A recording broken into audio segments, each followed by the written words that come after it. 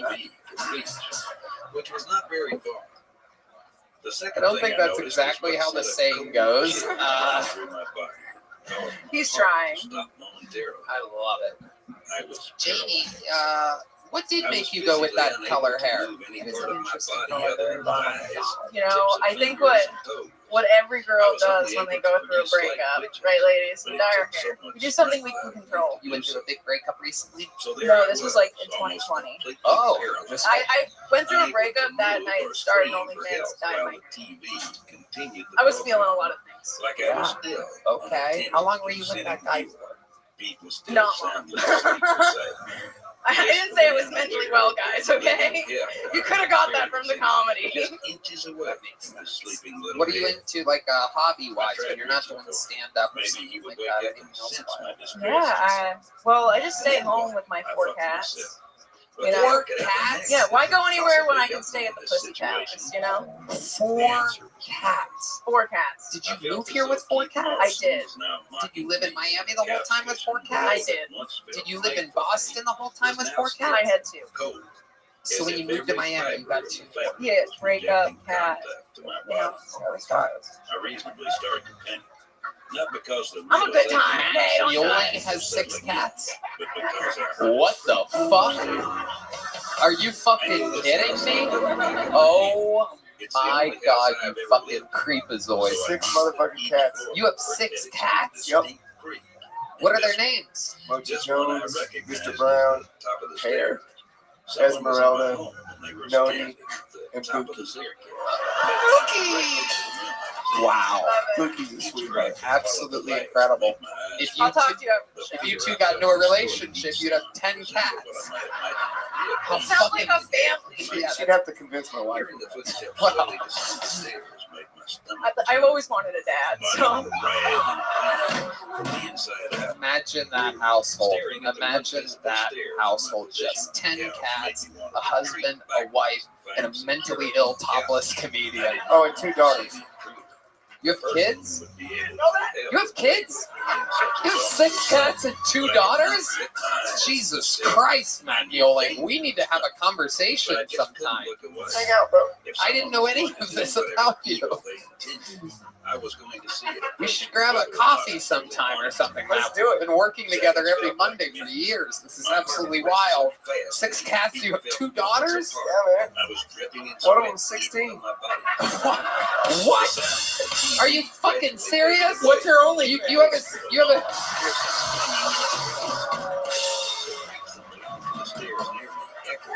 Where's your sound effect?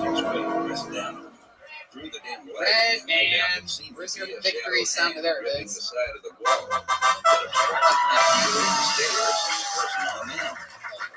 You have a 16-year-old. You have a 16-year-old cat or a daughter? 16-year-old daughter. Wow. How old's the other daughter? 12. Oh my god. How old are the cats? A couple of them are like 8. Wow. That's 100 years of pussy. Incredible. You have a century's worth of leave your shoes on pussy at your house. Amazing. Jamie Lee Simmons. So you've been sexually active all here in Austin, Texas. Not really. Oh. No, I just been going on dates. Okay. I need those papers. What's the most fun? What kind of papers do you need? The STD ones. Oh. No? Yeah. Make sure they're good. Okay. How do you tell it? What do you? So on a date. Yeah, I go, you want to fuck? Get tested. It's really easy. And if they're like into you, they'll get tested. And then they, what, like, hit you up like a week later? Like, hey, what's up? Oh, Jesus Christ. I really need to fucking come. Oh my God, I'm freaking out. I'm torn off. Jesus. Yeah. Herpes free at the bottom of this glass.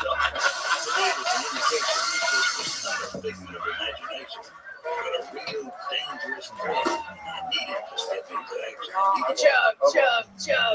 RFK Jr. might be one of the greatest guests in the history of this show. Oh, he chugged it. Oh my God, he's ready. USA!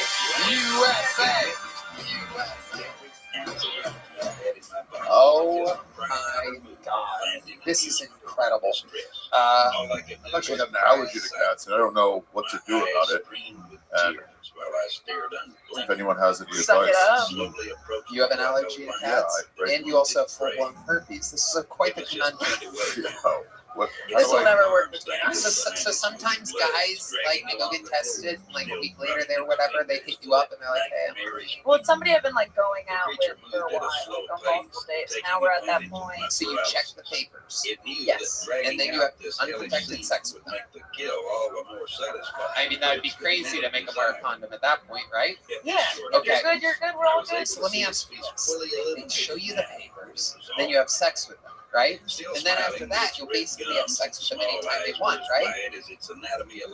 Or do you have them retest before every... Well, I'm like, yeah, hopefully I'm fucking someone I trust. And then they're like, yeah, I hope that was someone I'm going to get tested before we sleep together. That's the right thing to do. It's why is that for? You still trust guys after buying 4 cats and...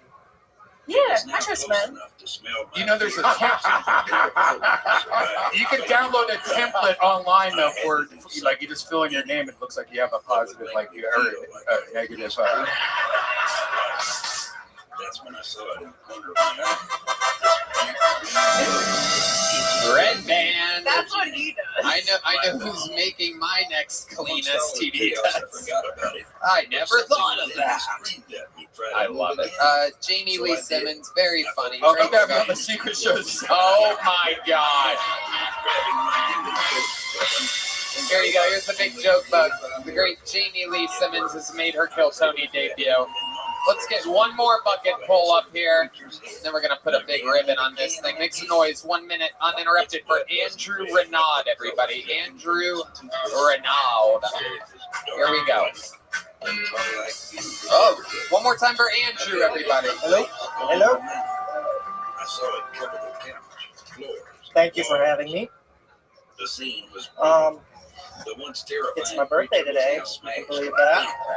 So I was going to try to grease the wheels a little bit and tell everybody it was my birthday when I signed up, but I had to let karma. I had to let karma work its way out. I can't believe how relaxed about the whole thing. I only have one joke prepared. It's about Michael Larry. You can all just bow our heads with him. How about this, Jesus? Sorry. So it'll be about a year since Michael passed. So actually, the first time I ever signed up was on the night when he was supposed to do assisted suicide. That was Halloween 2 years ago, I think. And then he didn't do it. I blame him because this is the joke that I had prepared.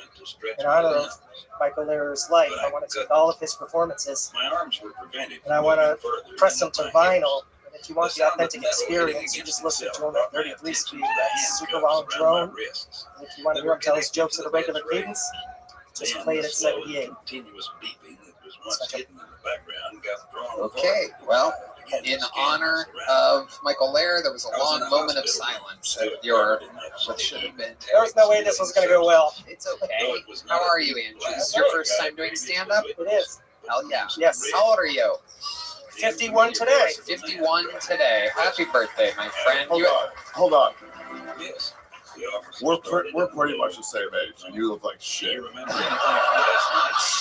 Yeah, what's been going on? What have you been doing these 51 years? I did a full career in the Navy. Okay. That's where this comes from. So a lot of time in submarines? No, service ships. Why do you look like old Navy? I am old Navy. When you had the hat on, you look like both Curious George and the owner. It is hot in here, so. It is hot. Would you like me to put the hat back on? Sure. It creates a little bit more likability. Yes. There you go. Yeah, I know. I come across as a jerk, and that's what I know is going to make this super hard for me. Okay. You're like if somebody mushed Jack Black and Kyle Gass together and took out all the comedy. Okay. What's the funniest thing you think you've ever done before? Funniest thing. You ever like pull a prank with the other Navy guys? Well, it's a super long story, so it'd be really. Let's save it. Here's a big joke book just because it's your birthday. Congratulations. There he goes. Andrew Renaud. I love that you paid tribute to Michael Lehrer. That's cool. The first ever member of the Kill Tony Hall of Fame, the late, great Michael Lehrer. We love him and always will. One of my old, great best friends. Thank you. There he goes, Michael Renaud, everybody. And now, with that said, it's time to get back to comedy, ladies and gentlemen.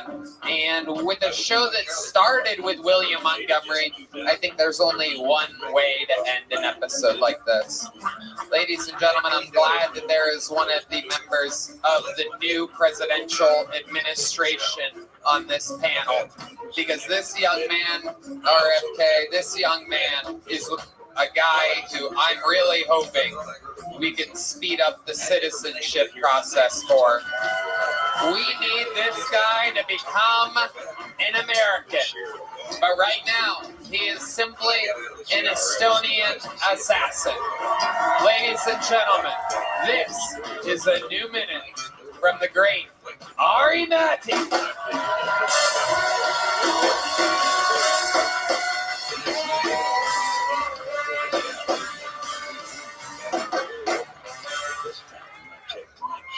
Hello. I have a confession to make.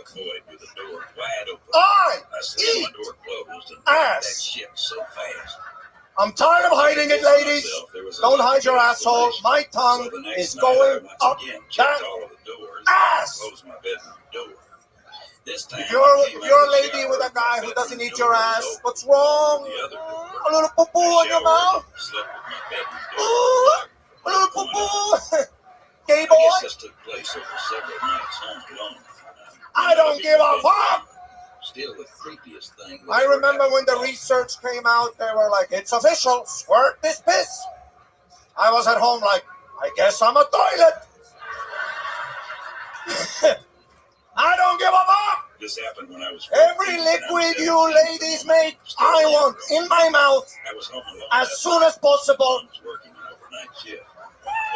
Anybody on their period, save the tampon. So therefore I had to ask myself, I want to make some tea later. 33, when I was in my room working on homework, listening to music. Thank you.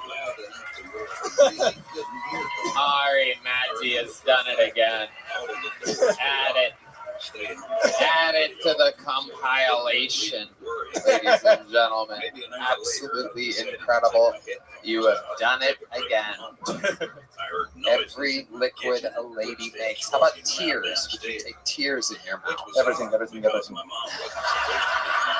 Tony, when I die, it's my will. When I die, mummify me in used panties. But just to make sure, I RFK Jr. knows a lot about human liquids and whatnot. What do you think about all this? You, sir, are never getting into this country. the only ones with keys into the house. Doesn't eating ass have some kind of vitamin or nutrients or something? I mean, you do bring up a pretty good point there, Tony, but the way he's eating ass, I can tell by how he's doing it all wrong. So he said he would be there soon. I noticed you've been squeezing your cricket while saying all this. Marilyn Monroe? You named it Marilyn Monroe? Look at that. Your ears, jackass. This is little Marilyn Monroe. And when you stroke her, she squirts. That's why I called her little Marilyn Monroe. And I didn't recognize the voice. My father. I called the Story my cops. father It's told on me. the phone. I called again. I know you're up. She is. And I heard someone. There's all. I mean, there's so much protein in this little. Again, I didn't respond. They're good pets, but one day I will consume her. And don't worry. Days from now, which is thousands of years for them. So it's all good. That's when I heard the front door slam. After I heard the door slam, about 5 minutes later, the police arrived and assured me it was them that I could come out. Ari, how's shortly life after been? What have you my been up to? brother arrived back home. Amazing. The police Chilling looked out. around I the did the property Adam and all Ray over the show. house. Was so There was nervous no before trace it, but from turns whatever out was the once Tony here. fans, they love me. However, there Yeah, was damage. they on really the do. door. I did the next night. We was in San Diego. You were in Phoenix, Arizona. Yeah, nobody had a fight during my set. Yeah, it was perhaps the dumbest thing I've ever witnessed in my entire life. I was in San Diego complimenting how great burritos are in San Diego. I don't know what's going on. I just cannot stay away from trouble lately. I talk about how great the burritos are in San Francisco. At the same time, I also say that the Mexican food overall is better in Texas. And they start booing. I go, I've lived there for 40 years, and I lived here in California for about 20 years. I know what the fuck I'm talking about. They just keep booing based on principle. I tell them, you people have never left San Diego. That had gone dark during Your parents lived here, you were raised here. They all laughed because that's true. And then one guy in the front goes, this little guy, he's like, excuse me, like this, it's California. And we wanted to, me and Adam wanted to hear what he had, Dr. Phil wanted to hear what he had to say. And so he goes, actually, the burrito was invented in San Francisco in 1975, which is like the dumbest, gayest thing ever humanly possible. And the crowd was just in a ruckus. There was something about this guy saying San Francisco invented the burrito, me saying that Texas has better Mexican food. All the Latinos were having so much fun. There was one angry, fat white woman, as always, right on cue. Just a simple case of psychology. This is a woman that eats, right? Consumes, and then has to blather dumb shit out of her face because, you know, there's got to be an opposite reaction. And so she started a fist fight with women around her that were like, shut up, bitch, stop yelling. So she was yelling. She went for a choke or something. Yeah, that's absolutely insane. Nothing makes any sense anymore. Fat women have got out of control in this country. Yeah. So it's so obvious you haven't hit women in a while. You know? It's unbelievable. It's unbelievable. And the only person that caused any ruckus during my political thing was a fat white woman. I mean, it is just right on cue. Robert, what'd you say about hitting white women? Fat women? I heard you muttering over there. Yeah. Just quietly. Determined to unravel the mystery behind this elusive being, we set out to find and eliminate the creature. But as we combed the treacherous terrain, it began. Anything else going on, Ari? Also in that video, you know, she grabbed the girl's throat and the guy stood there. I think isn't that a reason to, if you grab my girl's throat, it's over. You fat piece of shit getting head. Girl that was being grabbed was also really chill about it. She was like, she was super chill, and if you notice, the guy next to her, the girl whose neck is getting grabbed, is like laughing and pointing at the lady like that, which leads me to believe that his girl, who literally matched the exact, it was like they were grabbing each other's jugulars. I think that she had training of some kind, and the boyfriend's just like, you don't want to fucking do this, fat, stupid bitch. Yes. And like they were literally enjoying themselves. It was absolutely incredible. They had a great old time. There was no victim other than the fucking whiny lady that was mad about everything. The pig, as Red Band just signified by that snorting sound effect. Just acknowledging the animal that he was doing an impression of. I was just yawning. Ari, Maddie, another unbelievable set. That's how you fucking do it. The regulars tonight. Absolutely incredible. Future American citizen Ari Maddie. I gotta tell you guys, for the love of God, KyleDunnigan.com. Get fucking tickets. See this guy on tour. Absolutely destroyed all weekend. This is the plug that RFK Jr. was interested in. He's a big Kyle Dunnigan fan. How loud can this place get for the great RFK Jr.? I mean, wow. I don't know about you guys. I don't know. If it translated to your homes halfway as hard as it made me laugh, I was fucking dying tonight. He was just muttering, huh? I would venture to say without a doubt he's in the running for guest of the year. Ari Shafir. He was just muttering in character the whole time off mic, just going it's hysterical. Very hard to host this type of show where I literally just want to fall back in my chair laughing the whole time. I have to somehow keep it together. Ari Shafir, what's going on? You're in town all week, huh? I'm in town all week, just hanging out in Austin. Oh, we're gonna have so much fun. So it's a cool town. I just saw some good honky tonks today. Yeah. Slide guitar. Yeah. I'm so excited. They got a new special coming out January 14th. Hell yeah, January 14th. What's it called? It's called America's Sweetheart because that's what I am. Oh my goodness, that's adorable. Thanks. Ari, I should show you guys my pubes. Oh my goodness. I'm done with that. Check that out on Netflix. KyleDunnigan.com. He's on tour. You saw it here tonight. Let him know you came from the Kill Tony universe. The drawing from Ryan J. Belt is in. Let's see what Chris Rogers has. Oh my God, is that little baby Tony? Oh, no, baby Tony. Oh my God. Oh my, that's adorable. Wow. That's the cutest thing ever. Look at that. My hairline wasn't that big when I was a baby. But his mustache was. That is adorable. How about a hand for Chris Rogers? Chris Rogers art. Zippix Toothpicks. And again, another big shout out to the amazing people over at Ghost Patch Custom. They make a bunch of stuff. Patches, pins, poker chips, decals, badges, coins, bunch of stuff. Check them out. GhostPatchCustom.com. Send some traffic their way. These amazing I Bombed to Kill Tony torpedoes are absolutely unbelievable. It's all run by police officers. Former police officers, so that's cool. Thank you so much for coming out, everybody. Red Band, Love you guys. we love you. Thank you. Good night, everybody. Seeing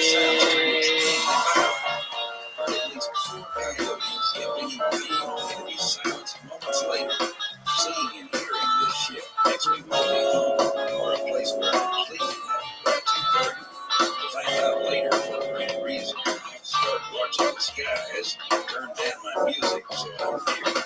If I hear or see anyone who's out of the ordinary, I pull over and play as low as I can. I get scared even more when my radio goes to random or static places that normally doesn't have any problem. I start moving again and the static clears and the screeching sounds dropping out.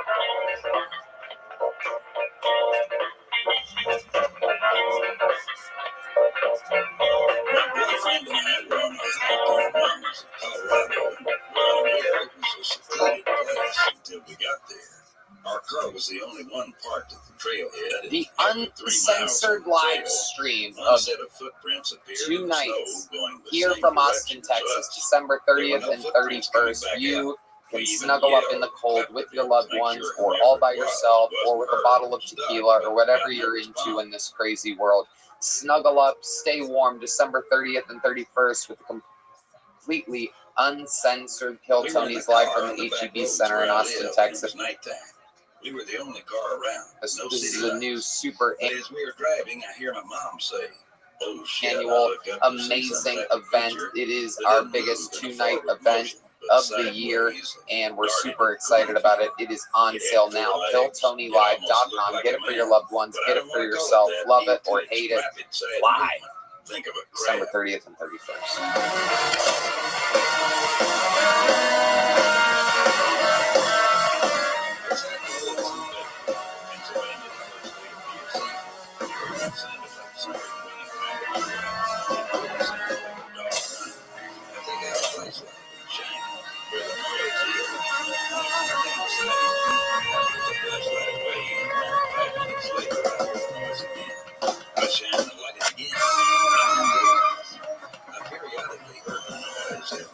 But I didn't bother shining the light. I figured it was a coyote, but still Hey, this is Rabbi coming to you live from the Comedy Mothership here in Austin, Texas for a brand new episode of Kill Tony. Get up for Tony!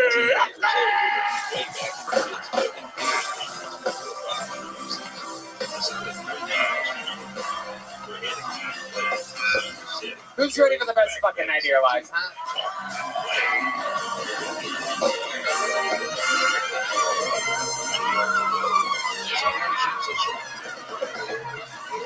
Fuck yeah! Welcome, you're at the #1 live podcast in the world. How the fuck we feeling tonight, huh? Brian Redband is here, ladies and gentlemen. How about a hand for the best stand band in the land, huh? Fernando Castillo, Carlos Sosa. There's someone here. Esteban Viejo, Juan Cortez, Believe it or not, it happens. Michael Then the Gonzalez, scariest part was there was zero response. Matt Muelling on the electric, So John Dees on the keys, and D Madness on the bass guitar. The whole family is here, everyone. Very, very excited about tonight's episode. Before we get started, here's a little bit more from the amazing sponsors that made it all possible. We decided not to tell our parents. The Sunset Strip Comedy Club in Austin, Texas is now open. Check out Red Band's secret show every Thursday. Go to sunsetstripatx.com for tickets. Didn't want to get in that territory and thought scaring them would do the trick. He was right.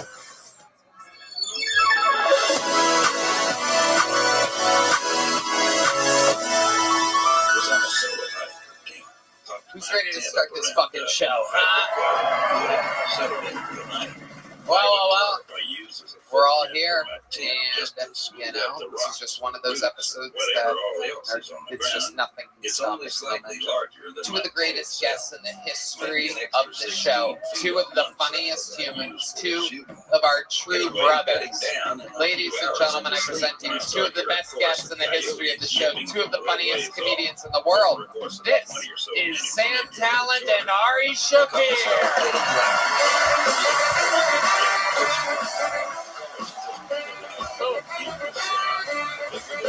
The great and powerful Ari Shafir. One of the goats of guests. Sam Talent. Live in the flesh. Ari Shafir fully clothed tonight. You gotta love it. Turn over to leave. I don't do that anymore. It's childish. I love it. I love it. We've been through a lot together.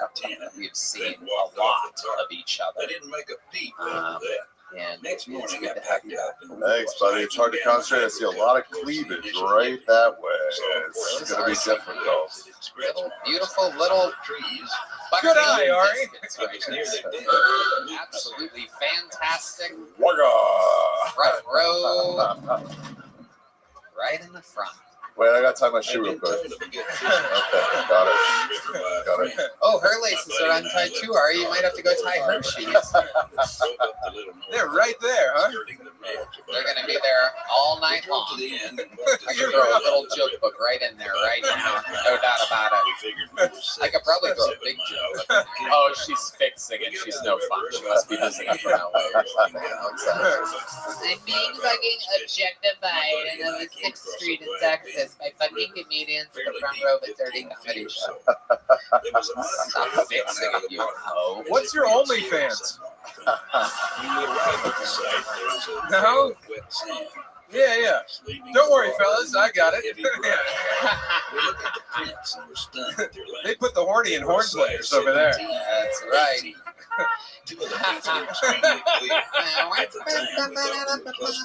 226 human souls signed up for the opportunity to get pulled out of this fucking here tonight. You know what I'm gonna do? Get that one. We'll let fucking Big Tits Jenkins pick the second. Pull two at once. Oh, there they go, bouncing around. Oh, look at that. It's a woman to start. It's a woman to start. So we'll do that one first and the one that fell out second. Go wrangle them. What are the odds? Did you see the boyfriend? Don't worry, we'll do something you like next week. Yeah.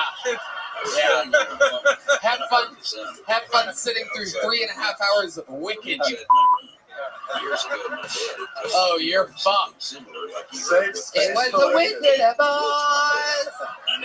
Oh, you're so fucked. And you're going to have to do it with your dick halfway out, too. If it's truly even Stevens, that shaft is going to be blasting with popcorn butter all over. If she has to be here with her tits half out, you have to watch Wicked with your shaft out. Yeah, but no tip. Just shaft. Yes. Because there's no nipple. It's over here. Yes. All the quality, brother.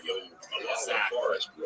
And And then maybe there'll be some women that walk by, like, wow, look at that money maker. You know what I mean? That's like what happened here. Nature is healing. We're gonna have some fucking fun tonight, and I'm warning you right now. It should start with a goddamn bang. I can see the proportions. As you guys know, it's based on the show. Everybody does 60 seconds. You know, the time's up to hear the sound of a kick. They wrap it up there, or else they bring up the Angry Ones Hollywood Bear. And tonight we start with a regular who needs no introduction at all. Yet I will still give him one. Some people call him the Victor of Van Nuys. Some people call him the educator of Edinburgh. Some people call him the Memphis Strangler, the Vanilla Gorilla. To start tonight's episode, ladies and gentlemen, I present to you the Hall of Famer with more appearances than any comedian in history. The most interviews in Kill Tony history. This is the Big Red Machine, William Montgomery.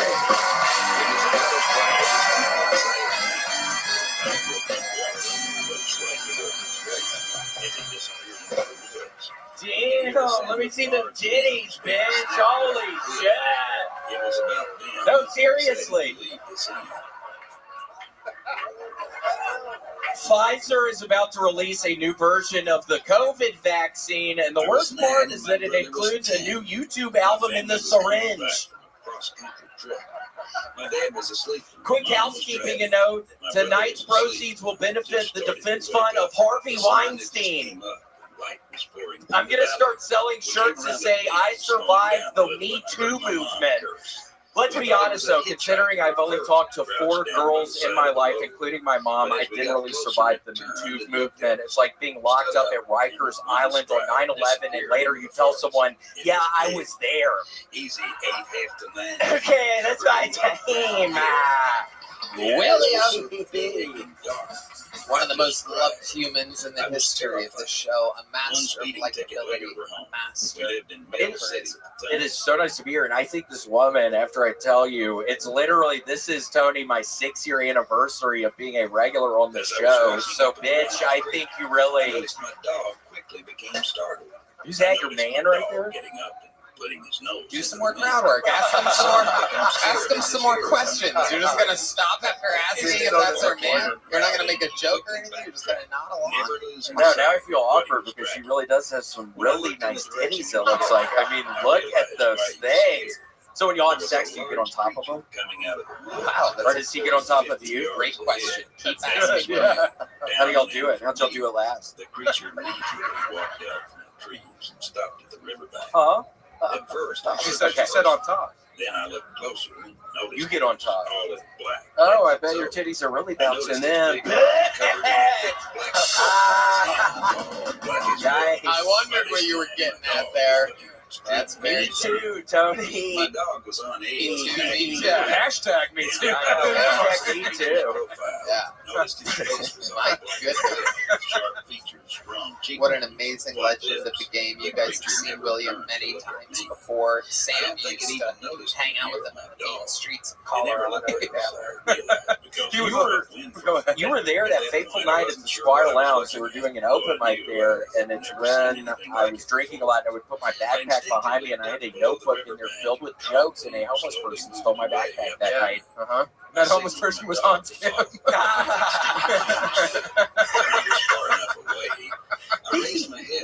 Well, you were like, what am I gonna do? How will I ever be able to remember all my genius musings? And it was mostly like when Dad comes home, we have a song about it. That joke was in there. Yeah, it was in there. You got it back though. Yeah, I did not get that. Well, we have the special thing that's happening. I can't believe you organically brought this up. We have 2 special sacks for you. I got 2 special sacks. Oh, well, you really just stepped on the whole thing I was doing there. Thank you, Ari. It was basically getting back to her fat tits, but you had to make it about your balls. I clearly had nothing I was getting to there as the host of the show, but Ari, everybody knows that. Everybody, Ari has 2 ball sacks. More educational than it is comedy. You may not know it is an anatomical anomaly, they call it. It's two sacks, but it's still also just two testicles.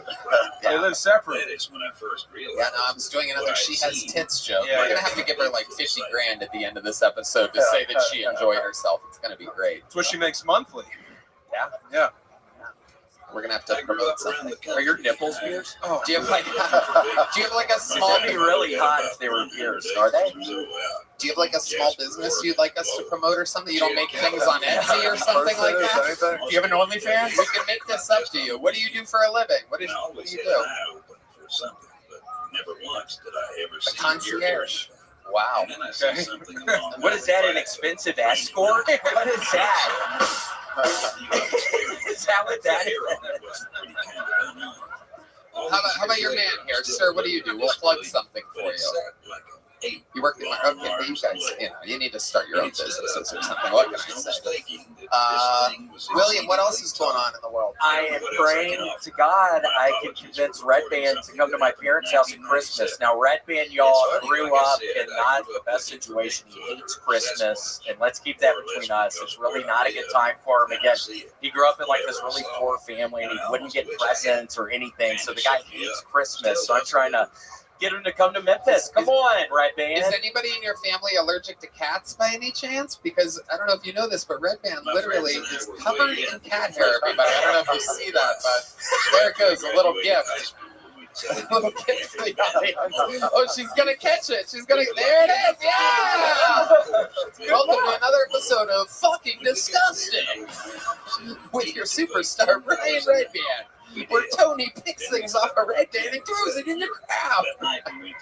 Red Band hates Christmas because the cookies are for Santa.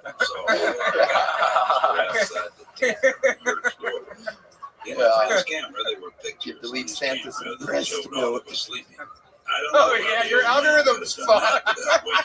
Yeah, we get on Red Band's fucking phone one night, and Mitzi's after this, and we're all joking around about what our Instagram algorithms are. And I swear to God, Red Band gets his up, and it's all women and their children breastfeeding. Yeah. Wait, look at that one. That's like an 8-year-old I kid. couldn't believe it. That's a fully grown kid. Wow. Oh my God. What a fucking loophole. God, it's still that way, Red Band! It's unbelievable. It is unbelievable. Sometimes the babies are dolls. Yeah. And it's full-grown adults. There's like an 11-year-old on one of the ones he just had out. Which leads me to my point. Sir, if you suck on her... All right, this is out of control. Even D-Madness is like, I can't even look at this shit. Alright, we're having fun. You really want Red Band to come over for Yes. Red Band, are y'all going to come? Why do you want Red Band to come? I think you'd have a good time. What are you looking forward to the most? I don't know. Christmas? Christmas so much. Oh, I really don't. Well, I mean, it's going to be okay. Your mom is coming. Yeah, your mom's going to be there. We got a new mattress down in the bedroom I grew up in. So she's going to be really comfortable, but we don't even have to talk about that, though. Red Band, please come. I'll think about it. Okay. Okay. Wow. Look at that. How exciting. What's to think about? Just go. Yeah. Oh, all right. William, what else is going on other than the Christmas sweaters and whatnot? Not a lot. Well, Tony, you're not going to want to hear this, but I actually now on Call of Duty, I started playing. Nobody wants to hear this, but now on Call of Duty, it's been a big part of my life the past week. Now Call of Duty, I'm playing the zombies thing, and I realized that I'm really close to getting full camouflage on my AK-47. When you say no one's Which is like a big deal, Tony. I swear, it's a lot of time I've been putting into it. I'm not really good at the game, so don't ever look me up on there, but I put a lot of time in. People can't look you up? They could. I'm not going to do my name out right now because I was trying to play with my brother the other night, and these random people kept on getting on. Because at one point when I was doing a bunch of cocaine, I would get on just to talk shit, and I was befriending people. So now when I logged back on, it was all these kind of probably some nice people, but it was people I don't remember talking to, so I don't want to talk to them now. I'll go on there. What's your name on there? I'll find you on there. What's your name? I mean, I'm not. Oh, okay. I'll be your emotional support. Given, yeah, it's fine. William, we love you. What else is going on? Did you eat anything good this week? You're a little healthy boy. You have a good appetite. I had a Philly cheesesteak in Indiana. That was not good. I ate some egg rolls. Those were not good. Wow. It's been a really bad week for me with the food. You saw me eat a piece of white bread last night. Yeah, you were dabbing your head with white bread. You were going up to everybody saying you're really hot. You would dab your head with the bread. It was hilarious. It was hilarious. I took it out of my coat pocket, acting with a pocket square. And then your brother fucking stonewalled me, so I did the thing, and then I ate the piece of bread afterward. He was like, "Oh hell!" I remember. Good Lord, covered in sorghum. That's a fucking funny bit. I know, he loved it. I loved it too. Yeah. He is something else. Selvin Montgomery, truly one of the funniest human beings just rolling around here. Not doing stand-up comedy surprises me. It's like a super talent. Blatantly could do it. Yeah, I don't know. Well, he's about we're renting a car and we're like to drive from Austin to Texas in a couple of days. Why are you driving? I like to drive. I am like Red Band. I have very nice memories of Christmas, so I am really looking forward to going back to my parents' house for Christmas. I want to drive 9.5 hours. Why, bro? 7 hours if I take Adderall. And I might take some Adderall, and so we'll see. Then I don't have to stop, and I drive really fast. But if I smoke weed or something, then I drive slow. So if I just take Adderall, I get in the zone. Unlock the door. It's 8.5 hours or one Montgomery family sing-along. Yeah, we have a really long sing-along. William, before I let you go, anything you're passionate about this week? I am passionate about getting my motherfucking Opal camouflage on my assault rifle. There you go. Okay, thank you, Doug. William Montgomery, ladies and gentlemen, and it has begun. But now, we get to the bread and butter of the show, the true beating heart of Kiltony, the bucket. How about a hand for the lovely Heidi, everybody? I mean, my God, a sausage fest like this. There's guys up here that have 2 ball sacks. You got Heidi, the lovely Heidi. Balancing the scales. All right, our first bucket full tonight goes by the name of Erica Kuharski. We're going to meet her all together right now. 60 seconds uninterrupted from Erica Kuharski. Yeah. Hell yeah!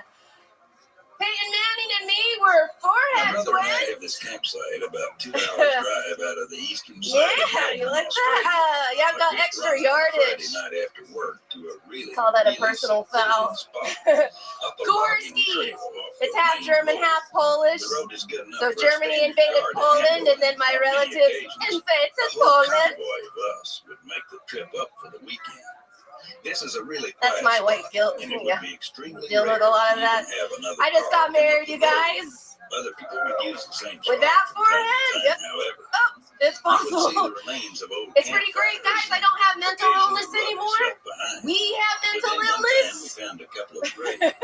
Definitely try it out. It's great. He's Hispanic. I'm white, so our couple name is White Cracker. What you would call the main thoroughfare. About 7 foot by 3 feet To be wide. politically All correct, the sod moist, had been saltine. carefully picked up and then put back in over the top. But there was no Great. I went to mistaking school for. what they looked like. That's right. I went to school for archaeology because I'm really good at digging up the past and telling everyone about it. Thank you guys. I'm Erica Kuharski. Erica, that was very funny. I was laughing. I was laughing because Ari took a sip of his beer and poured it on himself. Had nothing to do with what you were talking about over there. Damn it. Somebody filled it up too much. It's a can. It's a can. Oh my goodness. Hi, Erica. Hey there. How long have you been with stand-up? About 10 years. 10 years. Yeah. Jesus fucking Christ, Erica. Oh, don't clap for that, Oh. people. That's not a thing. 10 It doesn't seem a day over 1 year. You Oh, know? thank you so much. Yeah. You've aged gracefully. And you're still a substitute teacher? Or? No. Is that what you fantasize dolls up here? No, I'm not doing that. Where have you done these 10 years of hard work in stand-up comedy at? Oh, I started in improv for a couple years and then You're counting that with the 10? Yeah, so let's get 7. I'm sorry. You're gonna say stand up for 7? Yeah. Okay. Those 3 years of improv are really shining. Yeah, you're doing a lot of yesing. It's the and we have to work on. All right, I can work on that. Yes, and I liked the opener about the forehead. Thank That's you. a funny thing to say, right? Sam's a huge football fan. I do. Coming from Colorado, he is a big Peyton Manning fan. So you could have said anything about Peyton Manning there, and you would have found it interesting. Oh, yeah. Yeah, I love to pander. It's my favorite thing to do. It's a good move. Love football. Football rules. Go on. Rules is the best. If I'm not watching football, I'm not living. Now we're talking. Yeah. All right. Touchdown, baby. Yes. Oh my goodness, she's saying keywords from football. I'm close. Keep going. Oh, yeah, baby. What are your thoughts on holding? On holding? Yeah. Oh, I hold that yellow flag. I don't drop it, baby. I don't. Picking up the Kleenex. This has gone a little far. Yeah. Did Not I 10 yards, though. Hey, that's a first down. Wow. Unbelievable. She's an improv genius, Tony. It is unbelievable. There's a lot of brain behind that forehead. It's interesting. You mentioned the forehead a couple times during the set, but meanwhile, it isn't the sixth ugliest thing about you. I've got the notes here. I didn't find it to be the standout, terrible feature about you. What was number 5? Just curious. Greasy hair.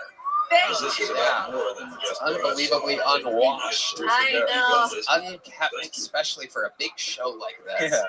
Yeah. It's like you have helmet head. Yeah. Right? I gotta take that off before I come over here. So I gotta look at more. Improv days. Erica, where do you live? Right now I'm just mobile, but we're gonna move here in Austin at the end of the month. You live in your car? We live in an Airbnb.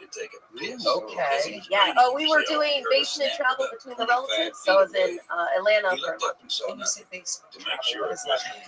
I've never heard of that before. Right. Well, I have a lot of relatives, and we just go between the aunts. So I have an aunt in Georgia that we're living in the basement, and before that, my parents.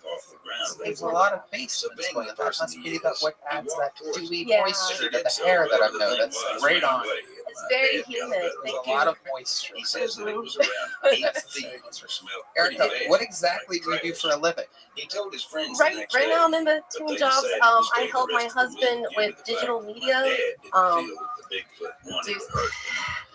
We edit. So interesting. We edit porn. Well, there we go. Let's open with that next time. That's Peyton Manning. 7 years of comedy, really. Wow. Like, I have really pretty feet, so I've been. Wait, it's your feet? Well, that's the part that I do. And then he does the video editing with a different company. Hold on. So you guys take videos of your feet, or he edits them. My mom and my Is that right? Hey, do you want to do the secret show?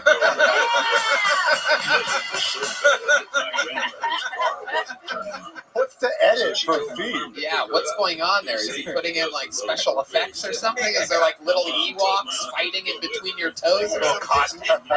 Sometimes, are you into that? It's a giantess porn. What? I love giantess porn. Yeah, they love the feet, and yes, they put tiny people next to it. They love. Is this a real thing, or are you kidding? I couldn't tell what's going on there. You know, people love big women, but giantess people love. Where would people find your work? Where would people find I'm Reckon Becca. Reckon Becca. On what? Basementfeet.com, or how do we find you? Relatives are us. No. Wow. Oops. Time for Red Band to pretend like he doesn't know what that is. I'm looking it up over here. Keep looking. Clips for sale. Do you like stomping wet dog food and stuff? I don't do that. Why not? Don't you want to make money? That's where the action is. You thought of order a custom, yeah. Okay. No, it's like special effects stuff. So Reckon Becca is on. How do people find it? You can find it on Twitter. Okay. Look on Twitter. That's a video. You ever breastfeed with your feet? I'll look into it. That's a good idea. Okay. Yeah. Hey, I'm all about the money. If you can get some, get some. What makes your feet so like sexually exceptional? They're big. They're size 10. Whoa, fucking disgusting. Holy shit. Yeah. Brutal. Yeah, pretty good. Can we see one? No. Show us the bad one. I'll give you $8 if I can see one. Whoa. You can just. Is this your sock removal? This is Reckon Beck? Yeah, that's me. Oh Isn't my that goodness. sexy? Whoa, you're really stretching out that sock. Well, there it goes. It's like watching a reverse birth. Wow, this is incredible. You Guys, I wish you could see this because you'd be incredibly not turned on or off. Yeah, it is. It's just, there's like angry ants in the background. Like, put your fucking feet away. You got merch? No, Jesus, all right. Yeah. Okay. Doing that, hoping comedy takes off. But Yikes. what you're trying to say? You better keep those money makers protected. Those socks. Double sock it, lady, because the comedy, it ain't gonna happen. Can you put your fist in your mouth? No. Very good, Red Band. Put the mic down. Very good. Great stuff. Great stuff, Red Band. Comedy from Red Band. All right. Anything else crazy about your life we should know about? Life's just been kind of crazy. I got married in October. So just kind of getting back to the swing of things and trying to figure out where we're living and everything after you plan a wedding. So, Congratulations. oh gosh, I know. Thank you so much. Where'd you get married at? In Las Vegas. Yep. Yep. And then, so you guys just have been Airbnb-ing since then? Yep, in the basements, of course. We've been hitting the open mics. Oh, he does comedy too? He does, Oh, yeah. terrible. That's I'm where gonna we're- let you out of here. I'm gonna show you some mercy. I got an idea for you for a video. There's a room in the Holocaust Memorial in Washington, D.C. with just a bunch of shoes. Oh, really? Here's a little joke, but there she goes, everybody. Erica Kuharski, everyone. Those are made for walking. Right there. I don't see any other plausible explanation for it. Sock it to me. Okay, well, let's get that started. Ladies and gentlemen, yeah, okay. It was a night I'll never forget. About 10 years ago, my friends and I were driving All right. New Jersey. I got it. This person is in a wheelchair, is what you're telling me. They need a minute because they're in a wheelchair. Okay, got it. Ladies and gentlemen, the next person will need a minute because they're in a wheelchair. Isn't that the greatest intro you've ever heard? Ladies, who loves handicapped people, huh? You know, it could be the next superstar on this show. We love handicapped people. Make some noise for Layman Merle. Layman Merle Hubis. Layman Merle Hubis, everybody. Doesn't seem like he's in a wheelchair.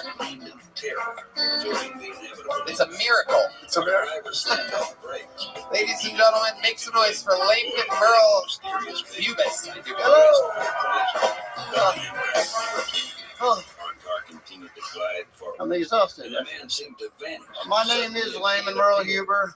I go by Lee. Those you call me Stroke Lee.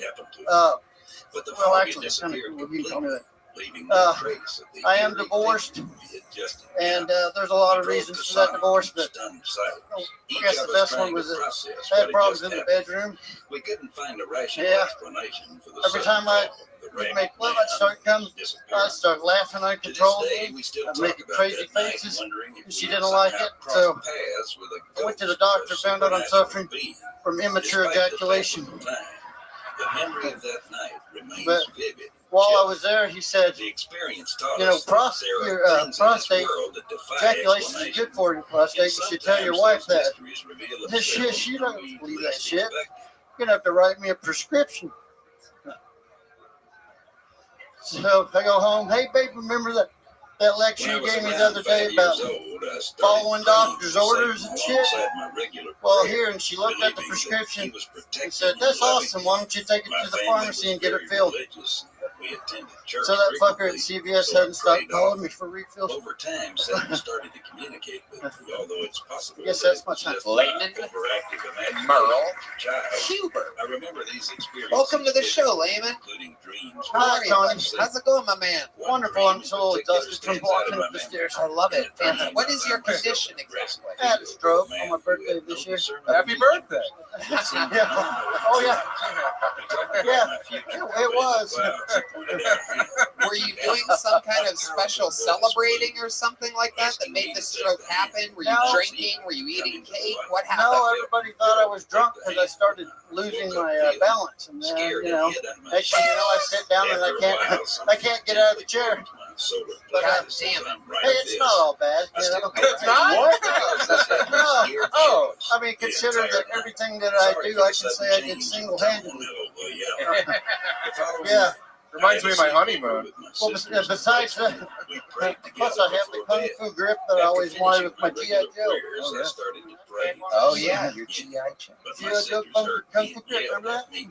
What does that have to do with you? 70s, I'm an old guy. How old are you? 58, almost 59. In my chest. You look great. Yeah. And I confessed my experiences with Satan along with others. What do you do for a living? I'm a video producer, live stream producer, and comedian. There really is. But I I'm used not to own sure a if comedy this club was in just a Arlington. kid's overactive imagination, or Okay. if I really spoke And to the devil. did comedy for a while, and I then I have similar stories taken I can a 10 or share, 12 year but they hiatus, require back, a lot more got divorced, and now I can do and whatever I the fuck I don't want. really feel Damn like right. writing them out. Yeah, absolutely. Except for clap your hands. Right. Yeah. Well, Okay, all right. hey, challenge my ass. That's right. Good old But I can still slap a bit, you know. I'll try to make it short. When I was younger, I was in bed with my mother. It's like looking into the future right now.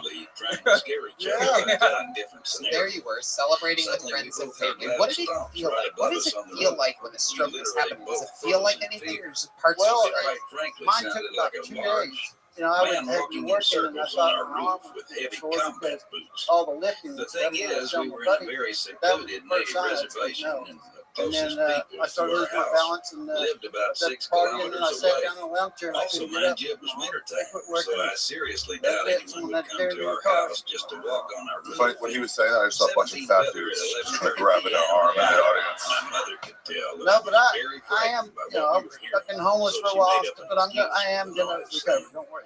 Oh, it's You're probably homeless? some I dog was. Oh, tail hitting Yeah, the walls I of was. our My house. brother took me in But it after was my stroke. definitely And not I've that been at all. She in even Granbury, later told me that sitting she by only myself, said that to 16 help hours a day calm me watching Phil down. Dunn. Hell This yeah. walking I love voice it. I would have killed myself. Yeah. If it wasn't for Kill Tony, I probably would. No, that's why I would have. Laughter is the best medicine. Absolutely. Absolutely. So, what else do you do? Well, I haven't been able to do much, but thanks for asking. You know, I'd like to do a lot of stuff for. I like to do a lot of two-handed shit, play pool, play guitar, you know, things like that. I can't do so. Right, that's Yeah. what you used to do. Thanks a lot. You know, I got one hand, play darts. Yeah. Yeah.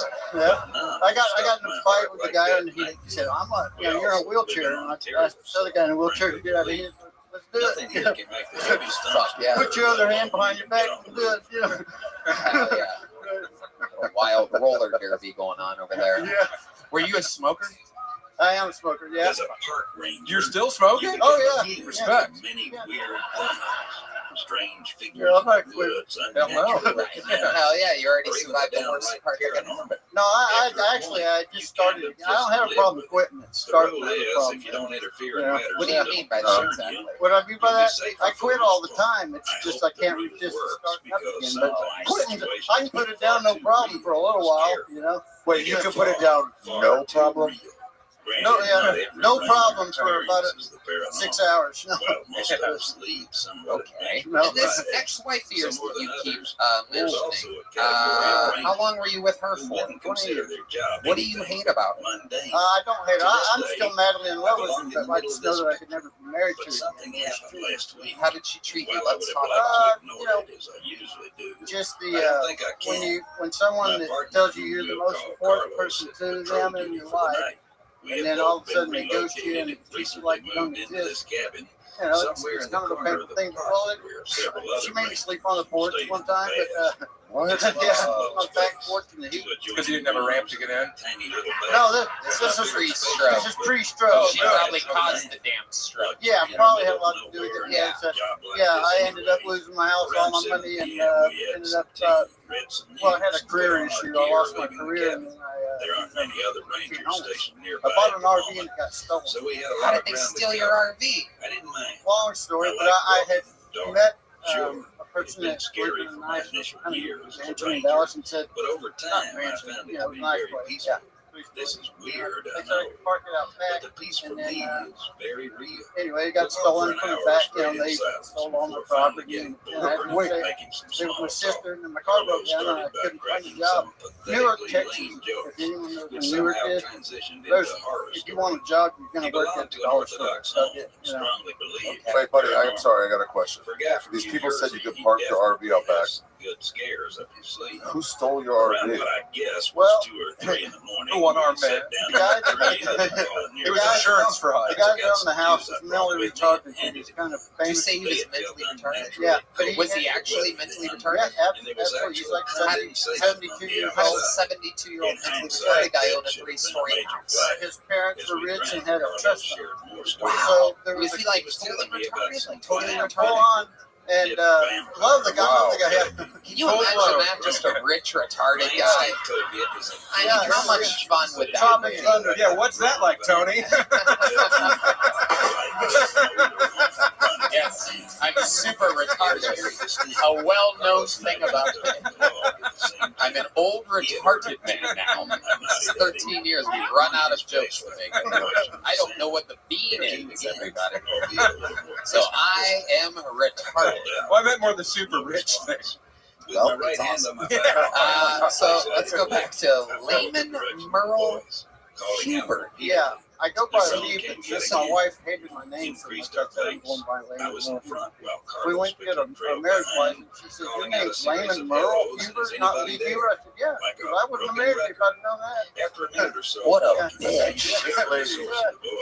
This lady's not a nice So I lady. told her, "You don't deserve that last name anyway." So, yeah, fuck you. I'm using the phone.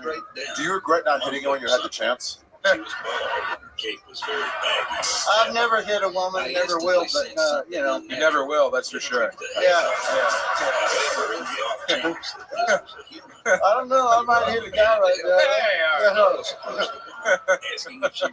Fuck yes. That would go viral. I got a lot of pen and phrase. Layman, were you still married when you were living in the RV with a retarded rich guy? No, that's why I had to buy the RV. Divorced me and gave her the house. And so I said, fuck it. Did the retarded rich guy have like her mouth was basically a cool huge retarded things in his house? Like Yeah, things? he's known as the king of punk in Dallas. He's written a book. Well, in the punk, He wrote a book? Yeah. And it looks exactly like a book you would think that he would write. Oh my god. Yeah. Red Band, this is good news for you. It's a coloring book. It's true. It looks. It It's looks called like Outside the Lines. The pages are edible. He had autographs of every famous punk rocker you could think of, Black Flag and rare albums. His parents were rich, so they got him backstage passes for like everything, I guess, and he got to know all his fans. So he's kind of famous in the scene. But anyway, he's a cool guy. I like him. This girl that told me about this, the room I could rent there, was trying to get his money. And she was after him, telling him she was We now found out he stole your RV. exactly her and her biker boyfriend. Her what boyfriend? Biker. It's a black guy. Yeah, it's I'm like, yeah, it was him for sure. Biker. All white people involved. Yeah.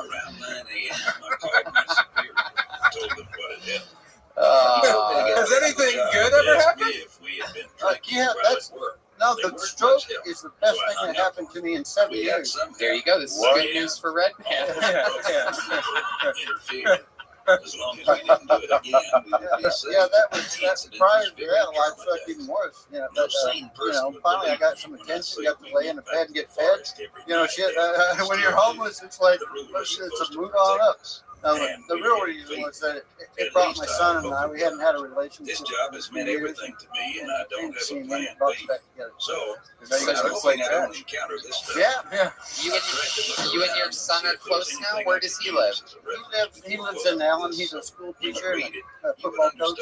Oh, awesome. It kind of reminded me Awesome. of the He was witch at I Allen think High they School. called Now La he's in Llorona, if I'm Okay. remembering All correctly. right, cool. What do you guys But do whatever together? this was, it was either a Not as much demon as we used or a to, sure. supernatural Um, entity. but he's a busy guy, Why it was but there, we I don't know, most of and the I right now don't we just care. talk on the phone. I just don't I haven't wanna see yet it again. visited him in about 5 months. 6 months. I've never seen a sadder, more positive guy in my Yeah, life. it's amazing. Yeah. It's But amazing. There's no reason to look on the negative side. And you know what? That's why you're leaving with some Zippix and nicotine toothpaste. All right. And a big joke book. I know that you're going to catch this. Do you believe in miracles?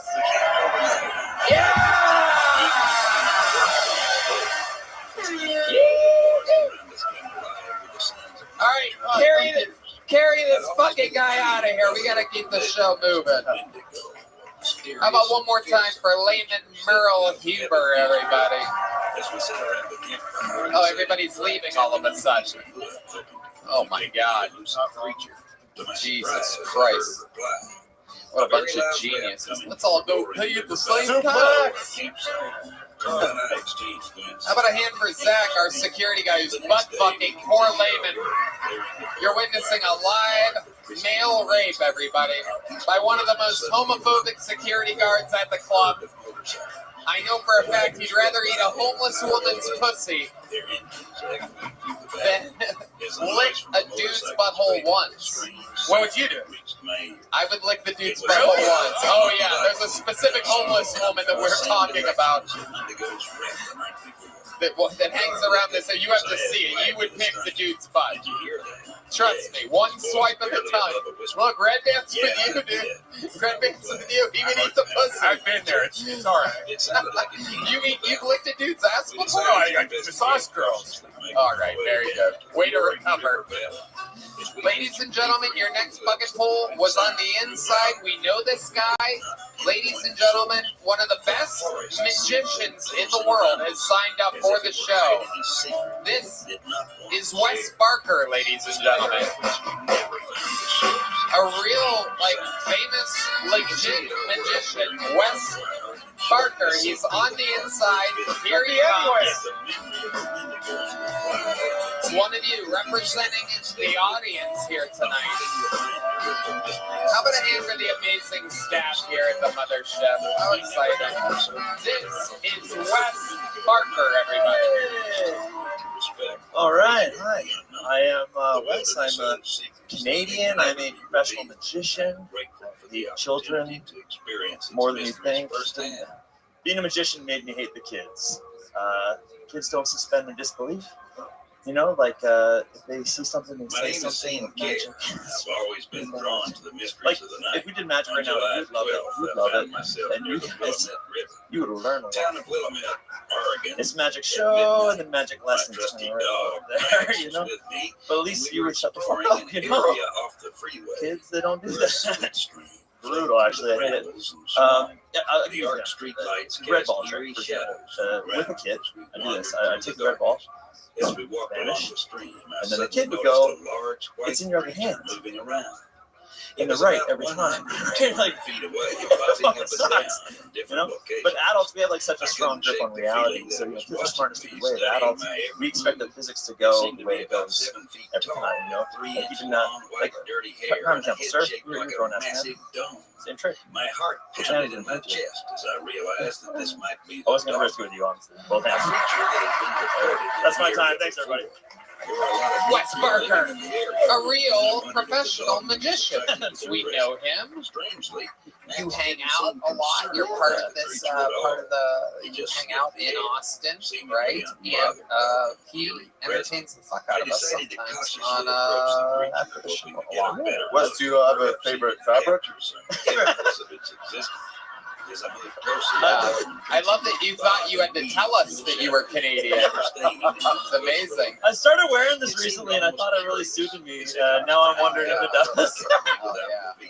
No, good. Thank you. I appreciate it. You're going down Jay Leno's path so fast, you might have an eye patch and a bruised skull in a week. This is incredible. 3 different types of denim. Jesus Christ. Canadian tuxedo, baby. It is something else. It is something else. So, Wes, how's everything been going? Yeah, things are good. I kind of like about 6 months ago moved here, but like part time. So my wife lives in Toronto, so I'm back and forth all the time. And yeah, I've probably signed up 35 times. So it's fun And this to is get your first time getting picked. Yeah, Amazing. You got some other fucking tricks for us, kid. Yeah, I didn't even really do it. I mean, that was just like I know you're silly being little trick. silly, yeah. I have a real trick right now. Do you guys want to see a real fucking magic trick? So I'll give you the inside scoop. I need sometimes. What do you need? No, I need some of the first. I'll find that then. Well, just somebody give them the fucking first. There you go. My encounter with the dog. We love magic. We had a huge purse. We love magic here, and it's going through the purse. It's very exciting. Okay. There's no denim in there. Anyway, we get Trash, and we have him and any other magician that's around do magic tricks while we drink fucking whiskey, and it's a lot of fun. I always say that at the end of the day, up in heaven, when all the entertainers are together, if that's really how heaven works, it's everyone just watching magicians. That's how I picture it. It's much better than good magic. Tony, do you have any money on you? I know you always have money on you. I actually zero cash? don't. No, last night was the Christmas party here.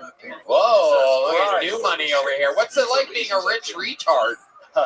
Jesus fucking Christ, this fucking guy over here. Hey. Whoa, good luck getting that 100 back. Yeah. That's illegal. Ari Shabir signs it. Mine now. Okay. No, you ruined it. So, Ari described himself on here, and you'd recognize this anywhere, right? Okay. You recognize this $100 bill anywhere, written on it and everything. So some magicians will fold 100 really small, and they'll turn it into a dove. Yeah, I don't do that. Never get a chance. It's pretty cool. You should check it out. I do more like that. Is gone. Now, Sam, Where the fuck is the money, man? check. Sam, No, check your left fuck down. No one's moving. Left pocket? Yeah. There's No way. There's nothing in there. I'm just fucking. Oh. I just want to see if you believe in me. Here we go. Leaving me alone and trembling with fear. This is like a little, little bed and hid under the covers, hoping that whatever that thing was, Okay. it would return.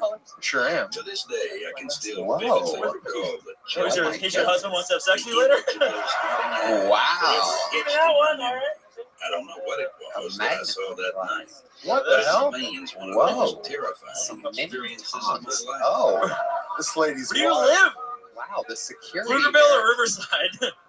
The security here is so busy butt fucking handicapped men that they're letting people with knives into the venue. That is Zach, famous. You're wondering what his name is. It's Zach, the security guy. I don't even Butt know. fucking handicapped men instead I'm of not even sure where that is. Wait, what did I miss here? Oh, that is Tachi. Wow. Red Band, our senior dildo analyst, knows exactly what it is. 11. This is what we need. Can I have the knife back, please? Okay, so if you ever misplace your money, you gotta check. You gotta check the fruit. Sometimes inside lemons. That is a real lemon. Yeah. You can see. Oh my God! There's no way. If only we had some tongs. With a smirk grin in my face, he made me promise not to tell anybody about Now, this. wait. Now put it on the vibrator. Making fun of me. Now open it up, display it like a magician would. Here we go. You like that, don't you, Ari? Yeah. This is. Wow. My This husband has always is been an avid incredible. outdoorsman and loves to swap stories with his friends about their adventures. It's Ari's name. Wow. Unbelievable.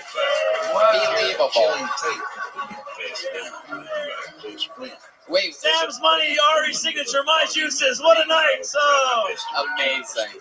Congratulations. that was a fun trick, wasn't it? Yeah, it's my favorite trick ever. All right, time for me to make that vibrator disappear.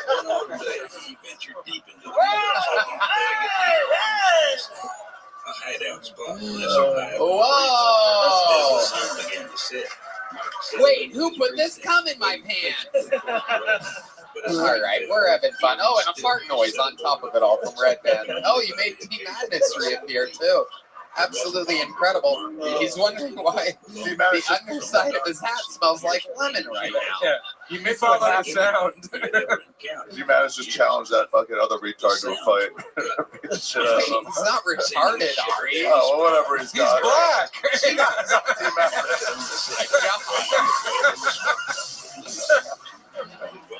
Oh my God! It stayed throughout the entire night. It's chilling presence of constant source of terror. Amazing. Wes, there's been a lot of rumors of Canada becoming the 51st state of the United States of America. Have you thought about this? Dude, I've had so much. I always, every 3 years, I have to get a new visa to work down here. This O1 visa is expensive. It's a pain in the ass. So, like, it would kind of annoy me because I have a visa right now and all my friends don't. But, you know, it'd be way nicer to work down here. It's a way better spot. And entertainment, you know, You could be an American. All you have to do is What? You could be an American. You don't like this? Unbelievable. You're fucking wrong, man. Okay, if I'm wrong, then I don't want to be right. Fantastic stuff. Amazing magic. That was incredible. Thank you so much for the great Wes Barker, everybody. Woo. We're having fun here tonight. This guy's been on the show before. He had an unbelievable set, so much so that we had him back in an arena here. This is his first time in a long time. This is a brand new minute from a solid comedian. I hope it goes great tonight. This is J.P. Hinsdale, everybody. The long-awaited return of J.P. Hinsdale. What's up, Austin? Yeah. I love Texas, man. You know what I love? I love guns. Yeah. Guns are a permanent solution to a temporary problem. Actually, they do not. Mostly my medical bills. Is that they can create, if you will, energy field around the craft. The gun control laws in Texas are weird, though, man. You know, you can open carry an assault rifle and a sword. What fucking caliber of gun do I need to get you to fuck off back to the Renaissance Fair? I got shit to do today. It's weird. It's like the governor wants us to open carry everything, including a baby to term. Your brain is coming out of your nose, literally. I could kill you. But if you have the ability to control what's called gravity control. Listen. And mass. I'm not dumb enough to think I should have an opinion on abortion. I do think it's funny that a guy in a wheelchair doesn't believe in accidents. Because my mom does. So using resonant frequencies electromagnetically, you can Okay, J.P. Hinsdale, strong eye contact. Leering at you. Hello, J.P. How are you? How's it going, buddy? Fantastic. Unbelievable. You look great. No, I don't. I feel like my organs are dying. Let's be honest with each other. You should talk to that stroke guy from earlier. Yeah. Yeah. Oh, we've exchanged numbers. Good. What numbers? Your weight? Yeah. JP, how's life going? It's going okay, man. It's interesting. It's been a weird ride. Tell us about it. I don't know, man. This is the first year I was openly bisexual. Oh, you're bisexual now. What a big twist. Yeah, we talked about it. Unbelievable. That's okay. From tie-dye to try-buy. I know. Look at you. But you gotta try before you buy. Okay, so what's the analysis? I've been wondering for 40 years what that would be like. Tell us. I didn't really understand like how that was gonna go for me. But it's mostly like a lot of dudes come up with their girlfriend asking if they can hug me, and then whispering in my ear that they'll blow me in the bathroom. Do they blow you? Sometimes they just, They just want to say it. But I'm looking at the shape of everything. I know you have it's going not. on. Well, is it just? Is there? Do you see? Hey, they obviously see something I can't, like physically. Right. Yeah. And no matter who's blowing you, it's just a mystery. Yeah, I mean, You literally just muffled underneath the belly fat, you know. Because I mean, where is your dick exactly there? Because I see a bump. I know where it is. Hey, you know, Yes. if you're willing to fund the expedition, It's in this general region. I don't think so. I think it's underneath that. All of it? It's nice and warm, though, isn't it? It is nice and warm. Yeah, yeah. And it's important because winter is coming. Oh, yeah. No birds are going to come steal it off you. No. I mean, who are you? Who's sucking that dick? I live in the dark corners of the world. How would you even get into it? I mean, I'm literally curious where it is. What's that bulge down there? I don't know. Well, man. when you go like that, it disappears. You see that next to his left thigh? It's kernels. Is that your dick? I'm not saying it's out of lust, but definitely curiosity is what drives them. Were you gay before, or were you into women? I'm into both, but like I just, I had a rough run of it, so things are a little complicated for me in my brain. You had a rough run of dating? I had a rough run of everything, really. Yeah. How do I pee? Carefully. Okay, very good question, John Dees. Yeah. Let's go back to you fucking anything that moves. Oh yeah. Let's kind of stick on the subject here. So what exactly, like, what's actually going on? I want to know what life is like for Jabba the Slut. Definitely plenty of sci-fi conventions. I'm big on that. The You're big on everything. Yeah. Are you fucking people? Sometimes. You have the body of someone who's going to launch children into a lake. I don't want to pay child support. I don't know what to say. Okay, is that what you're worried about? Getting someone pregnant? Sure, why not? Yeah, that's my biggest worry. That's why he's fucking guys now. Yeah, it's like I got bigger fish to fry, like gravity. Right. You look like you have been indeed frying a lot of fish. Do you regret? Go ahead. Do you regret eating Walker's blueberry? Is incredible. I mean, the snozberries did taste like snozberries. So what do you do for a living, JP? Remind us what you do for work. Honestly, this. What do you do for? How do you make money to survive? I don't. So how do you survive? I do okay. Remember, I had a relative that died, and I've been kind of like living pretty modestly on that. Okay. Yeah. How much was left? How much was your actual inheritance? Like, I don't know, man. It's not like you definitely know. It's not a crazy amount. It's enough for me to maybe live a couple years and just focus on this. What's the amount? But yeah. What's the amount? I'm around $45,000. Something like that. Yeah. Okay. How much of that is spent on food and crops? I mean, you want to check my Uber Eats account? Like that's. We can trace that, What do you eat? What do you leave when you're at home? What don't you? What's your go-to? You get like a loaf of bread and some noodles? I know it's late night Thai food is the death of me, literally. What is it's it? like what is the reason I can't feel my foot? Can you not feel your foot? Sometimes, but also I have the fucked up legs, so it's like hard to gauge. Is this diabetes or just nature? Right. Got the old gay leg. Yeah. Okay. So what do you eat at night? I mean, Thai food usually. Thai food. Yes, Thai food. Like any Thai food I can get. Like. Can't tie a belt. No, I can't. No, I can't. And Velcro doesn't work either. Thai food's kind of healthy. Yeah. Our senior health correspondent, Brian. And she was there introducing Ryan Redband, everybody. Thai food. As in pad Thai, straight noodles, straight gluten. I'm glad late we at finally, night, and it's being analyzed as healthy. I'm glad my nutritionist finally chimed in. So almost every expedition. The guy who posted about eating a moldy Wendy's burger last week is telling us that Thai food is healthy. Breaking news. Yeah. A man who's never touched broccoli in half a century. Oh, you're offended about my you've never touched broccoli. Okay, JT, what's the most disgusting thing that you ever ate to where you're like, God damn, I'm disgusted? I had chicken fried bacon dipped in maple syrup. Yeah. How was it? Like, it was really good, and then like something went wrong in my brain where I felt like it's when I knew I went too far.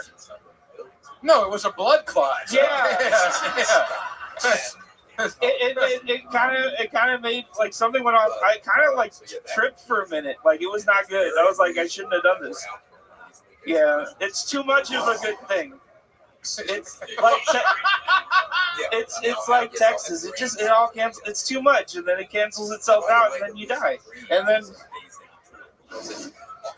yeah, it's like when you take a bunch of different kinds of drugs and let them find them out for your infection. You know? Yeah, but instead it's pad Thai and egg rolls. Exactly. Oh no!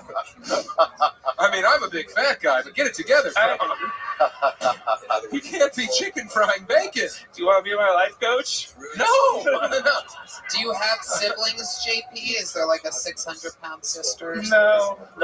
How much do you weigh? 378. I don't buy that for a second. Let's get the scale, everybody. This is a special segment on the show. No way. That's What did you say? 378? What do you think, Tony? What did he say? Hey, oh no! Hold on. Time out, everybody. What did he say? 378? Hey, and that was the last time I had a scale that wasn't broken, so I'm just... That was 378? That's what I've been sticking with so I don't put a gun in my mouth. Well, we got... You would just eat it. We also have a gun here, everybody, so What do you very think? exciting. What's your number, Tony? I'm guessing 412. 412 was actually what my initial guess was going to be. Hey, So we're going prices right? should I go shoes on or shoes off? That's the fat guy move. Yeah. I was going to ask you. That's really going to go over the top. All right, take away the 0.7 shoes. Hey, we should weigh the shoes first, and then I'll put them back on. I'm going to go 390 here. Okay. I'll read it to you when you step off. 420 for Ari. That's a safe bet. I'll take the under. I'll take 377. Whoa, 377, a very optimistic pick That is by so the nice. great Sam Talent. All right, And here we go. now, ladies and gentlemen, here, live in front of everyone, the scale is being activated by the great Ari Shafir. Yoni has brought an iPhone close to the stage. Ari at And 196. this is one of those moments we will never forget. As JP Hinsdale, Oh! the scale is Oh! my Take your God. shoes off! Oh my God. Take your shoes Oh, The scale is freaking my out. God. The scale just freaked Ladies out. and gentlemen, 437 pounds. Oh my God.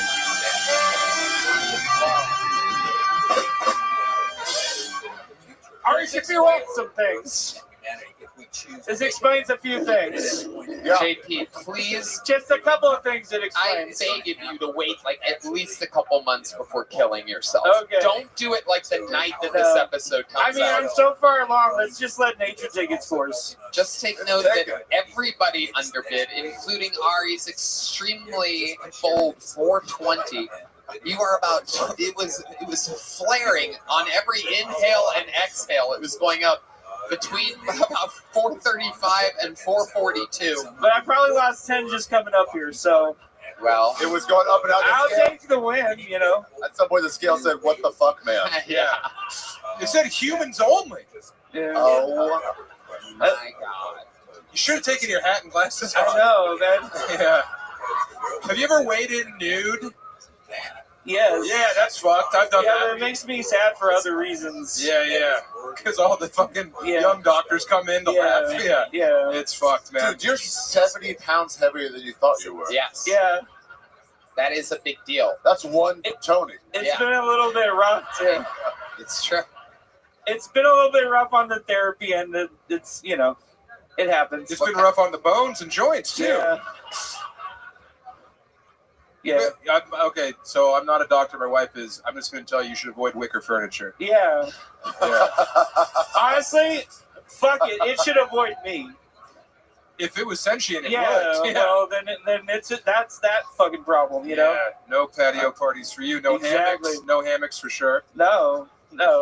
Is there something is there some type of physical activity that you think you could get into Breathing if heavy? someone helped you or something? If you had some kind of support, is there something? Perhaps, Michael Gonzalez works out every day at On It Gym. How would you like to have a little buddy, Michael? You want to take a buddy to On It with you? Would you like to take me on as an anchor to your progress? How does that sound? You want to take him working out? Yeah, let's fucking There do you it. go. You're working out with Michael Gonzalez. Here's a big joke. I'd love to have you on the secret show, though. Whoa. Someone wants to fucking eat some Thai food with you. I think you're saying Thai people, by the way. It's a lot of stuff. Well, he is into both ladies and boys. So. He's got charisma, this guy, though. He's a lot of pretty charisma. fun. Yeah. A lot of charisma. It's called Crisco, but Crisco. We love you, JP. You're the man. You're very, very likable. Love you too, man. Thank you. JP Hinsdale, ladies and gentlemen. There he goes. All right. See ya. On to the next one we go. We're going to go with somebody a lot more fit. One of the regulars of the show, ladies and gentlemen, an absolute phenom. Not easy to write and perform a brand new minute every single week in front of millions of people, but somehow this young buck does it week after week after week. I present to you one of the true top young rising comedians in the world, the one and only, the great and powerful. This is Cam Patterson.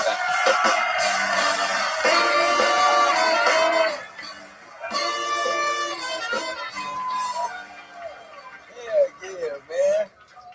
Smile, bitch, please. Goddamn. Bitch look evil in the front row. That's evil as fuck. I just changed my profession. I am now a magician. Somebody give me a purse. Somebody please give me a purse. I'm magic now, nigga. I do magic shit. That was easy as fuck. I do magic, give me a purse. That was easy as fuck.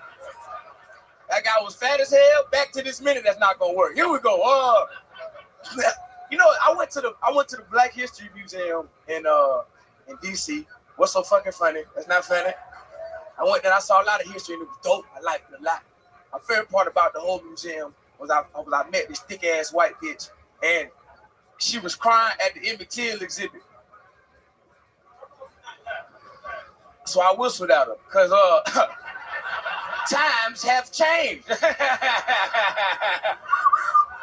If you so sad for the nigga, bitch, make it up to me.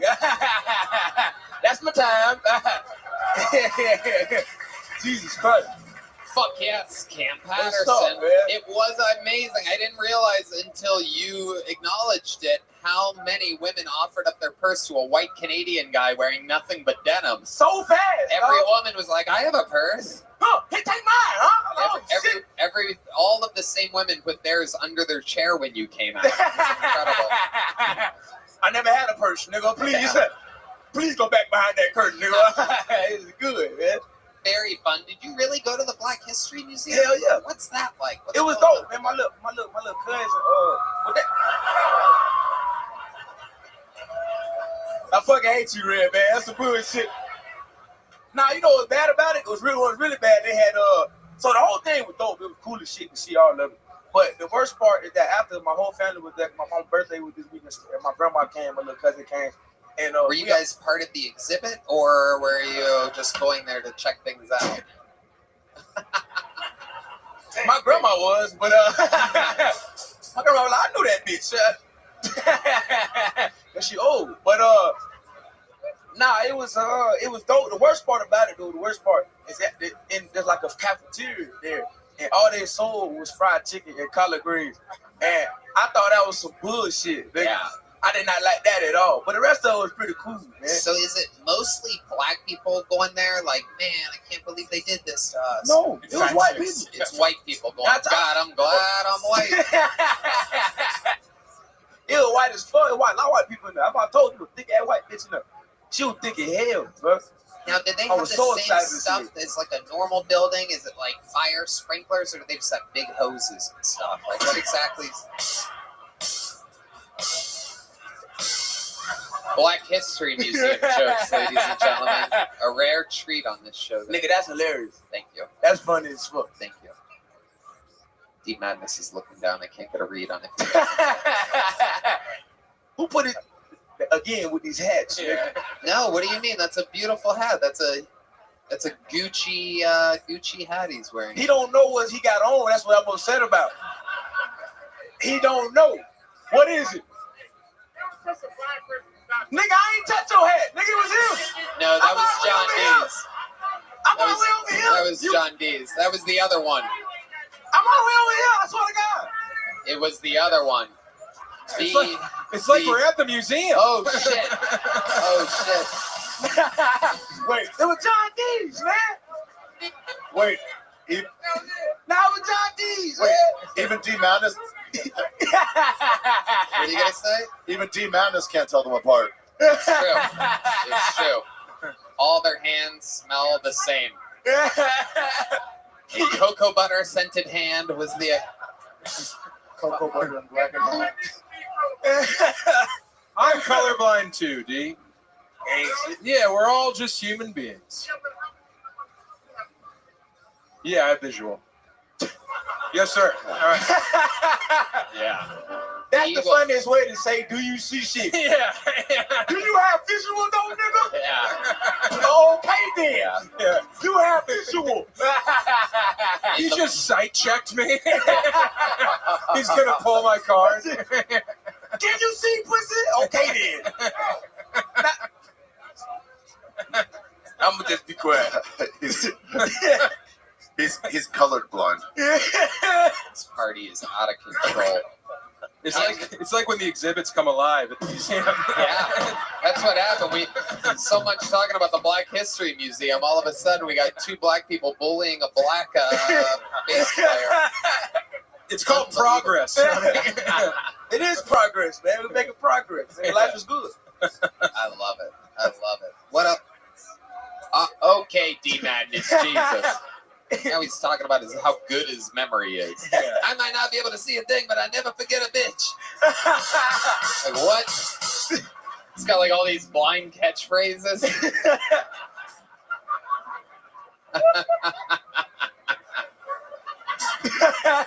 God bless D Madness. God bless. And God bless the United States of America. So Cam, the road's been good. DC was fun. Hell yeah. Black History Museum. There's a lot there. Yeah, it was dope. My little cousin, they took out of school so she can come see it. My grandma is sick, and she didn't give a fuck about none of them. She's 6. Like I was talking, like, look, that's Harriet Tubman. She's like, Harriet Tubman, and then walked away. Yeah. She don't give a fuck about none of that shit. But she had a good. But the funniest shit, I be doing vlogs and shit on the road. Yeah. And my auntie is like, it's like she a thug. That's like my best friend. And she called me, and she was like, you see, that's her daughter. She was like, you see my daughter? And I want to tell you something. Put that bitch on camera, she a star. Usually when people call about their kid, they go, don't put my kid on camera. My auntie like, put that bitch on camera, she a star. Oh, yeah. And we did it. I'm the only star in this family, nigga. Damn right. Damn right. And it continues. The great and powerful Cam Patterson, ladies and gentlemen, has done it again. Make some goddamn noise for Cam Patterson. All right, back to the bucket we go. This is another new name. Make some noise for Peter Grant, everybody. We're going to meet them all together now. Peter Grant.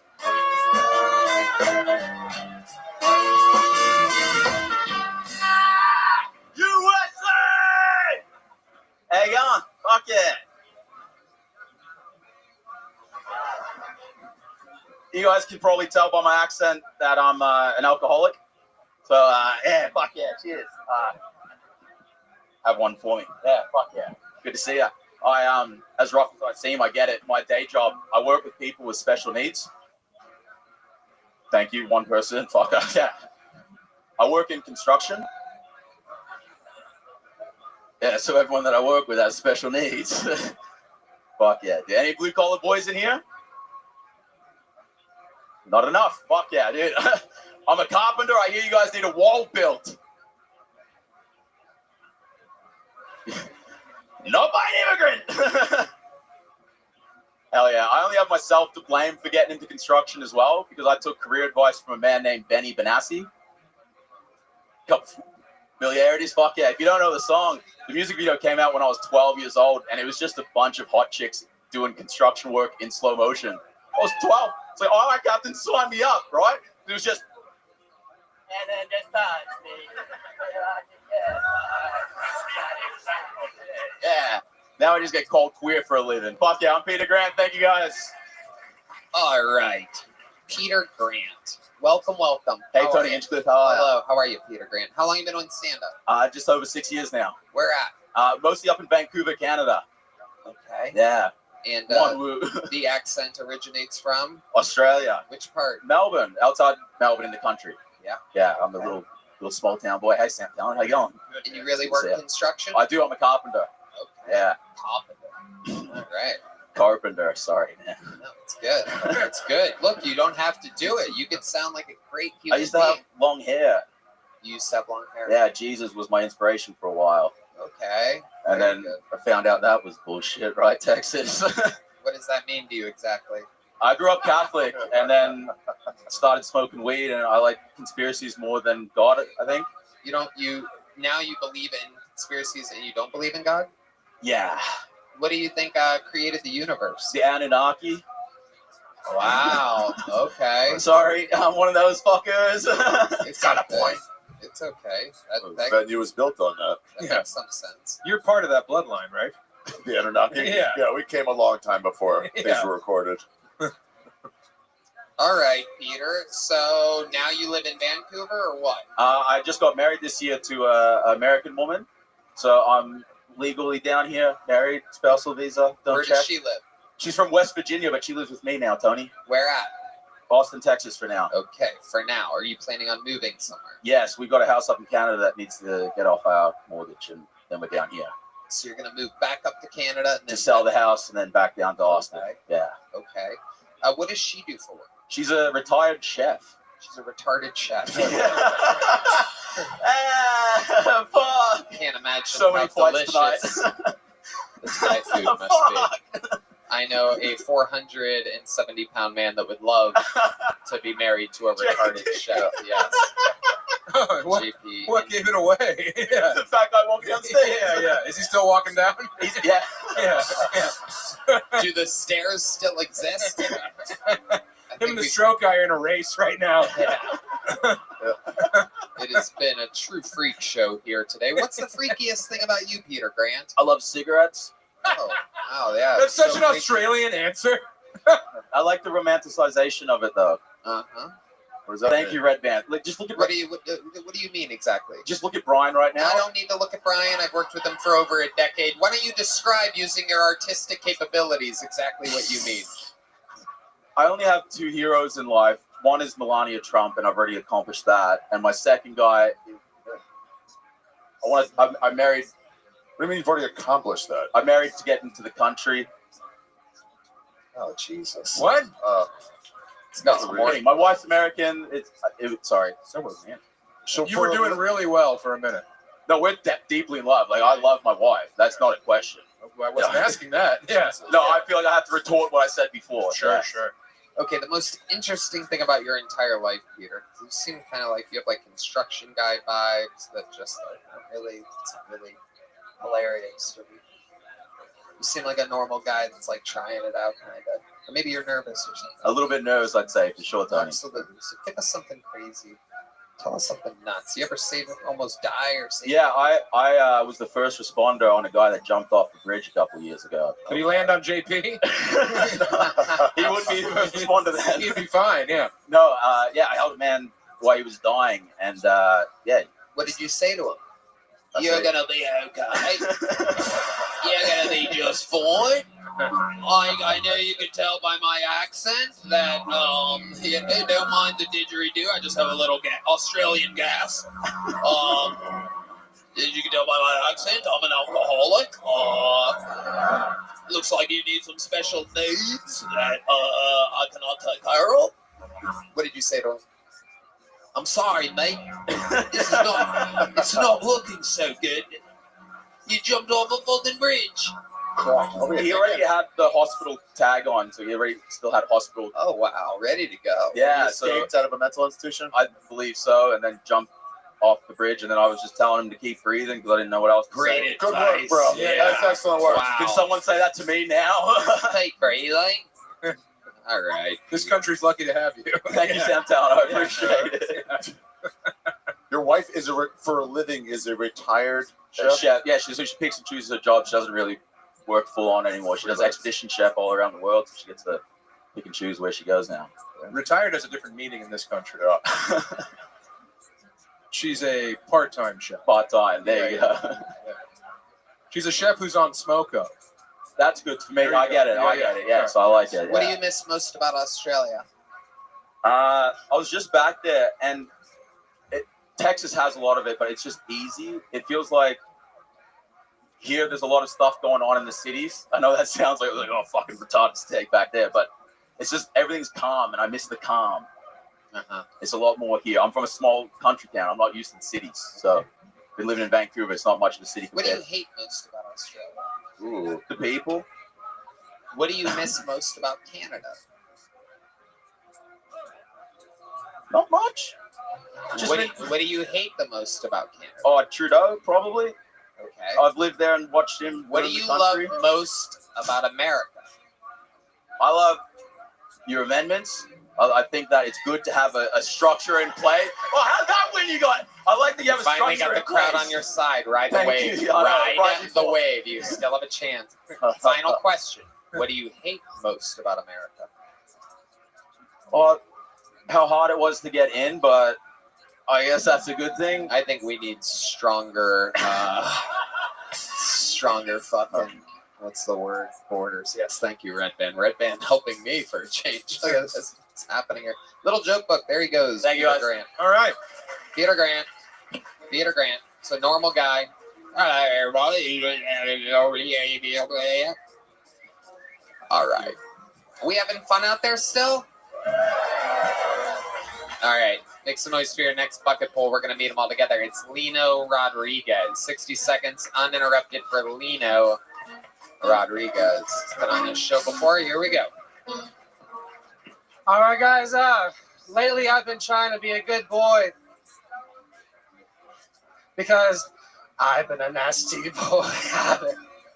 I've been a nasty boy. I'm trying to be sober. I'm trying to smoke cigarettes and drink coffee and the occasional cocaine and prostitute. I call it New York sober. New York sober. Yeah. No, I'm just joshing, guys. I fucking hate coffee. Cigarettes are cool. I'd rather be bored. I'd rather die early than be bored for 7 minutes, you know? Everyone thinks they look cool when they smoke a cigarette. I think you have to look cool before the cigarette ever enters the equation. Yeah, some people look like James Bond, 007. But when I smoke a cigarette, I look like I belong outside of a Waffle House. They call me double eggs over easy. I don't know, guys. Lately, I've been listening to house music in my studio apartment because I'm optimistic, you know?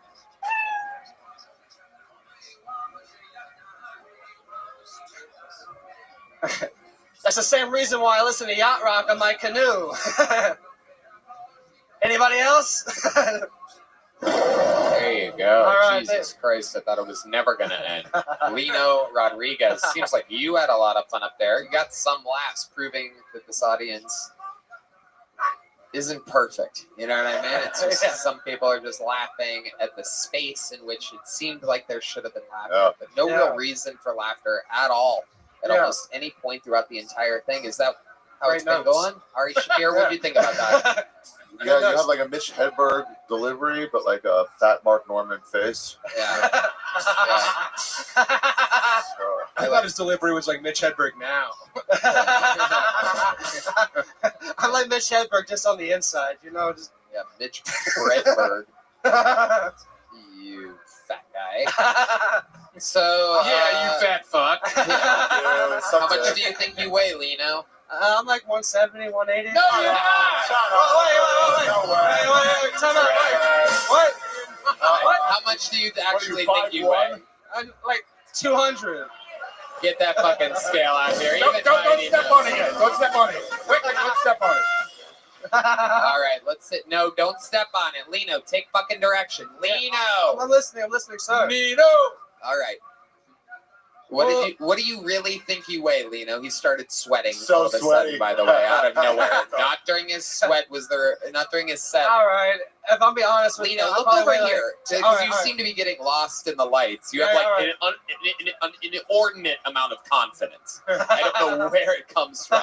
You're just like a fucking rock star with no fucking instrument or talent in the world.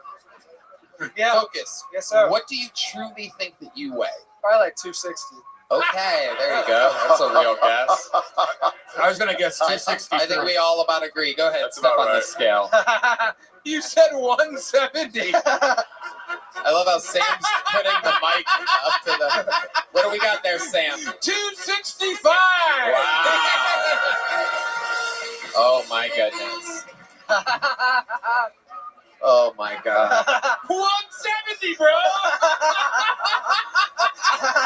He had so much fucking confidence when he said that. I've been eating my vegetables. I don't know. I'm sorry. Yo, you haven't. I thought I looked good. All right. You didn't think that would happen. What a nightmare.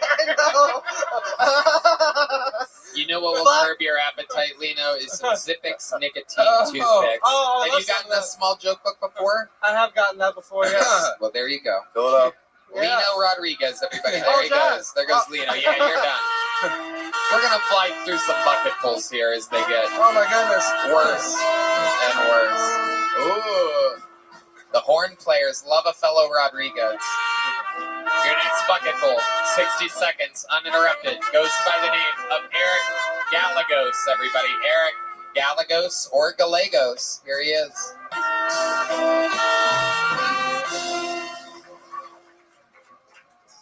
You guys, I recently matched with a girl on Tinder, and her bio said fun and down to earth. Yeah, I wish I knew that was code for living in a tent. Dude, I was walking down 6th Street earlier, and I saw someone with a shirt that said "End Alzheimer's." It's like with what? A shotgun? Dude, y'all ever notice how potholes and crackheads are really similar?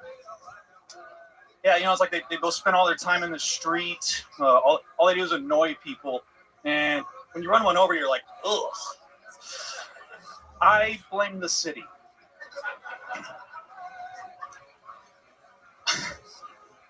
Anyway, the election's finally over, right? You know, some are really excited. Some are really sad. I mean, I'm worried because pretty sure I'm getting kicked out of women's basketball next year.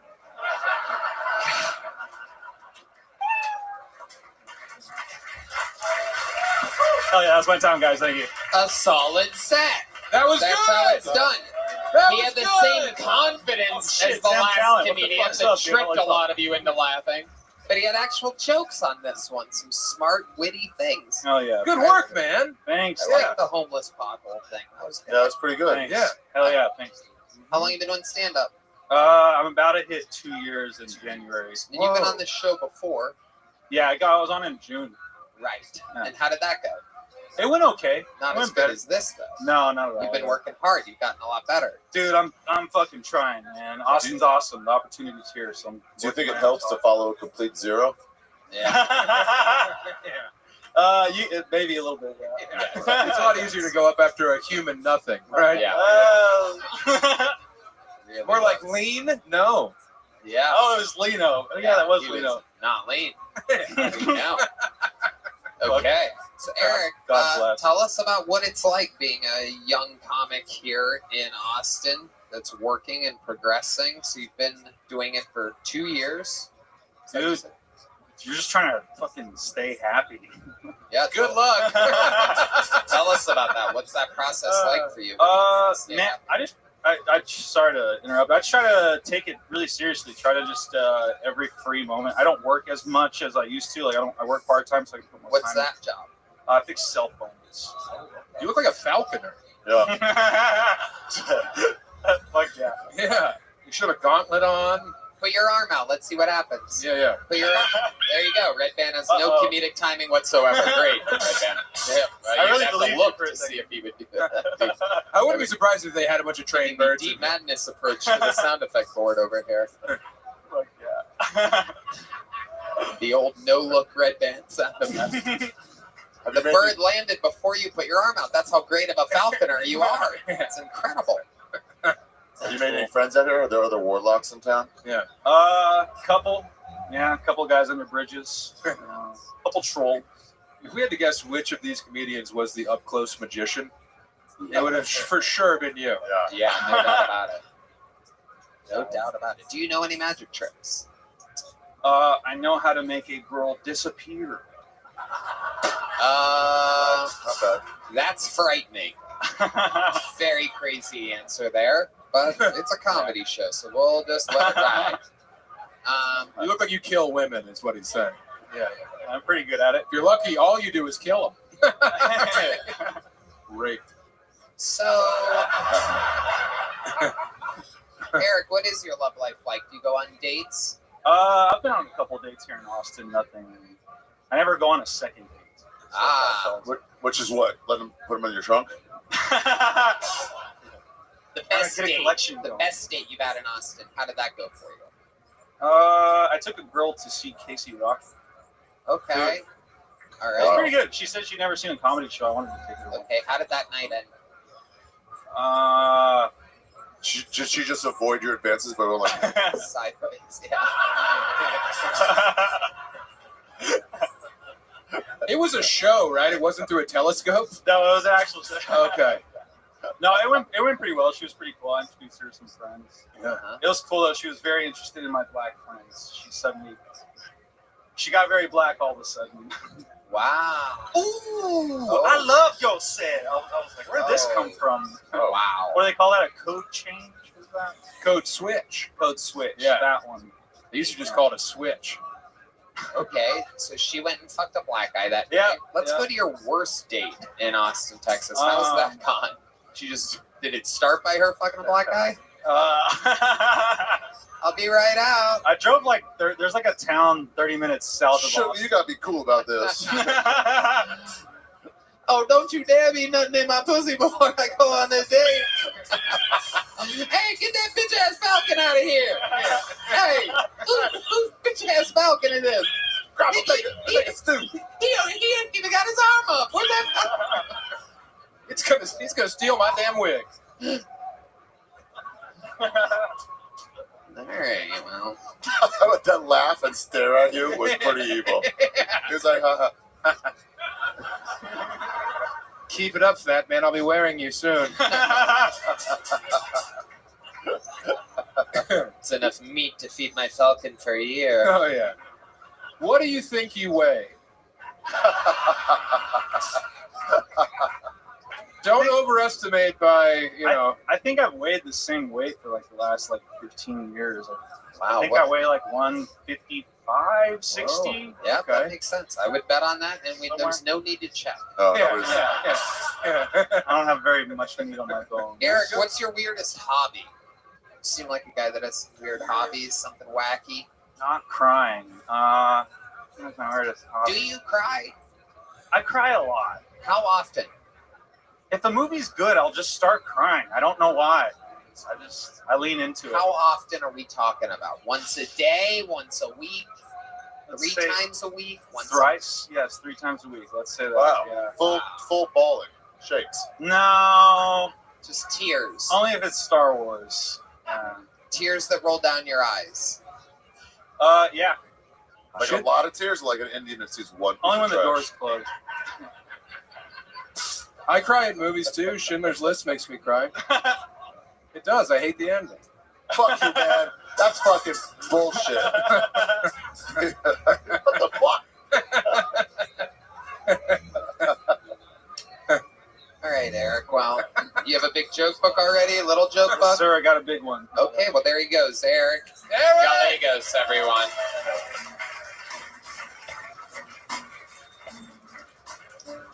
All right.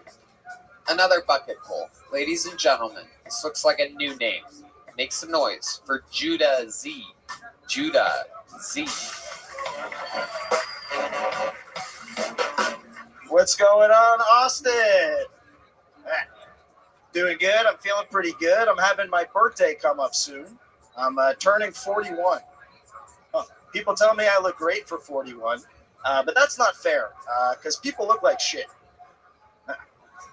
Getting in my middle age is not all that bad, you know, like all middle-aged men. I always know the 7-day AccuWeather forecast. That's right, I always know the weather. But that's because I'm Jewish. And it's easy to know it when you control it. All right? I'm actually in an interfaith marriage. I'm Jewish. My wife's anti-Semitic.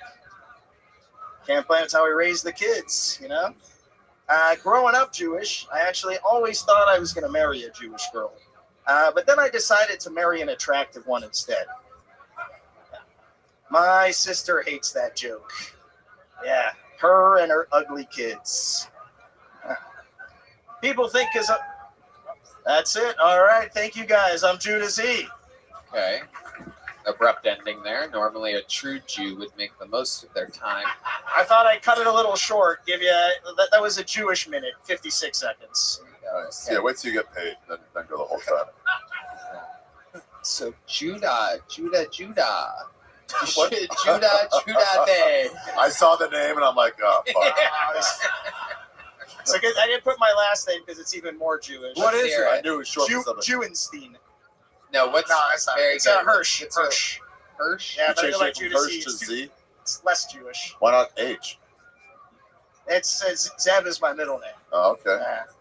Even more Jewish. Wow, Judah Zev Hirsch. Yeah. Jesus Jewish name. Christ. I know. You're really making it easy on the comment section right now. Yeah. Spamming it away. Yeah. Right. Because you guys can have spam, right? It's not real pork. I'm a good Jew, so I eat bacon every day, but only great value bacon. Okay. Yeah, What do you think is the most Jewish thing about you? I'm offensively Jewish. What does that mean? Yeah, I'm okay at business, and you know, my name is Judah. That's pretty Jewish about me. That's it? Yeah, that's kind of it. Nothing else. I'm circumcised. Would you like to see what happens when I ask Ari Shafir the same question? And he's King Jew, though. No, that's Jesus Christ. Ari? Yeah, what's the question, Joe? What's some Jewish stuff about you? You Jewish at all? Apparently, I paid $13 in taxes last year. Not happy about that. That's a waste of 13. Still kind of bothers me. I guess that'd be the most Jewish thing about it. It still bothers me the $13 I paid in combined federal and state taxes last year. Yes. I'm upset you brought that up because I kind of buried that. That is more Jewish than me. Yeah, that is. You beat me.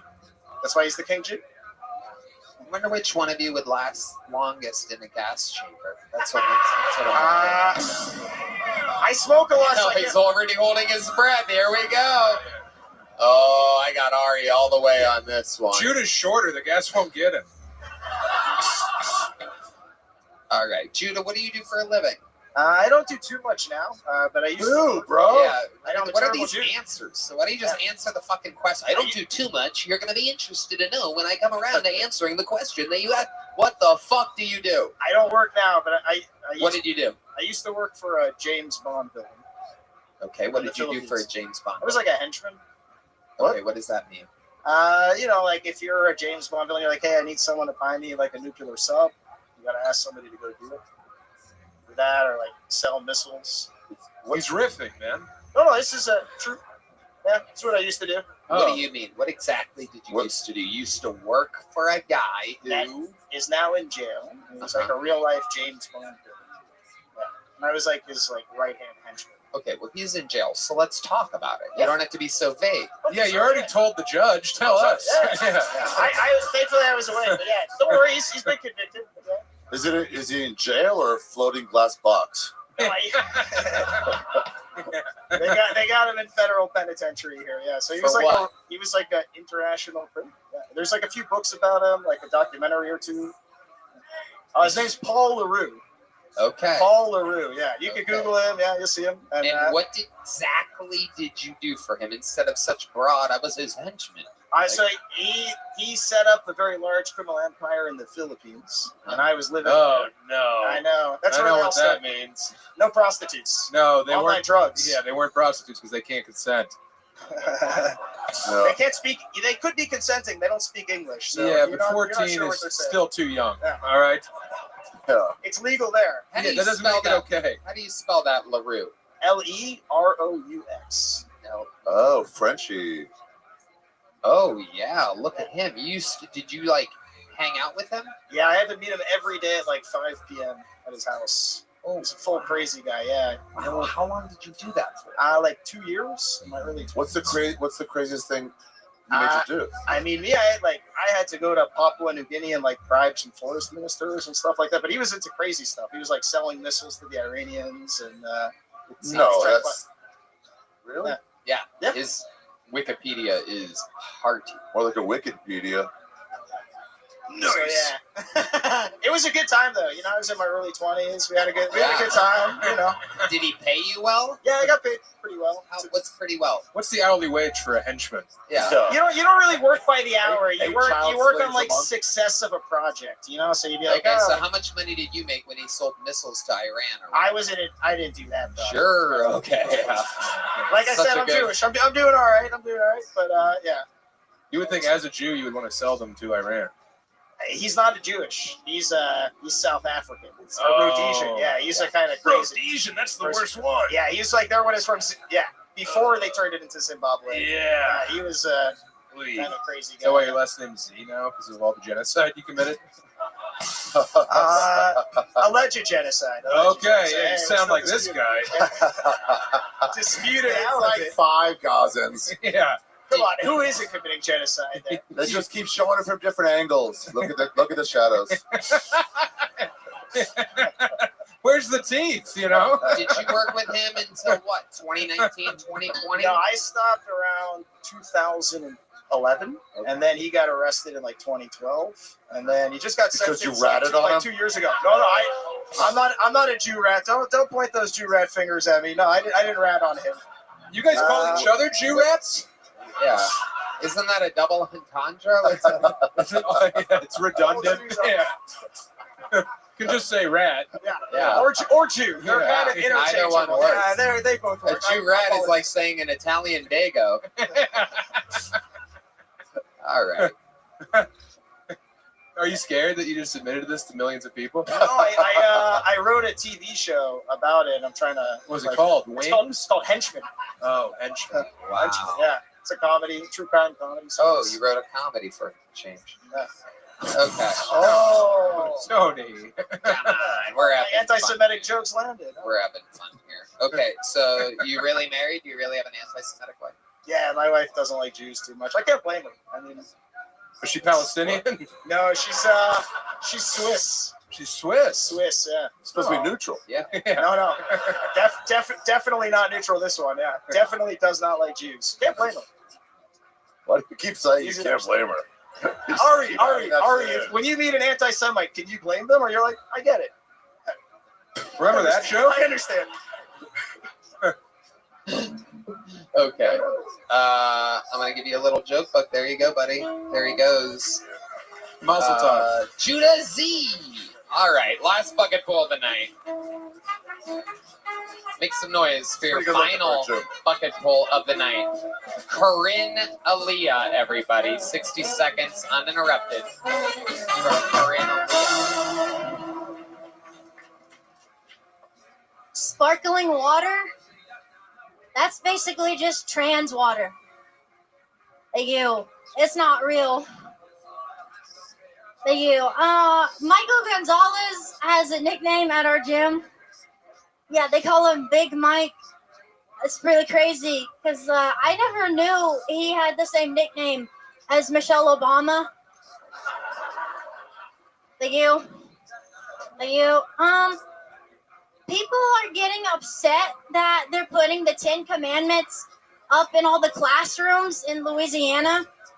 I'm not sure why. Those kids can't even read. Thank you. Okay. Okay. My boyfriend has been training jiu-jitsu lately. And that makes me really happy and excited that he's been training to protect me from all the other homosexuals. Thank you. That's it. Corinne Aaliyah. All right. You've been on this show before. Yeah. Welcome back. You have a new thing where you say thank you all the time. After like every joke. Is that working for you in open mics or something like that? Yeah. It is. Yeah. How do you think that would play in like an hour-long set if people paid to see you saying thank you 158 times? I like it. They would like it. I like it. I think it works. You like it? Yeah. You think it works? I can't wait to see which direction this goes. Thank you. You're welcome. You're very welcome. It is. It plays well in a minute. What time do you have to be back in the home? Well, what's that mean? Thank you. It works. It works. What ethnicity are you again? Kyrgyzstani. That's right. Yep. Explain to Ari Shafir what that is. Yeah, let him know if you. What is it, Dagestani? No, so I'm half Cajun. My mom is from Louisiana, and I'm dad is Pakistani. Kyrgyzstani. Yeah. Yeah. I got nothing, Yeah. fellas. That means you can't read and you're not allowed to read.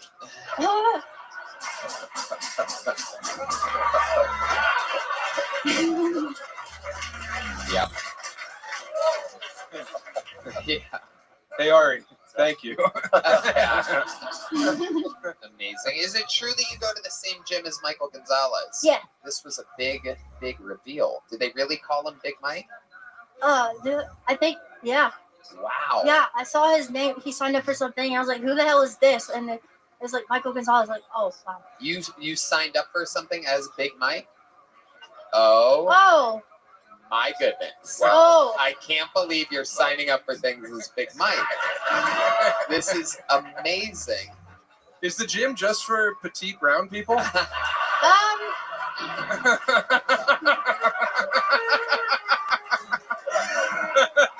No.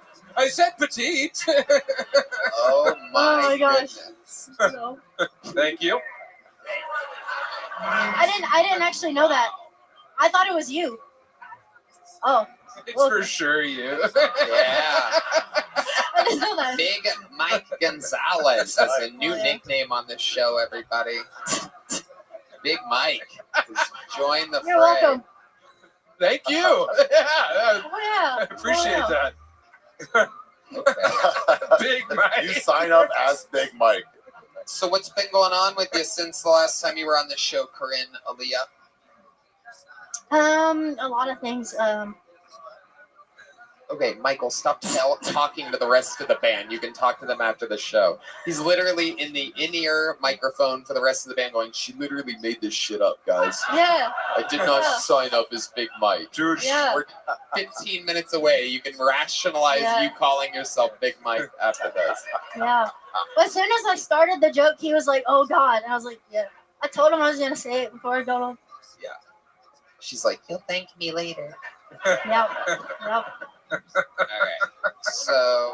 Not that much, just training, just working out, doing Muay Thai. I still do that a lot, 3 times a week. There was a guy up here who was eating more Thai earlier. Yes.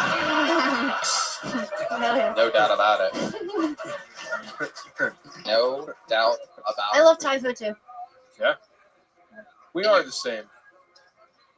And you really have a boyfriend that you work out with? Yes. And Yes. and you guys all work out at the same gym Yes. as Big Mike over here? Yes. Yeah. Who's stronger, your boyfriend or Big Mike?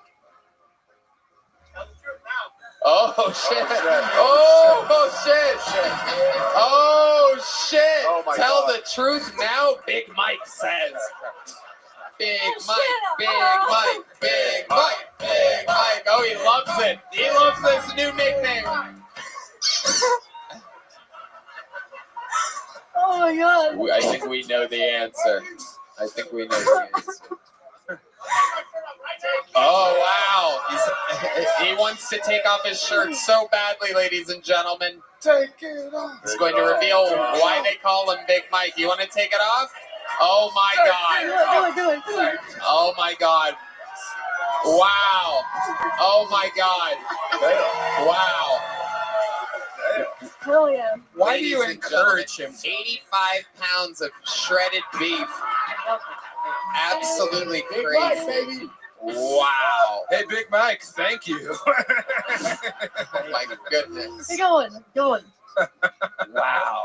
That is one of the most ripped quesadillas I've ever seen in my entire life. You see his cum gutters? Those are pretty nice. Yeah. There you go. That's a crunch wrap right there. Hell yeah. Absolutely unbelievable. What's your boyfriend do for fun? He's around. He's He's around? around. Yeah. Like around? Like he's a big fat guy? What do you mean? He's around here. He's always around here. Yeah. Are you avoiding a gunshot? Yeah. No. Okay. He's Jesus. He's Jesus. Oh, it's Josh. Is that true? Yeah. Really? Yeah. Now who's tattling Wow, Big Jesus, Mike? Josh, the guy that helps D Madness. Good job, Josh. Wow, Yeah. that's incredible. I can't believe I would not have guessed that about I thought he was innocent little Josh. Where'd he go? He went into hiding? Where'd he go? He walked off. He's very shy. He can't believe this has come up. Josh, do you want to pop your head out here? What? Wow, yeah, he does. Oh, there he is. Whoa, oh my God, wow. Whoa. Oh my God, he almost fell over. The guy in charge of making sure D Madness is safe at all times just almost fell over. Who put that hat on D Madness? I did. Oh, okay. You Pakistani bitch. I love it when D gets a little mad. He gets defensive sometimes. And this guy drinks all evening long from the time It's that just sound it's check different from starts. his norm. That's different A from lot his of people norm. don't know that D Madness, as well as being a great musician and famously homophobic, loves having a few cocktails at night. Towards the end of the show, he could get a little wild. Hell yeah. That was your boyfriend? Yeah. Have you always been attracted to much older men? Yeah. Yeah? Yeah. Yeah. Okie dokie.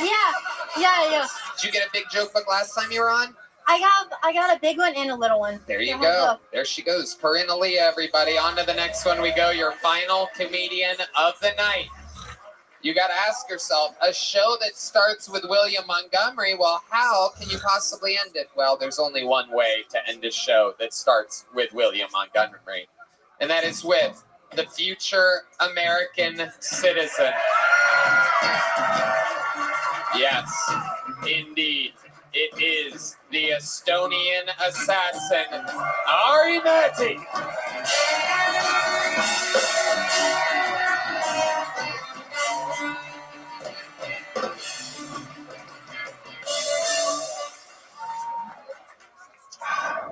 I love America. Life is so good in America that you guys create your own problems. That's how cancel culture started. Bitches with blue hair with nothing to do. Can you believe what Tony Hinchcliffe said? Kill yourself, you miserable bitch. Life is good. Even me, a couple of nights ago, I'm at home. It's 3 a.m. I'm fucking. By the way, this is how men look like when we jack off.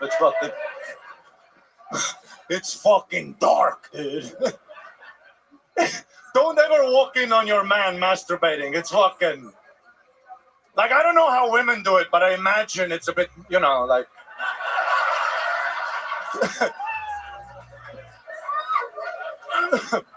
It's a bit more feng shui, you know. Maybe there's a candle or something.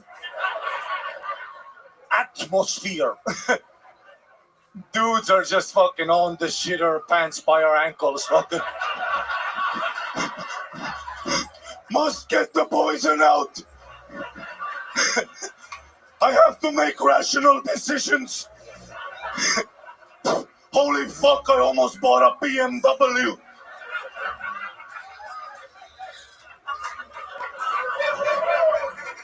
And there I was, 3 a.m., I was doing my thing, and only in America can you do this. All of a sudden, I feel my tummy. Want a little bit of yummy? You get that Uber Eats? What? 3 a.m. There could be a hurricane outside. Pablo is coming, dude. On a bicycle with my burger. I pay $5 extra. Pablo will parachute in. Fucking 325. I had a belly full of burger, belly button full of gum.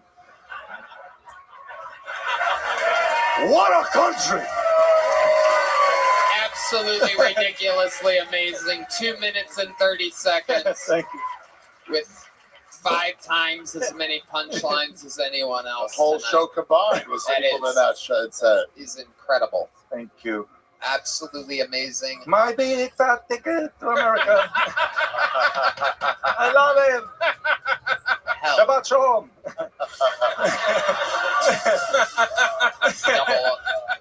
Double R's happening at this moment. Double R's, yeah. It's gonna That change was the world. fantastic, Ari. Thank you. You've done it again. Absolutely incredible. How's life been going for you? Life's been so good. Oh, the titties. There they are. There they are. Boobies! Might be time We to get love on. boobies! Someone's. Oh yeah, those things just make you want to get on the shitter and pull your pants down to your ankles. Yes. You can't even look back at it. I love it. Look at Them that. fucking corn-fed titties, you know what I'm saying? They really are. In Estonia, we have them all malnourished. You know? When we just have the nipple, we're like, oh my god! I found one with a bump. Calling your friends over.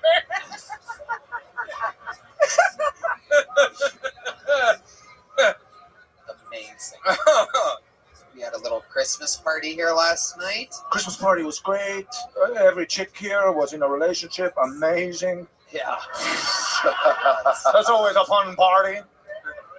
It was. Everyone had a +1 with them. It was a real fucking look but don't touch type of. I have been actually, speaking of masturbating, I'm actually like incredible. Like I'm, see, I got too deep into the pornography for a while. It was, I was down bad. Oh, also in Texas, you know, they're like no Pornhub, HQporno.com, not sponsored, recommended. High definition, curated by a pervert. Wow. High definition. High definition, 8K.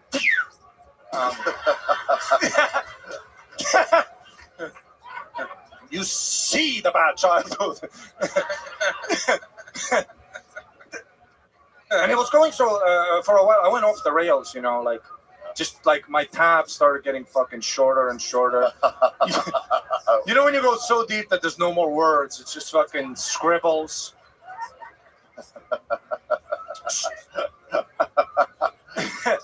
So what I did now is like, I cut the porn out of my life. No more. And now I just do it, dude. Sam, today in the shower from memory, bro. You thought of me? Like, not. He was trying to not come fast. Yeah. Titties. Sam. No, I like did it literally in the shower, eyes closed, dude, like fucking like a Neo, dude. I'm so fucking powerful, dude. Congratulations. It's crazy. No porn needed. Just fucking instinct. I know, hard work. That's what I'm saying. Well, dude. you're listening to Big Mike over there. Big Mike. Big Mike knows all about that. I don't think you have a lot of cum in the side of you. It's a tiny, tiny amount. It's like Michael comes like this. Pew.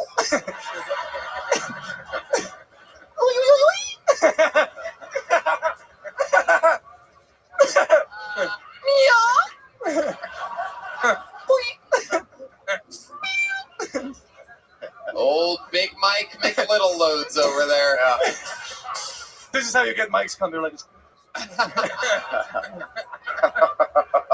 Mini Gonzalez. Oh my goodness.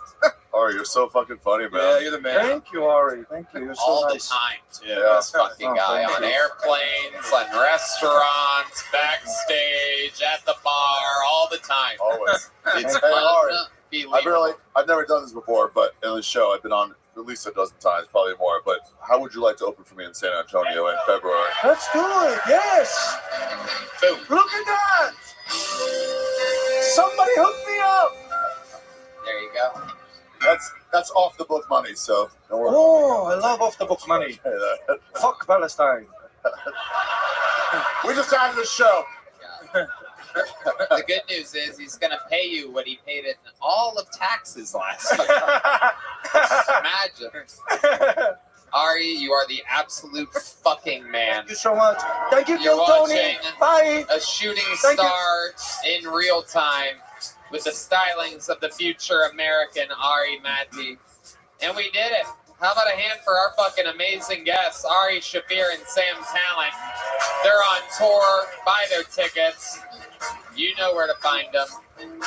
The drawing from Ryan J. Ebelt is in. Ari Shaffir has a brand new special on Netflix, January 14th, everybody. Do you believe in miracles? Pretty much did it. Yeah. Tony just yelled at the Netflix guys. What the fuck's wrong with you? I'm Yeah. like, all right. Yeah. Me and Joe did. We had dinner with the Netflix executives, and we said, don't be gay. That's all you have to tell them. Sometimes you got to tell these fuckers what's up.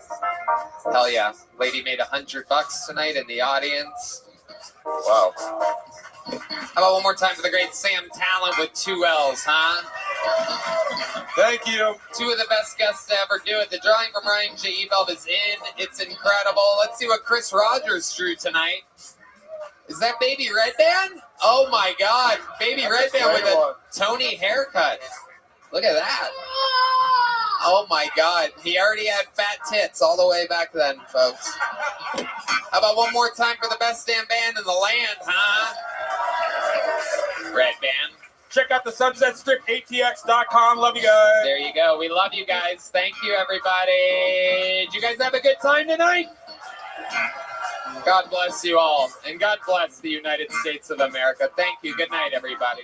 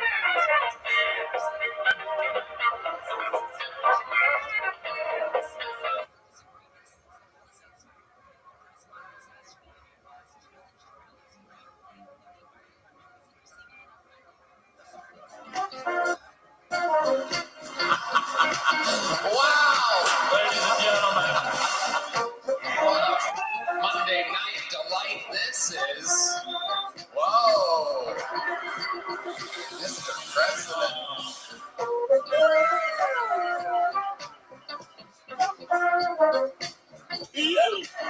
This is New Year's Eve at the HEB Center.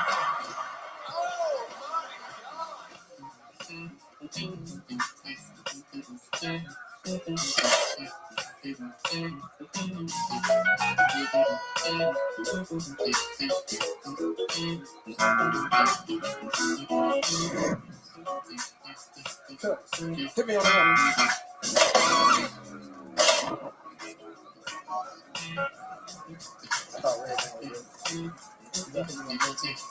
Right.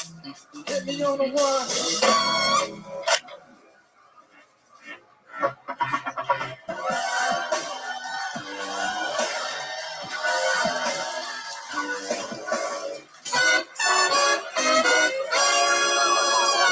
Hey, this is Redneck coming to you live from the Comedy Mothership here in Austin, Texas, for a brand new episode of Kill Tony. Get it for Tony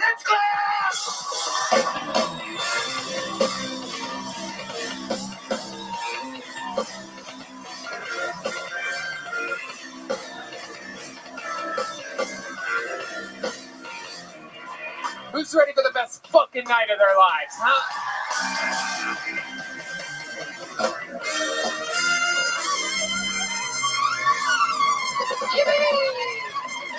Make some noise for the great Brian Redman. And the best damn band in the land. Am I right, people? You are in the live music capital of the world. That is the Kill Tony Band. On the horns, Carlos Sosa, Raul Vallejo, Fernando Castillo, Nacho Belgrande. On the drums, that is Big Mike, Michael Gonzalez. He is here. Matt Muling on the electric guitar, John Dees on the keys, and that is indeed the one and only D Madness on the bass guitar. Live in the flesh, the real deal. How about a hand for Max Frost on the pre-show music? What a star. God, you gotta love Austin, Texas. You never know what musician or comedian you will find here. This episode is brought to you by Blue Chew, Blue Nile, and Prize Picks. And life is good. Before we start tonight's episode, here's a little bit more from the amazing sponsors that made it all possible for you right here, right now. The Sunset Strip Comedy Club in Austin, Texas is now open. Check out Red Band's secret show every Thursday. Go to sunsetstripatx.com for tickets.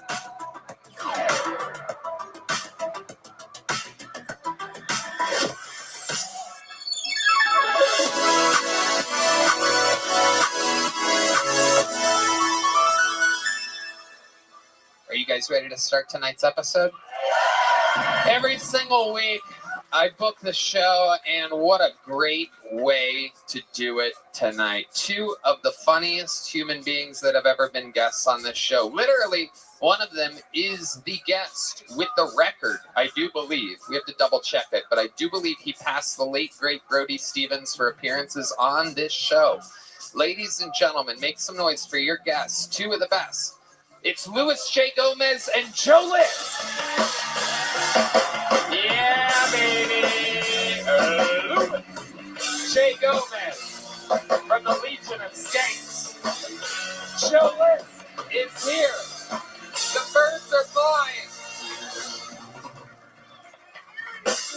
This is fun. What a perfect little duo. Two great friends from the city of New York. A beautiful, beautiful place if you don't count illegal immigrants lighting innocent women on fire on subways. But other than that, a stunning city that we visit 2 nights a year exclusively to do your biggest arena. And I'm glad you guys could make it to a city with law and order. You call this city a city with law and order? Are you out of your fucking mind? The homeless people should light themselves on fire here. You are clean up this shithole. Are you out of your mind?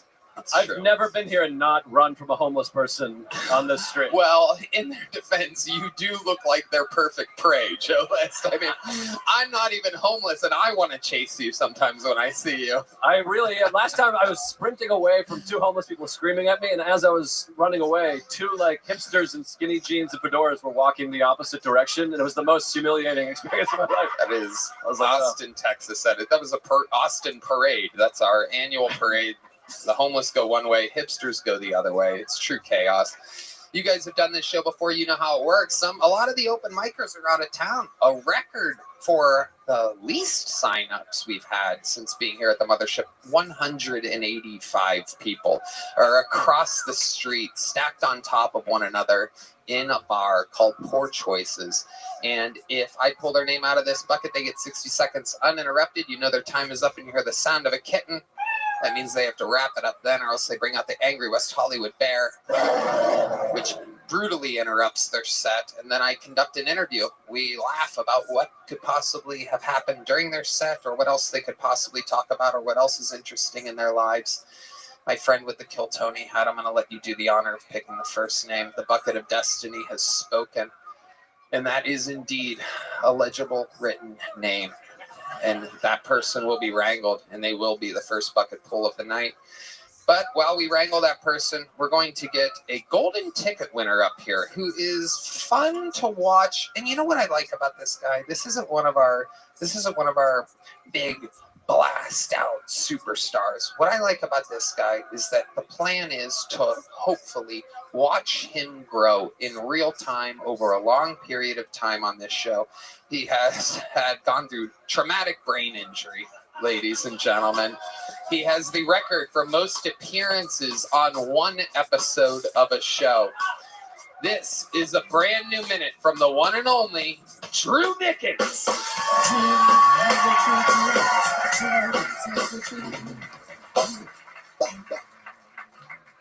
Me and my boys like to watch Special Olympic highlights to feel better about ourselves. And we were watching women's field hockey because feminism. When he came in and he said, "Would you hit that?" And I said, "I can't." And it's because if you have sex with a special needs person, you will be looked at as a predator, as someone who's taking advantage of someone, and you need to do better. If I have sex with a special needs girl, oh, Drew finally found love! And I deserve to be canceled because I drive a car and I pay my bills. I shouldn't be on a date with someone who needs a chaperone. And my boy said, "Drew, you're terrible with women. You're like a shitty bowler. You need to use the fucking bumpers.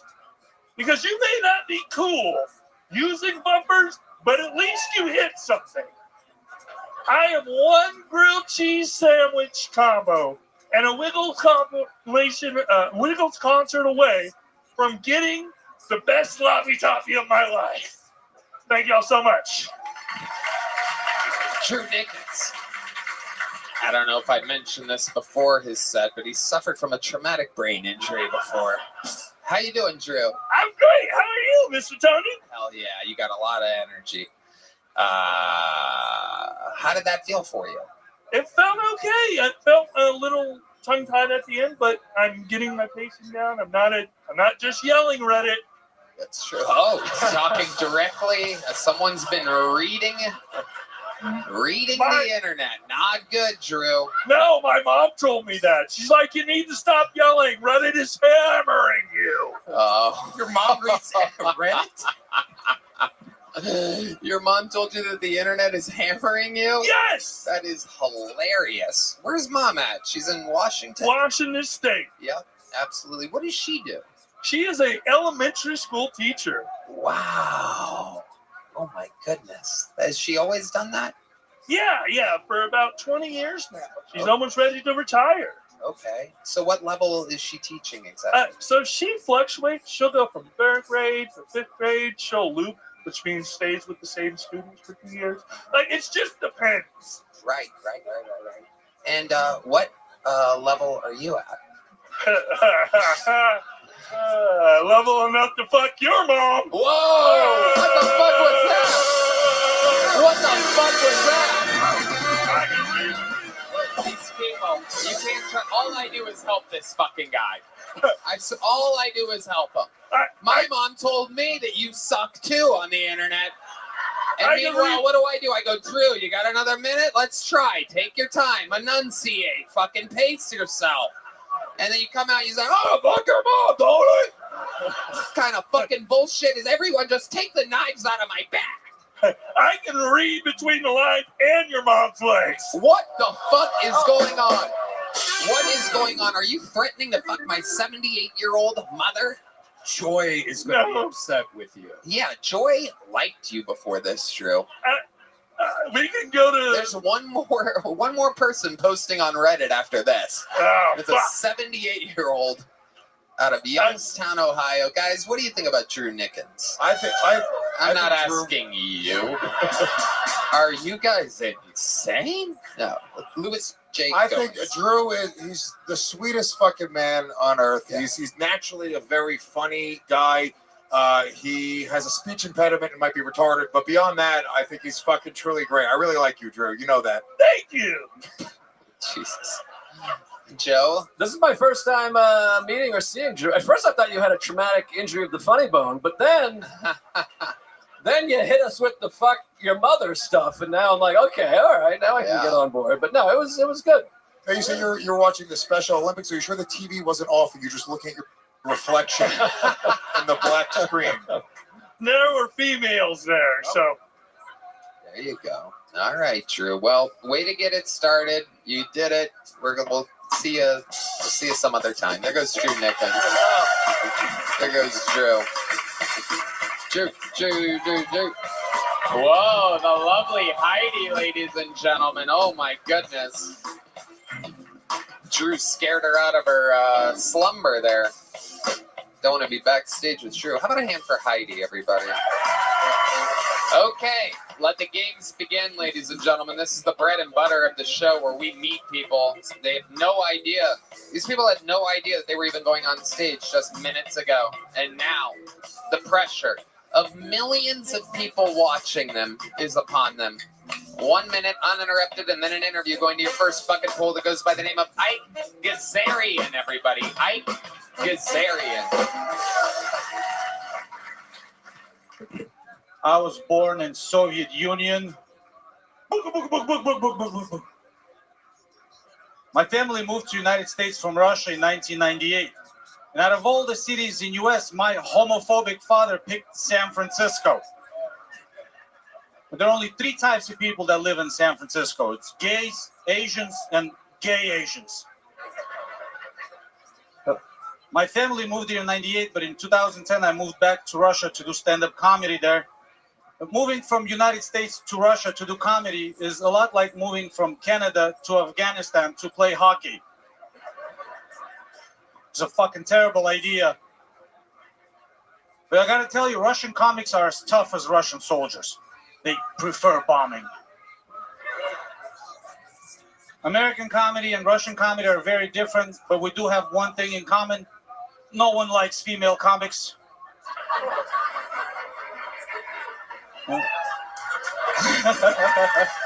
Thank you guys so much. My name is Ike Gazarian. Ike Gazarian. Welcome. Thank you for having me, guys. How we feeling? Welcome to America. How are you? Very good. How long have you been here? Since 1998. Okay. But I keep going back and forth to Russia a lot for comedy. Why'd you say for comedy like that? That was suspicious there. You go there specifically to do comedy? To help Russia fight Ukraine. Yeah, that's what it felt like. I voted for Trump. I have a reason. You did vote for Trump? Fuck yeah. That is so interesting. I love it. Okay. Are we letting them vote? I guess so. I'm from California. I voted twice the same day. Yeah. Fuck yeah. Absolutely. Thank you, guys. How old are you, Ike? I'm 41. 41. How long you been doing stand-up? Started doing Russian comedy in 2010. Moved back in 13. I own a Russian restaurant in San Diego. Business is not doing very well after the war started. Fucking Americans stopped coming, and What do you serve? Like pierogies and stuff? Pierogies, borscht. You guys come over to Pushkin. I'll take care of you. Got an applause break for pierogies from Ryan Redband. Pierogies, man. Nobody loves dough filled with shit more than dough filled with shit. Unbelievable. Incredible. So what's the name of your Russian restaurant in San Diego? It's called Pushkin. Pushkin. Almost like Putin, but yeah, it's close. It's close. Yeah. What else is going on there? You got like hot Russian waitresses or anything? Oh my God. My wife hires all the most beautiful girls to work there. It's really tough. It's tough for to you. fuck somebody. Yeah, that's hell yeah. The business is not doing so well after the war, and my Ukrainian employees hung a huge Ukrainian flag on the window, and the Russians stopped coming also. So I need some more customers. Goddamn it! Is it a hookah bar also, and like a restaurant? Yeah, it's hookah bar lounge. That's Yeah. a problem. There I you had go. to make it into a hookah bar because people stopped coming in. But I think that's- Russian hookah bar is fair because smoking is also bad for your health, just like Russia. I'm starting to think that he's not a comic and he's just trying to advertise this restaurant. Yeah, I think so. Come to Pushkin, please. Come to Pushkin. It's got great reviews. Yeah, wow, it really does. You're sitting at a 4.3 with 1,109 reviews. 9 years, Let's baby. read, 9 fucking find years. me one of the 1-star reviews. There's a lot of 5 stars, but I like to read the 1 stars. Yeah, the Ukrainians That's what give a I 1-star review. strategically go for. The worst customer service, very rude workers, not a welcoming environment, would not recommend. We're Russians. And what then the fuck do you want? And then Ike G responded, "I'm sorry, but your review is a lie." Fuck yeah, oh my God. You were smoking same hookah for 3 hours. There was nothing left in it. My hookah chef asked you if you'd like a refill. You refused. You know, coals can't save a hookah that's been smoked for hours. I'm sorry you feel this way, but you should learn how hookah work. You can't smoke ashes. Wow. This is incredible. Let's read another review of Pushkin. Please, let's do it. Came here to smoke hookah. Worst customer service from the hookah server. Not friendly at all. He stated they have a rule that we have to change the hookah and make a refill after 1 hour because they have this rule and it's not true. He would not change the charcoal for us, and when he did, he only added 1 charcoal. I would not recommend anyone to come here. You feel very unwelcome. I will never come back again. Ike G responded. I'm sorry, but your review is lie.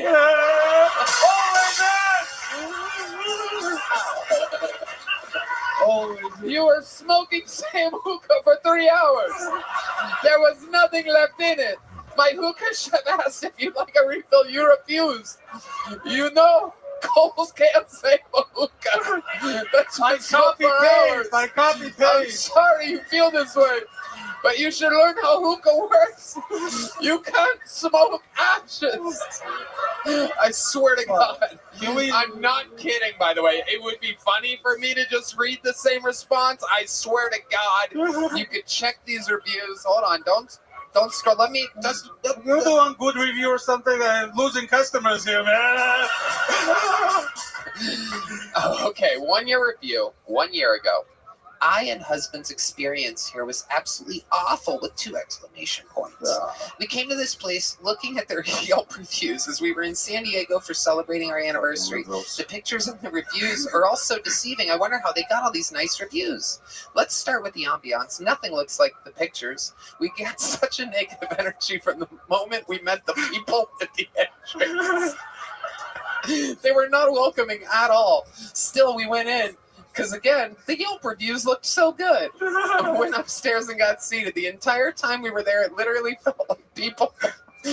All these people were here for a different reason. You know what I mean? Felt super uncomfortable. The vibe was absolutely dead, and the music selection is awful. Still, out of courtesy, we ordered 2 drinks and wanted a water with it. Well, guess what? You have to buy your water. Yeah, it's California. IG responded. Everything you wrote here is a lie! Including prices for water. Managers do not yell. This looks like an ad for werewolf. You wrote that? Fuck yeah.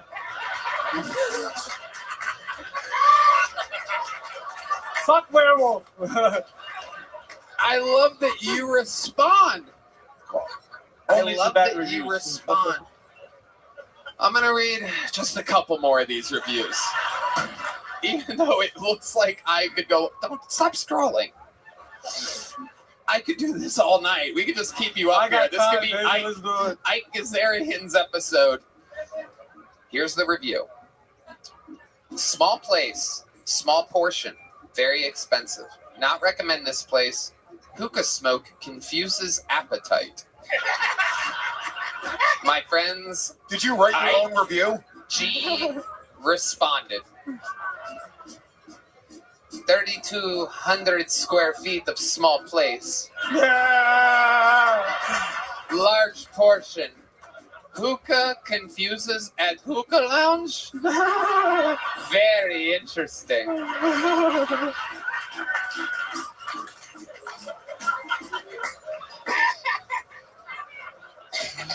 Oh, this is the greatest shit ever in the history of the show. I think we just found a new spinoff where we just have business owners come on and we read their... Okay. This is a complete lie, by the way, everybody. Oh, it is not.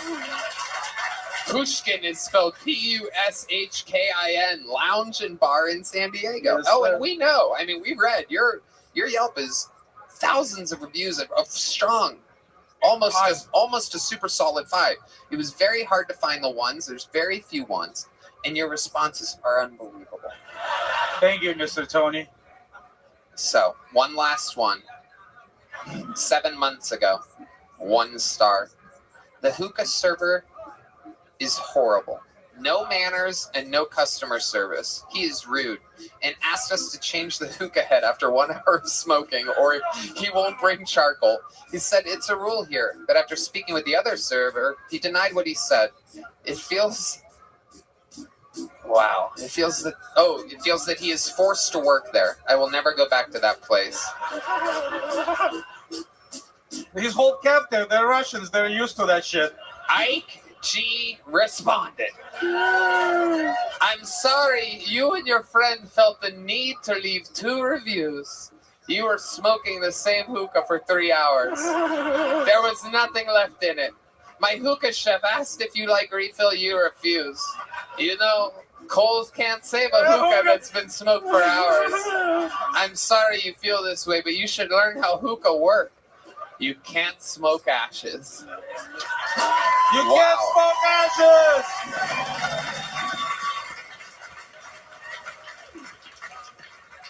Wow. Wow. I mean, so interesting. A wildly successful restaurant, it seems. Yes. I do stand-up comedy, you know.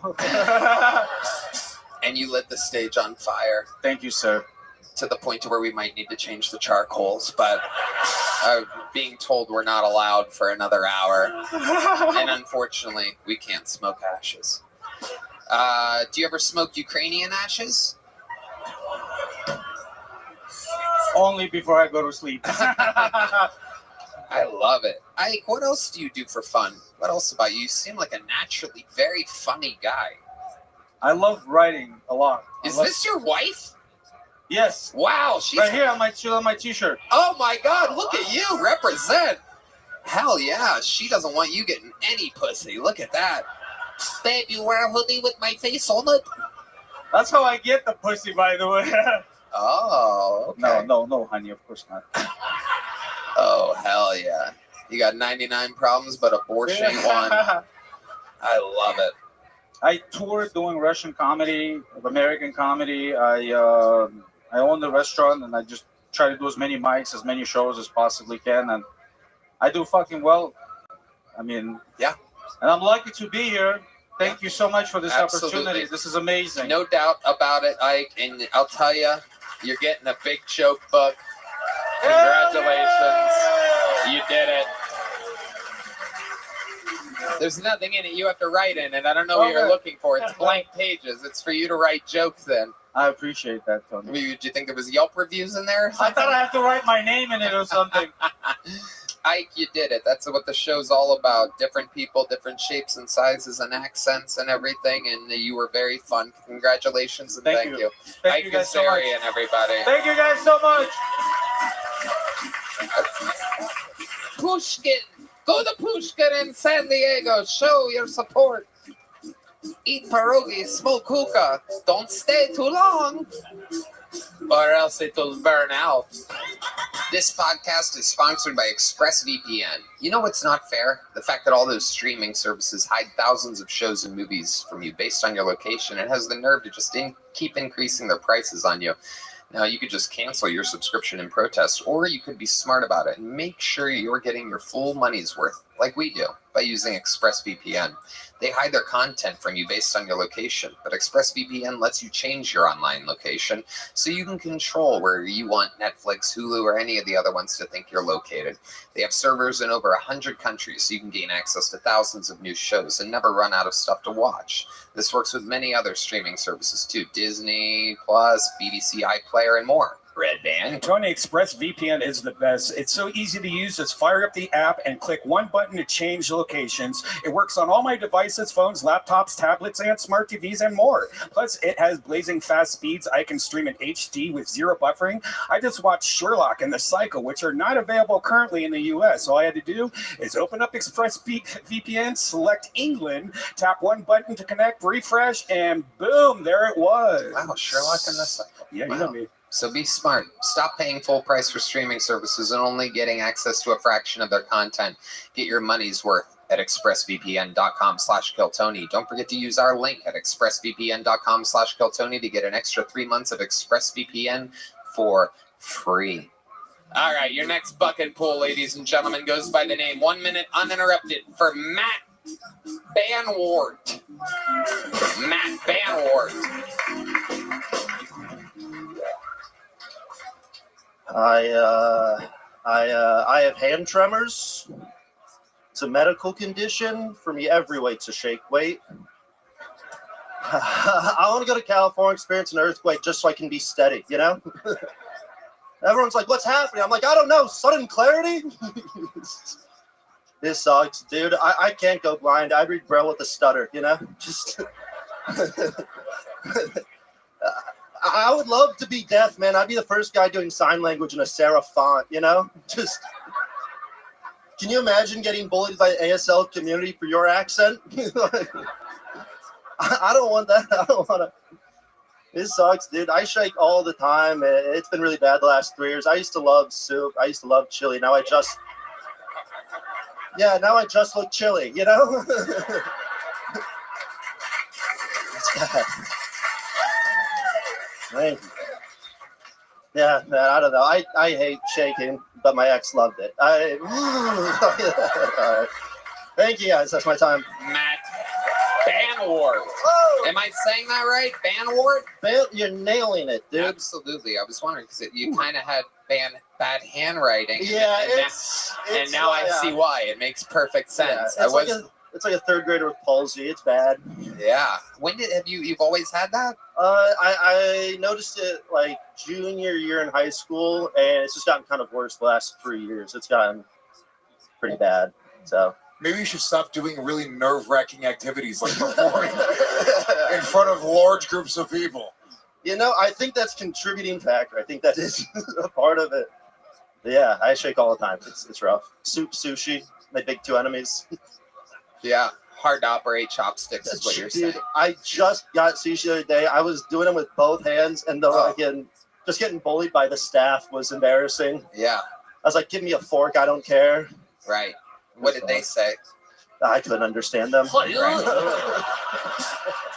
You disrespect us. You chopstick right. I was just thrilled to be there. All right. Were you on a date or something? No, I was out with my friends. Right. Yeah, I don't know. Okay. My love life's not exciting. Really? A little bit. I don't know. Huh. Interesting. All right, Edward vibrator hands. I thought it would be good. I thought you'd be like Michael J. Fox or something. You know what I mean? No, I got a quick one. I was seeing this girl. We went on like 4 or 5 dates. We weren't exclusive yet. She was like, "You should come see me at this bar." She texted me. I was like, "I'll be there in 5 minutes." She goes, "All right. See you soon." I walk in and she's like making out with another guy. And I was like, it's okay. I'm fine. And I took a photo of it and I sent it to her and I was like, "Well, I think you're good." And she goes, "That wasn't me." And I was like, "You have a cast on." And you sent me your outfit before you went out. That'd be crazy if it wasn't you. Was it a clear picture or was it all shaky? You make a great point. Yeah. I'd imagine you're one of the worst photographers in the history of human civilization. What else, Lewis? We should have him go fight the Ukrainians in Russia. You never know when I'm going to throw one, you know? It's kind of... Oh, hell yeah. All right. Yeah, swing and a miss. Yeah, absolutely. So what else do you do? I just stand-up comedy. That's what you do for a living? It is, yeah. Okay. How long you been doing it? Today is actually my 9-year anniversary. Today is Wow. my 9 years today. Where have you been doing it at for 9 years? The first 4 were in Iowa. My first open mic was in Cedar Rapids, Iowa, and then Chicago for like 4 years, and here for the last year. Okay. When you were in Chicago, did you ever visit the Bean? Tony, how could I not know about the Bean? Okay. Honestly. It's unbelievable. Yeah. I know. Tony, it's a phenomenal landmark, dude. Huge fan of the Bean. Okie dokie. All right there, shaky hands, Jenkins. Let's just keep this interview going. What did you do for work before being able to depend completely on stand-up comedy? Yeah, I did a... You made martinis at a bar or something like that? Spoiler alert, not stirred. No, I briefly did digital marketing. I did digital marketing. You did that on a keyboard with a computer and just XR, T, T, T, T, T, L, L, L, L, L. Fuck. This job fucking sucks. Dude, I have to. I use voice to text people, and it fucking sucks. I can't swear. It's just 4. It's like I'll be like, "Fuck," and it's just 4 star. Yeah. I just swear like a 3rd grader on the phone. It's bad. Right. Are you ducking serious? Red band. Okay. Okay. Is your favorite band the Alabama Shakes? No, Shaky Graves. There you go. All right. Have you considered being a hands in the pocket comedian? No. Well, what would he have to possibly talk about if he did that? I've got more. I can talk about other stuff. No, I know. I'm just kidding around. I'm kidding around. How about hobbies? What do you do when you're not doing stand-up? Well, I'm a wicked good sprinter. Really? Yeah, dude. I'll race anyone. My 40-meter dash is like unparalleled. What is it? Whatever you want it to be. No, I don't think that's how it works. I think I ran a 4.3. Oh, really? No, that's a lie. If I ran a 4.3, I'd be the NFL right now. I would not be doing this. That's a weird thing to lie about. You said you're really great at something. I'm a good sprinter. I've never timed my 40. It's hilarious that you think you can just be fast and be in the NFL. Yeah. Yeah. We have this super fast kicker that can't kick. But it is a good thing to have when you're being chased by homeless people in Austin, Texas. So, Matt, other than sprinting, do you have any other hobbies or anything else that you do other than stand-up comedy? I collect football cards. I'm a huge Iowa State sports fan. There's not a lot of us. And yeah, I collect Hakeem Butler rookie cards. He's my favorite player in the league, and he's not in the league. He got drafted but never played. So I collect all of his rookie cards because they don't cost anything. He's the only guy I can afford. So okay. I'm his biggest fan. All right, Matt. Red Band? Does silencing your phone work?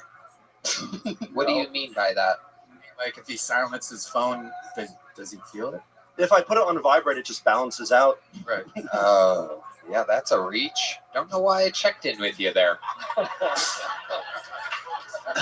Jesus. Okay, Matt.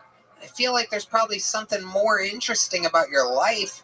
What are you have any siblings that have this shaky disorder? Your family? Is it No. genetic? What do doctors actually say to you? Have you gotten it checked out? Yeah, I've gotten MRIs, I've had medication for it. Doesn't really work. I mean, it kind of. What kind of medication did they give you? It's propranolol. I don't know. That's the stuff. It doesn't really do anything though. It just kind of makes me tired. It's like a beta blocker, so it just makes me not feel happy. Yeah, it's kind of a downer, isn't it? Yeah. Alcohol help? That's Red Band's answer to everything. Does alcohol help? I wished. It does not. I drink a lot. It might actually be a contributing factor. That makes sense. Yeah, you might just really need a drink. Yeah, have one. I'd love one. All right, well, I'm gonna have to go buy one after this. Matt, I like your style. You're getting a big joke book. Thank you, man. If you catch it, that is. The moment of truth. Wow, amazing. Matt Van Wart, ladies and gentlemen. Wow. First shaky hands comedian that wasn't made a golden ticket winner in the history of the show. All right, your next bucket full goes by the name of Jeffrey Lee, everyone. 60 seconds, uninterrupted. Make some noise for Jeffrey Lee, everyone.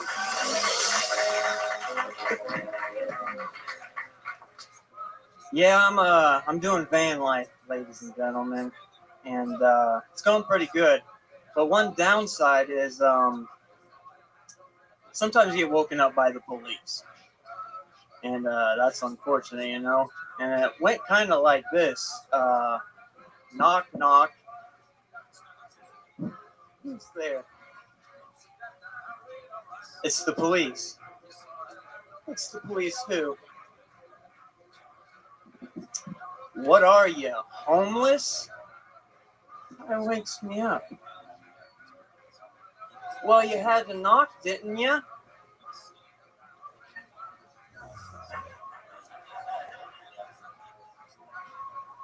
That's my one defense in not being homeless, ladies and gentlemen. I'm a high-functioning homeless. Got a gym membership? I mean, what do you want from me, people? All right. Okay. Jeffrey Lee, homeless with a gym membership, living in a van. That's pretty much everybody's interview. Oh. Not usually their minute. You just stated a bunch of obvious facts that we already knew. Have you been on this show before? Yeah, one time. Yeah, I remember you. No, dear. Oh, D's leaving. He's I'm seen sorry, enough. Dude, you made D leave. Yeah. Okay. So, Joe List, what do you think about this guy? Well, you ended your set with "What do you want from me?" and I think I speak for everyone when I say a punchline. Oh. Yeah, you're really. Have you been doing stand-up? Yeah. Where? Well, I'm actually a little rusty. I've only been hitting a couple mics here and there sparingly. I started a new job, but what's the new job? I'm doing a door guy thing, so I'm just making the adjustment. What's door guy? Where are you a door guy? On 6th Street here. Yeah. It's a bar. Okay. So I'm just, letting people in. Right. And with all of that charisma. Yeah. Sorry. You're a try to bouncer? spunk up. Huh? You're a bouncer? I don't really have to do that part. I work day shift on purpose. You work day shift at a bar on purpose, and you still aren't doing stand-up at night. I'm doing a little bit, but not enough. You're definitely not doing enough. Yeah. Is this like a heaven-themed bar where they have like a Jesus guy out front? It's like, come in, my child. Homeless Jesus says you may enter. No, it's just a regular old hole-in-the-wall bar, Right. All right. Most interesting thing that has happened to you living this life of bars during the day, Jeffrey Lee? Oh. You must have seen something crazy or interesting or funny, perhaps, at all? Live on a comedy show? I'm sorry, dude. It's just it's very mundane. It's just the same homeless people over and over again. and that gets a little depressing, to be honest. I wish I weren't brought up working. Having a job sucks. Okay. You're really bumming me out, dude. I know. I'm so sorry. I mean, Jesus Christ, I have to say it. Yeah. You ever get a girl back to your van? In Austin? No. Where were you before Austin? Well, Ohio, Illinois, Wisconsin a little bit, which... Were things going better for you there?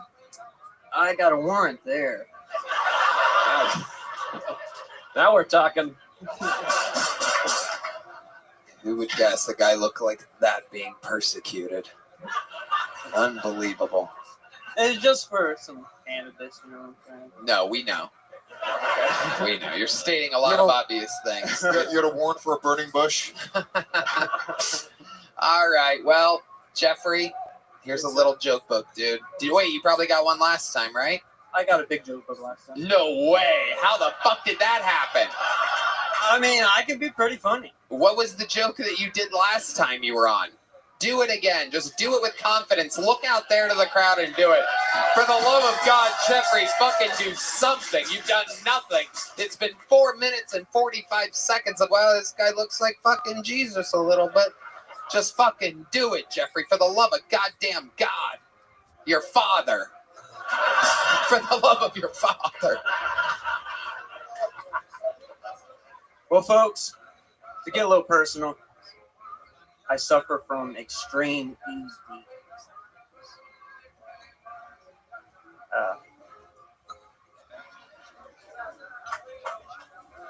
European depiction.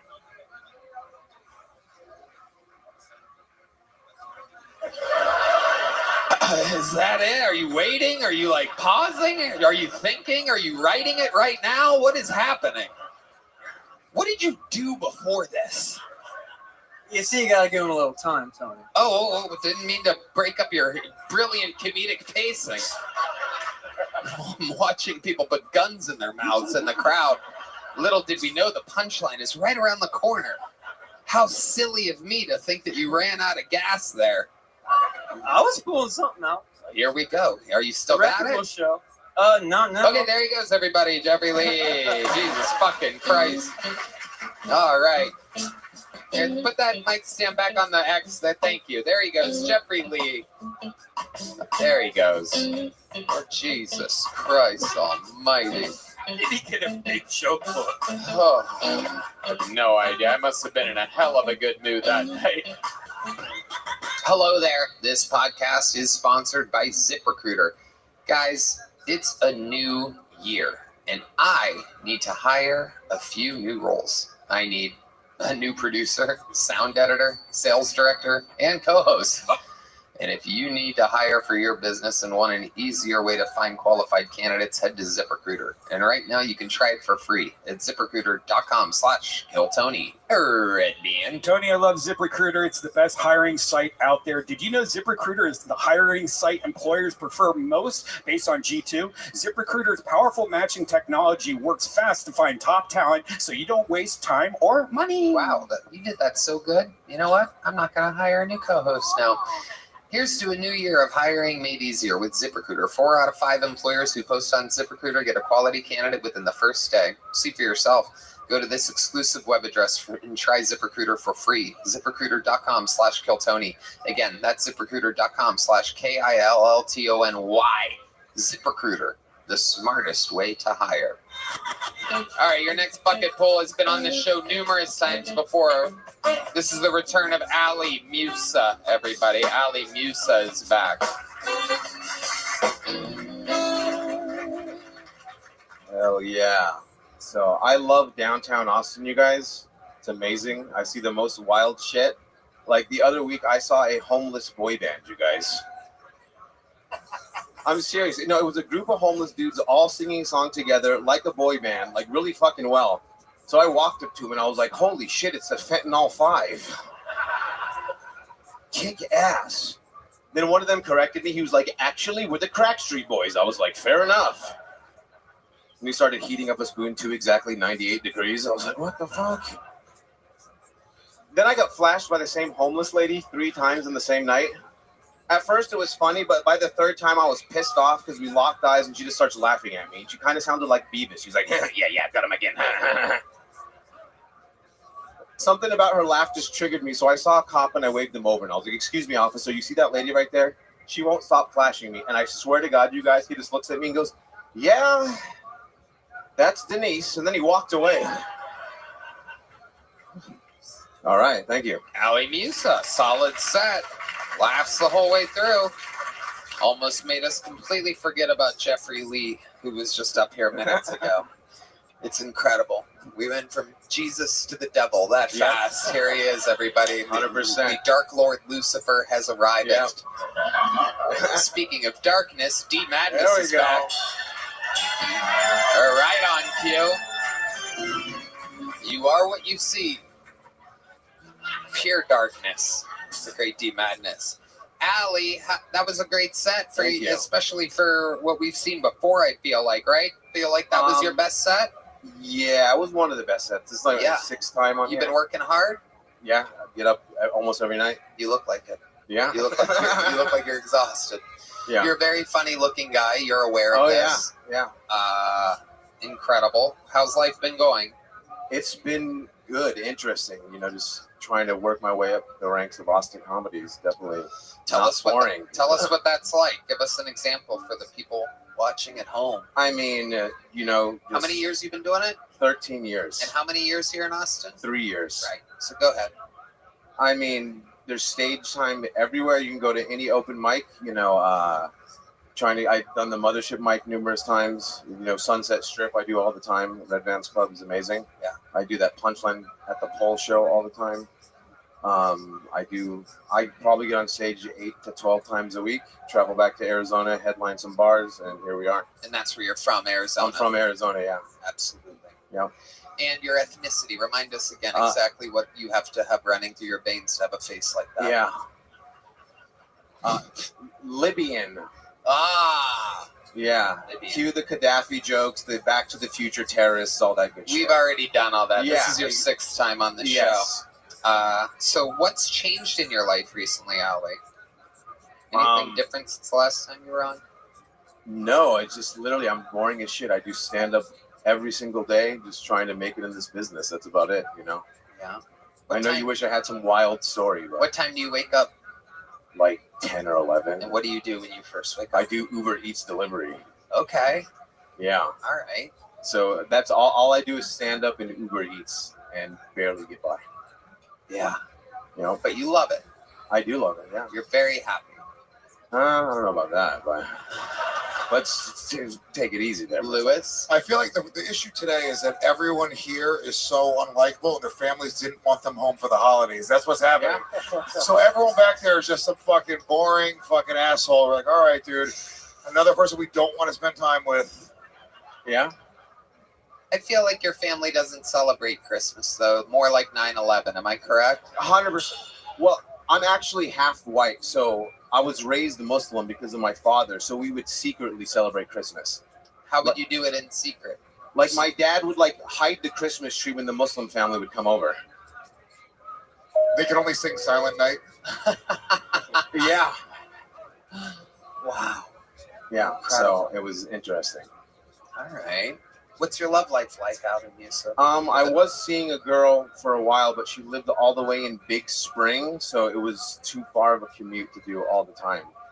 Okay. I met her at a comedy show. I headlined a Mexican restaurant where I bombed, and she was the only person enjoying it in the crowd, so we connected that way, and then here we are. So tell us about that night. You bomb in a Mexican restaurant. Yes. She's laughing the whole time. How do you get to say hello to her? Do you go right up to her and go, Jesus, thank you for laughing? Yeah, well, I was like doing the crowd work shit, just talking to her the whole time, like, fuck everyone else, it's just me and you here, and then we exchanged numbers, started talking, started hanging out. She's come to Austin a few times. I've gone No there. wonder you bombed. You did a date Yeah. on stage. Yeah. Incredible. 100%. I said, fuck the show. Let's do this. What's your living situation being an Uber Eats delivery driver? I'm proud to say I actually live by myself, which is shocking for comedians. Yeah. They all have 17 roommates. I live in a real fucked up apartment complex. We talked about that before. Yeah. where I've almost been shot by the police there. It's almost burnt down twice. That makes sense. Yeah, it's pretty wild. All right. Well, Allie, you've been on the show You numerous know what? times I'd love before. to have you back at the secret show. Oh, hell yeah. There you go. Much Thank like you. Christmas, Appreciate you're on a you. secret show. There goes Allie Musa, everybody. Let's get some new names out here. Let's see what happens here. Maybe, I don't know if this is new or not. Make some noise, a minute uninterrupted for Anthony Walton, everybody. Anthony Walton.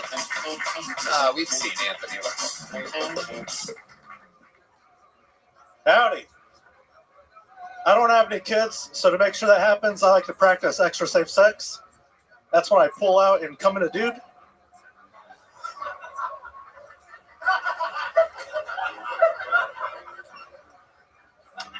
That was just a joke. To any gays in the audience, sorry for the stolen valor. My parents had me at an old age where the doctor told my mom that she should get an abortion. So I was going to come out blind, deaf, and retarded. His words. Instead, I came out half blind, half deaf, and I'm pretty sure I'm autistic.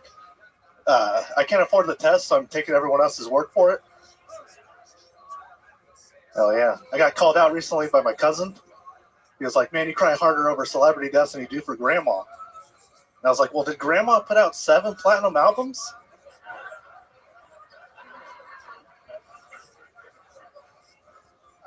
I don't think so. Grandma just called me gay. Anthony Walton. Been on this show before.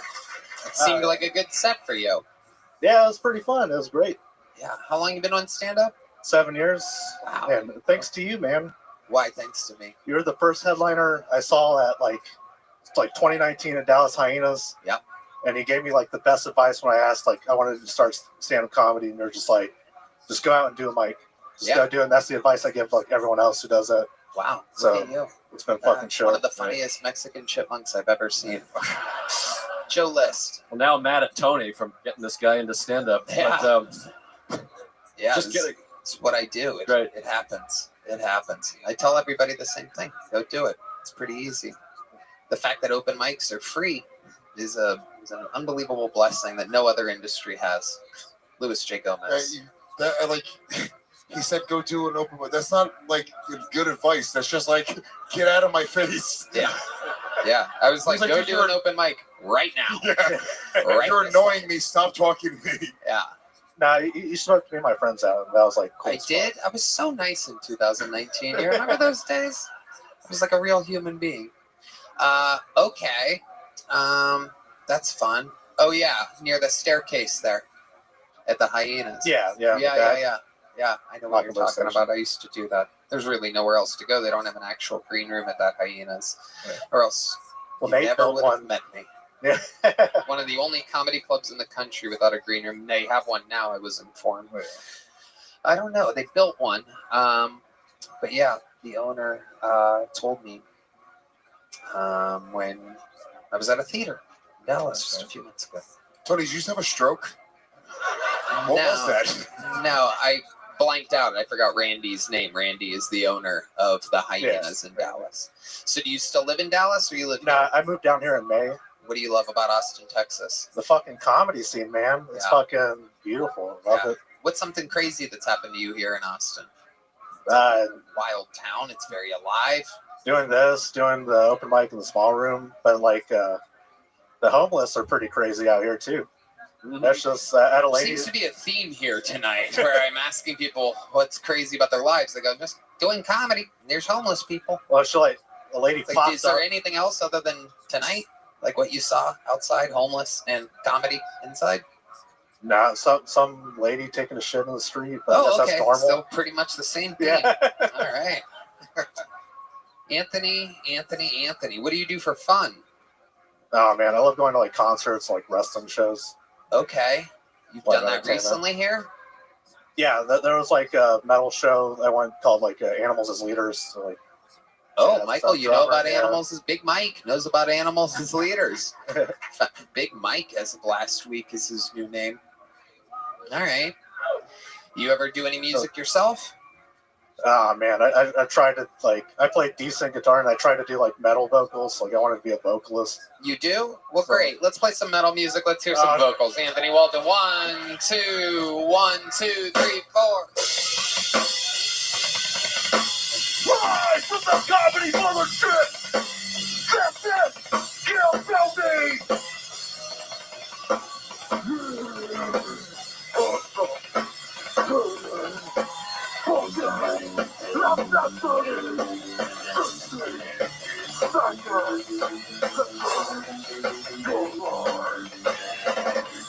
Alright. I swear to God, if this show doesn't pick up, I'm going to bring Ike Gazarian back here. We're going to read Yelp reviews for the rest of the fucking night. There he goes. Did you get a big joke book before? Never before? There you go, buddy. Congratulations. There he goes. Anthony Walton. I'm barely kidding, by the way. I swear to God, 2 more bad comedians in a row.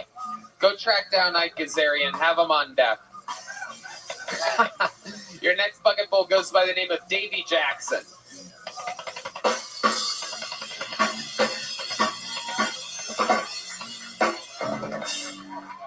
What's up, y'all? It's good to be here looking like a disgraced youth pastor. I'm happy to be here. I just got back from Atlanta, y'all. Weird place, a lot of black people.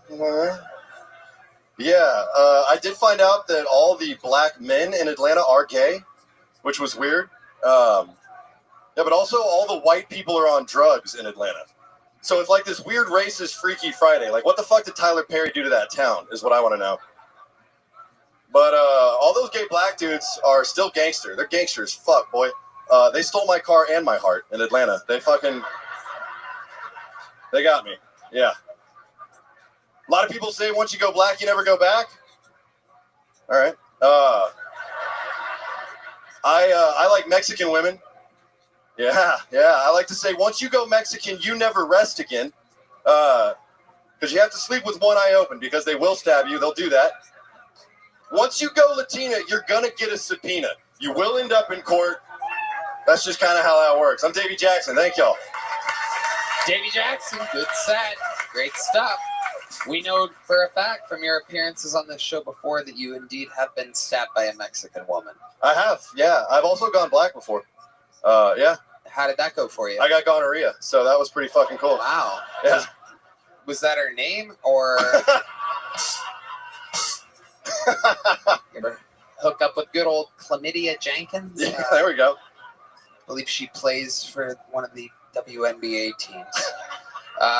That's a man, baby. There you go. Davy Jackson, welcome back to the show. What's been going on? So much. I actually just met Kyle Rittenhouse. Okay. That was pretty cool. Yeah. Actually, a really sweet guy.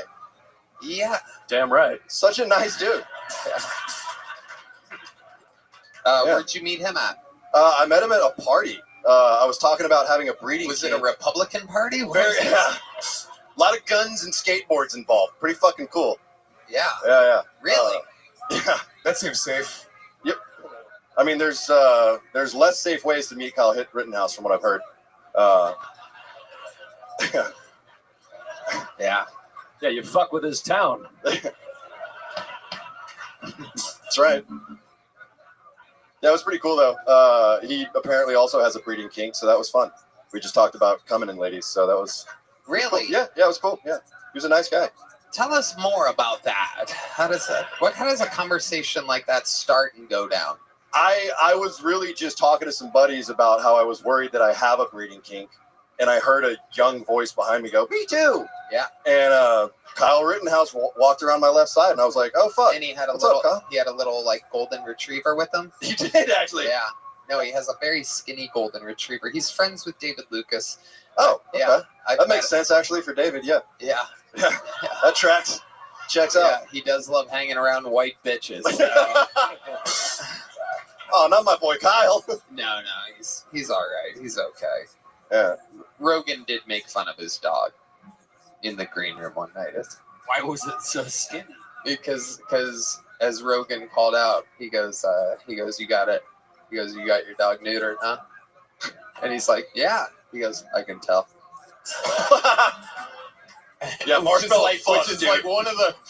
Which is, by the way, if you're wondering, for me, a roaster or whatever, right? That is just one of the coldest disses that I've ever seen a human land on another human. Just as I can tell. Your dog's a pussy. Yeah, So, yeah. it really kind of is. Like it's a kind of like an underdeveloped golden retriever, very skinny. It looks very, very. He's like, anemic. Leave him alone, dude. Yeah, it's a sad dog. You would think if someone was going to put him down, it would be Kyle Rittenhouse, but obviously he loves Execute the golden retriever.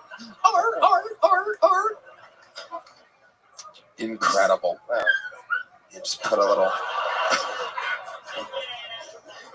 There it is. Actually, Joe Liz doesn't know me, but I'm actually familiar with Joe. Okay. Yeah, you and Mark Norman talked about me on your podcast one time. Really? Yeah. In what capacity? Well, I hope Mark it's all secured good. some Xanax one time. Oh, nice. Yeah, and From you? Yeah. Okay. Yeah. That also tracks. Yeah. Yeah. Yeah, y'all talked about it on Tuesdays with Stories. What did I say anything bad? You look mad at me. I'm not mad. Oh, all right. I don't really know you. I'm just gonna, Kyle, come out here real quick. No. Huh? No. No, you rightfully called me a piece of shit for giving him Xanax. Yeah, that sounds right. Yeah, no. He was telling you the story, and you said that they were probably laced with fentanyl. Which did I say that? Yeah. Well, maybe something along those lines. I don't think I said that. Well, we can go back and listen. Wow. Pull up my podcast. Let's review the tape. Let's review the tape. 1 star. You cannot smoke ash. Let's go back to breeding kink for a second, because I've never even heard of such a verbiage of something before. I think everybody isn't it just human to want to come inside of something? I mean, yeah, probably, but I like one guy over there has never thought about it. What? What the fuck? Wait, you can do that, man? Fucking unbelievable. Meanwhile, the Puerto Rican guy with a Puerto Rican of himself on a Puerto Rican shirt of himself is like, I don't even know what the fuck pulling out is, dude. This fucking guy. Never Christ, pulled is that Walmart riffraff? What the fuck is happening? Holy shit. It is unbelievable. Incredible. But does the breeding kink, is that you want them to be pregnant or you just want to come in them? That's what I'm confused by. It's a little bit of both, but I mean, I fuck Mexican women, so they're going to get pregnant. They're immune to Plan B, apparently. So when you say you have a breeding kink, does that mean like, can you help us understand? I like the idea of getting a woman pregnant. Okay. Right, yeah. Right. But that's very dangerous in Texas, as we know. Have you done it before? Have you gotten women pregnant? How many abortions are under your belt or her belt? Or you say abortion? Like an even half dozen. You went overtime limit. Do you put holes in your own condom? Me? No, absolutely not. I have had a woman poke holes in one before, though. Right. Yeah, those Mexican women will stab anything. Okay, so if you had to guess, how many abortions you have under your belt? Oh God, I'm so sorry, Mom. It's going to be at least 3 that I know of. Wow, 3 that you know of. I'm a piece of shit. You were right, Joe. I feel terrible. I don't even know who you are. You seem like a nice guy. I mean, you're giving out drugs. You're paying for abortions. If you had to guess how many abortions you don't know of and totaled them up, how big would this family of fallen angels be? I mean, honestly, not enough, because I've got to have at least 1 or 2 kids out there. So, wow. Incredible. Do we have an abortion sound effect? Can you go to, what do we got here? Okay. That's a very late term abortion. There it is. It has arrived to the heavens. Oh, and a fart. Wow. I guess that's a side effect of whatever they give you for abortions. Yeah. Oh, Red Band. Red Band, that's too much. It's too much, Red Band. Oh, the crowd goes wild. Red Band is on fire. An incredible set of noises for the abortion. Wow. I can't believe you did that. That is... Oh, God. Oh, no. Was that a circular song? Okay, we're having a lot Just of fun here. a vacuum cleaner would be perfect.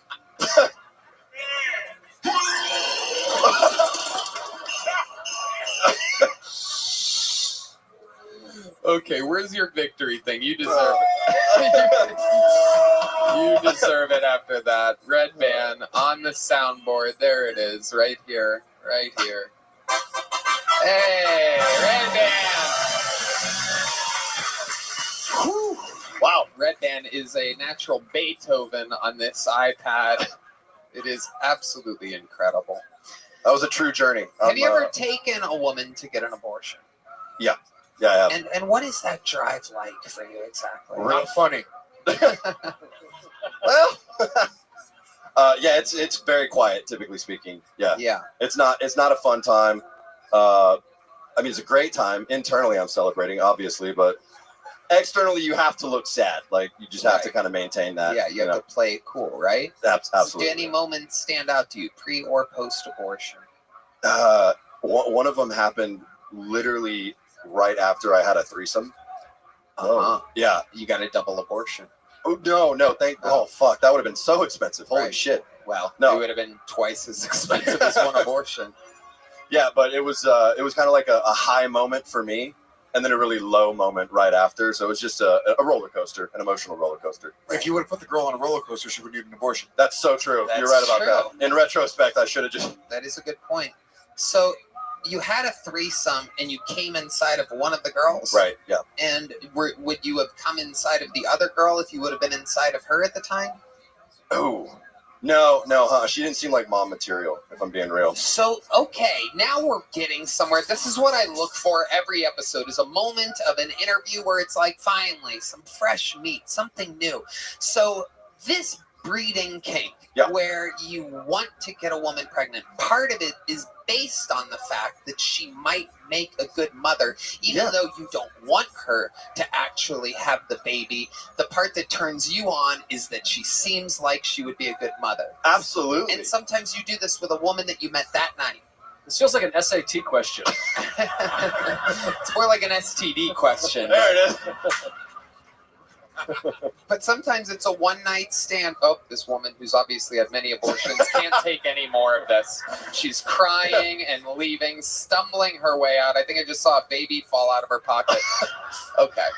She's pretty hot. I'd pay for one for her. Oh, my goodness. That is the sound of, oh, my God. That is the sound of an angry woman that's had many abortions leaving. Ho, ho, ho. What? Where did Santa come from? Oh my goodness, another baby down the chimney. There they go. All right. Okay. What was my question? Oh yeah. I don't even remember anymore. So sometimes you'll meet a woman, right? And you'll like hook up with her that night. And if she seems, what makes a woman seem maternal to you? A guy who obviously didn't have a real mom in your life. Whoa! Holy shit! You did? Yeah, no. Loving mother. Very much so. She homeschooled me all the way through high school. He alluded to his mother watching the show. You see this? Okay. Right. Wow. We are finding out a lot right now. So, a very close connection with your mother. Some would say, I still kiss her on the lips. It's fine. You do? We all do. Okay. Thank you. Yeah. Because we're good sons. No, he's saying that he kisses your mom on the lips. Yeah. I misunderstood that. Fuck you. Yeah. That was a think piece of a joke. Okay. Wow. This is just incredible to me. So, does your mom know that you love coming inside of Mexican women? Ah, fuck, I hope not. Do you think she would still kiss you directly on the lips if she could? I mean, I'm not coming in my own mouth, Tony, so yeah, she would still kiss me on the lips, I feel like. That can be fun. Okay. Just kidding. Davey Jackson, very fun interview. Great stuff. You already have a big joke book. Yes, sir. On to the next one. There he goes, There you Davey go. Jackson. A lot of returns of people that have been on this show before. A lot. Let's see what happens here. This looks like a newer name. Oh, the lovely Heidi. All this talk of breeding. Here comes Heidi, right on cue. All right, your next bucket full. This looks like a new name, which is very exciting to me at this point. Make some noise for Toddy Tyndall, everybody. Toddy Tyndall.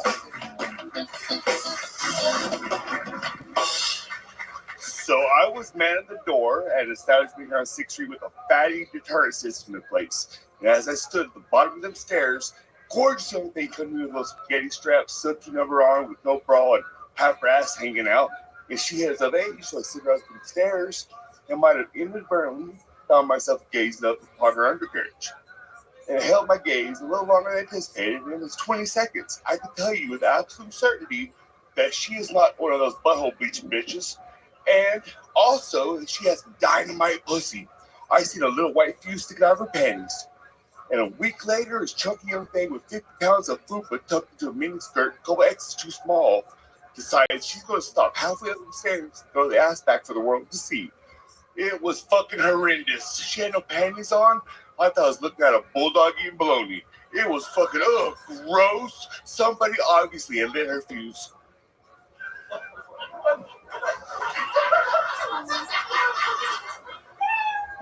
Oh, you were looking at me. You were done. I'm directing things, making the whole show happen. Toddy Tyndall, everybody. Okay. Well, let's just jump right into it. Joe List. Did you eat a bee's nest right before you came out?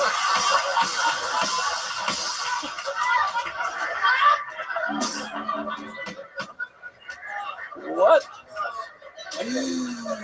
You do have somewhat of what one would almost call some kind of accent or impediment or something. Do you know about this? I need a drink. You need it. Your mouth is dry. Yes, sir. I haven't drank this one yet. No, wait. Give him a little sip of that water there. Thank you. This guy's mouth is... Wow. Absolutely incredible. So you were working a door at a bar and a woman went up the stairs with no underwear on and had a big vagina. Oh, That's basically what you were saying. It was ugly, yes, sir. Wow, you sound totally fine now. Amazing. Okay, so let's get right into it, Toddy. How long have you been attempting stand-up comedy? 3 months. 3 months. All of it here in Austin, Texas? Yes, sir. Is this where you're from? All on 6th Street. No, sir. I moved from Carlsbad, New Mexico. You moved from Carlsbad, New Mexico. How long ago did you move? September, Labor Day. Okay. So you came to Austin to start stand-up. Yes, sir. And how's that? How old are you? 47. 47. 47. Yeah. Louis J. Gomez. Speaking of which, Labor Day is the last comic's favorite holiday.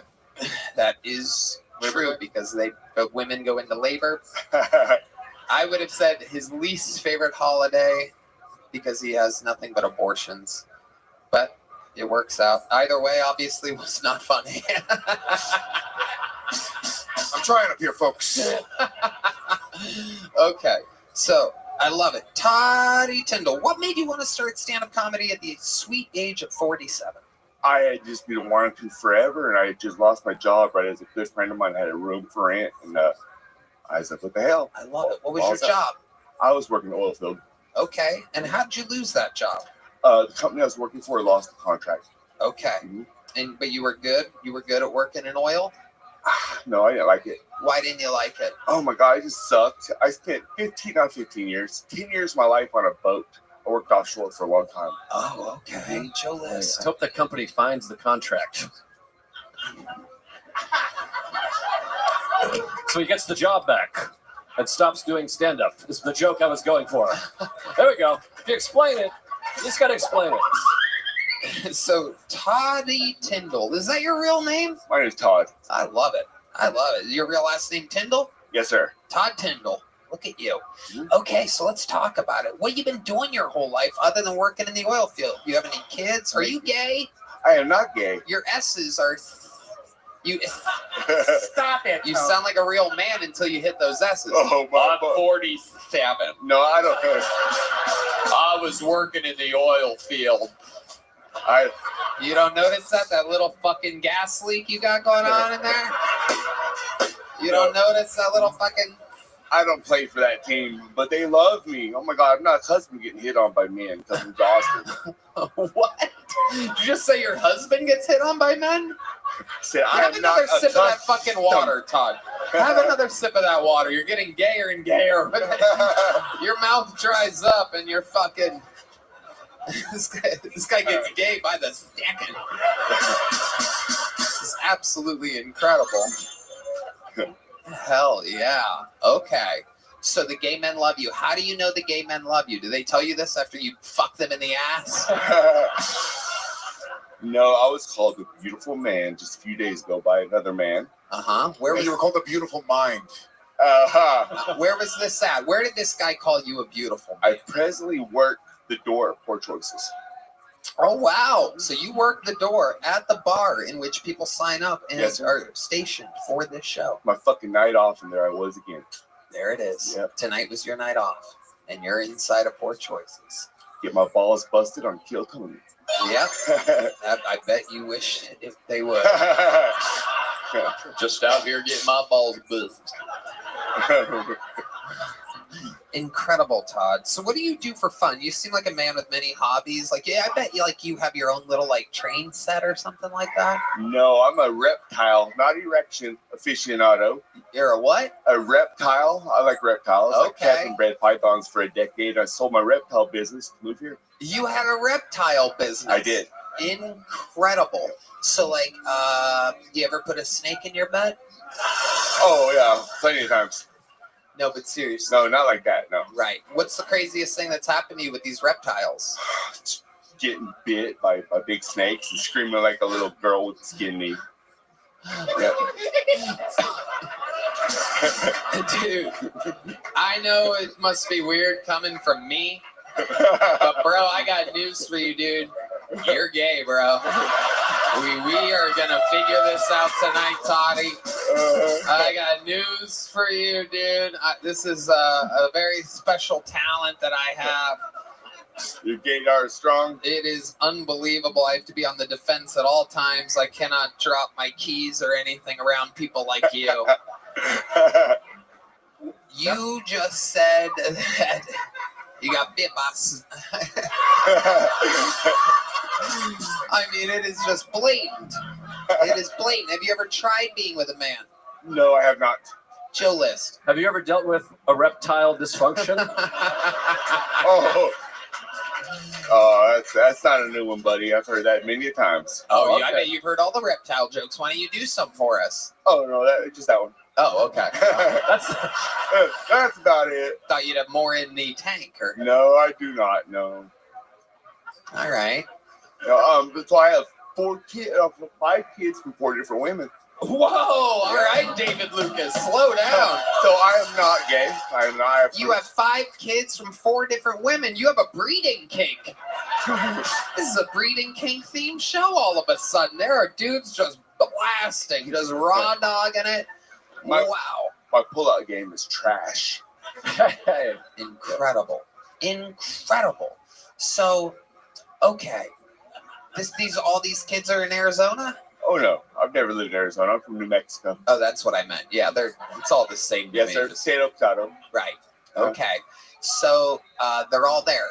No, sir. I have 3 in Louisiana, 1 in Texas, 1 in New Mexico. Wow.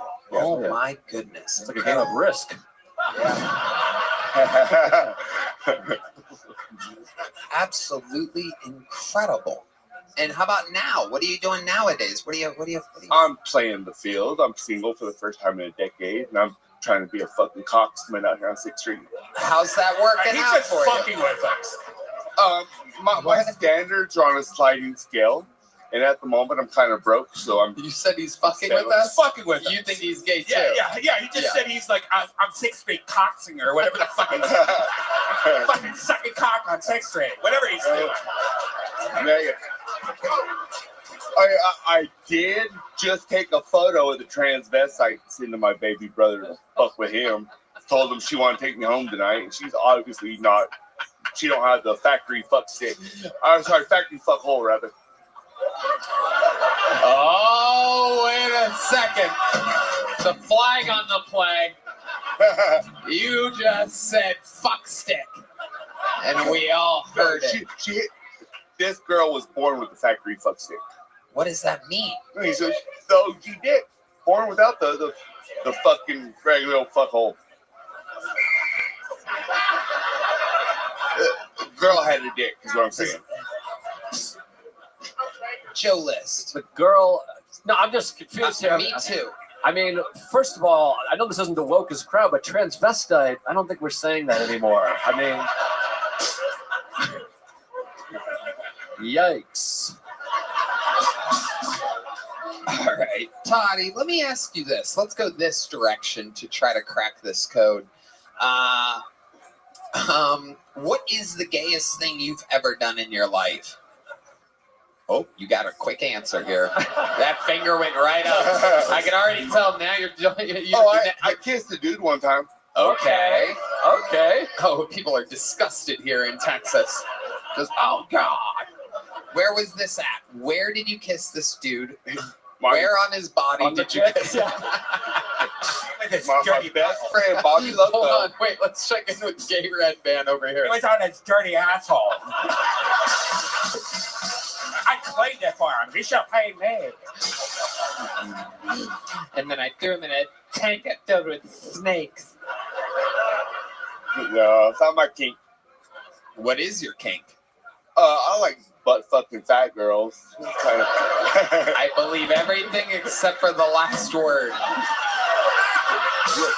Real women with the factory fuck hole. None of that. We're getting a little bit closer here. We've made it to buttholes, ladies and gentlemen. We are getting warmer on the. I'm gonna even let Red Band do a second fart noise this episode. There you go. You've earned it, buddy. You've earned I it. like fucking really big girls in the ass, preferably with really short hair, if possible. Yeah. And while they growl. Yeah. Why not? Wow. Okay. All right. I love it. Okay.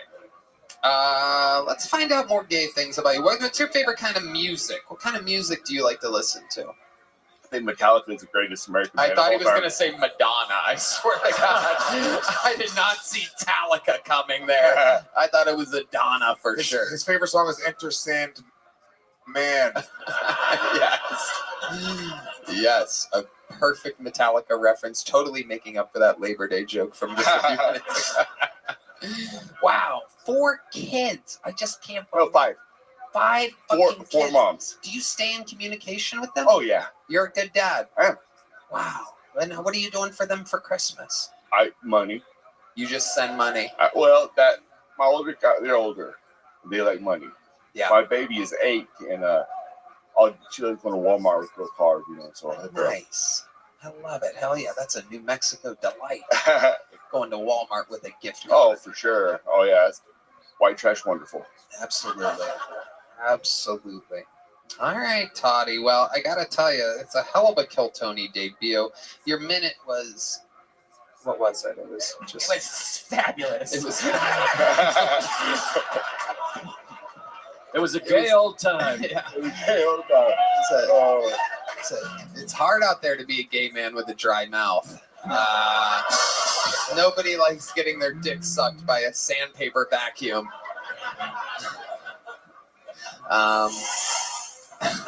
Wow, you have a sound effect for that? That's incredible. Red Band's been waiting 13 and a half years to do his dry mouth gay blowjob sound. Oh, I need an ambulance for my dick. All right. So the set was terrible, barely understandable with the dry mouth. I mean, it really was. It was, and you need to get that mic a little bit closer to your mouth when you're trying to. I know that'll be easy for you. But I'll tell you what, the interview was so good that instead of a little joke book, we're gonna go with a medium joke book. And there he goes. All right, thanks. Toddy Tyndall, everybody, making his Kill Tony debut. Congratulations, Toddy.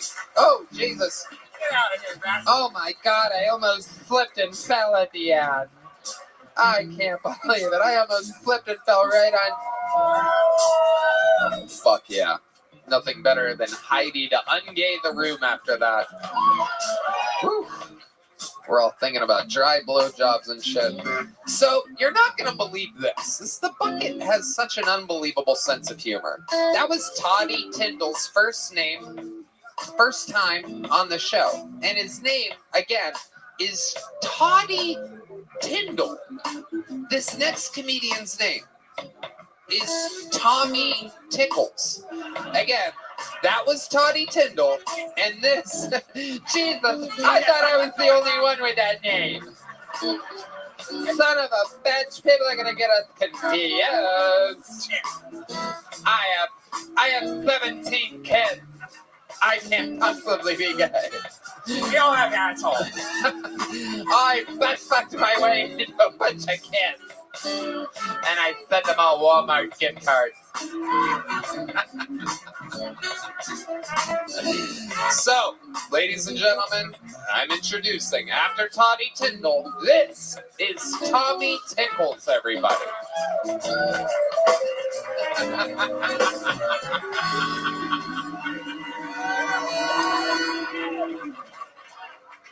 I'm 4% Nigerian. That means I can say the N-word every 50 days or so. I'm married. I do most of my own laundry. I do all the cooking. I do most of the cleaning, and I pay most of the bills. The only reason I'm still married is because of the sex. The wonderful sex I'm having with her sister. I don't want to screw that up. I've got a real...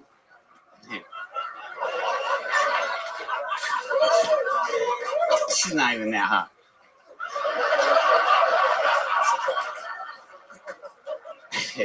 I've got a real creepy uncle.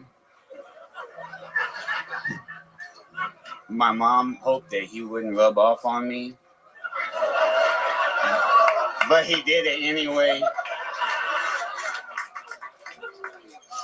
I don't like to text and drive. It makes it way too difficult to watch porn and masturbate. You will never catch me drinking and driving because I'm that fucking fast. There he is. You cannot make it up. Tommy Tickles following Toddy Tyndall. Both of them look ridiculously straight. And then they begin to talk. And in a stunning turn of events, again, the odds of this happening in the history of the show, that a Toddy Tyndall would look like a real man on from the oil fields. And then this guy comes out, literally, me and Red Band joked, because we both thought the same thing. As soon as he walks out, we go, oh, straightest guy ever. Yeah, straight guy. And then all of a sudden, you're like, I had sex with my sister. Sex with my wife's sister. Okay, let's get into it. Tommy, welcome to the show. You're not responsible for what happened before you, but you are kind of all right. Here we go. Tommy, how long you been doing stand-up? This is my first time. Wow, look at that. I love it. I love to hear it. Let the games begin. This interview shall be golden. There's nothing that can stop my momentum at this point with you. I could tell you got a lot of stories. I could tell there's a lot of things in the cup holder of your truck right now. We're going to get into it. There's a lot going on. What is in the cup holder of your truck before I even get started with the rest? I heard some of the questions you asked the other guy. The gayest thing I've ever done, I won a skipping contest. Really? Yeah. When I was like in the 5th grade, I was awesome. I was fast. That is amazing. That is amazing. I now know you are straight as fuck. Because that is a true answer of a true straight man. Yeah. I as well won a skipping contest. Maybe later on. I did it on my way here tonight, actually. I won the Let's see who's the gayest. Okay, very good. All right, turns out he is gay after all. Toddy Tyndall, then Tommy Tickles. That's your real name? No. Oh, you made that up. Well, I had to change it from McTickles. to Tickles. Necticles. No, that's not true either. My real name's Sean. Oh, okay. Well, that's crazy. You're kind of crazy. Why would you change your name? You have warrants? No, just don't want people to know me as Tommy Tickles. How many DUIs have you gotten? Ha! Yeah,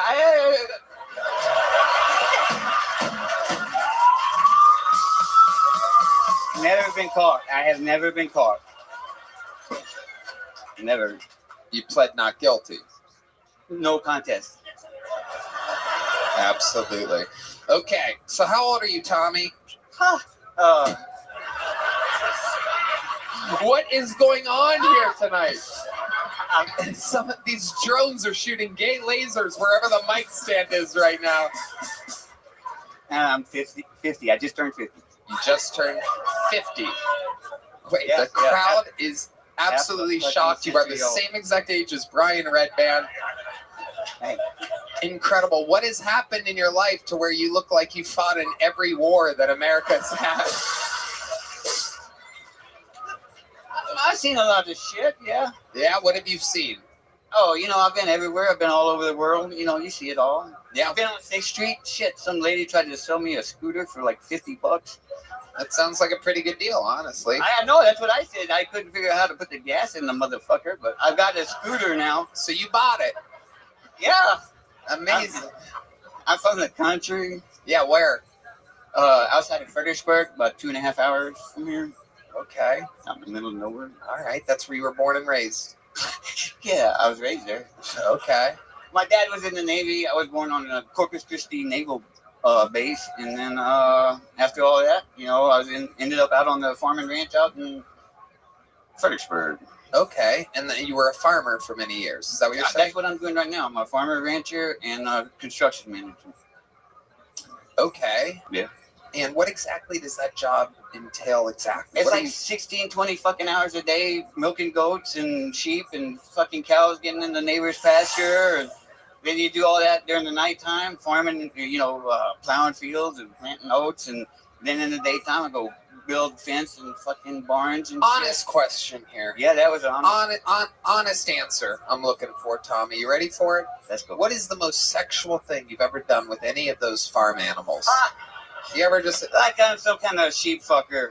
No, I'm just curious. Maybe you patted a cow on the butt or something, like good game or something like that. Everybody knows that goats wiggle around more and have bigger tits. Dave, the second closest vagina to a human vagina. I can do a cesarean. I can perform a C-section on a goat or a sheep or cow. Yeah, that's not very sexual, but I can stick my hand all the way up in there. And you've done that before? Yeah, you got to. And if you got big old hands, then you have big old hands. They're old. They're definitely old. Goats and sheep. That's why they call him Tommy Tickles.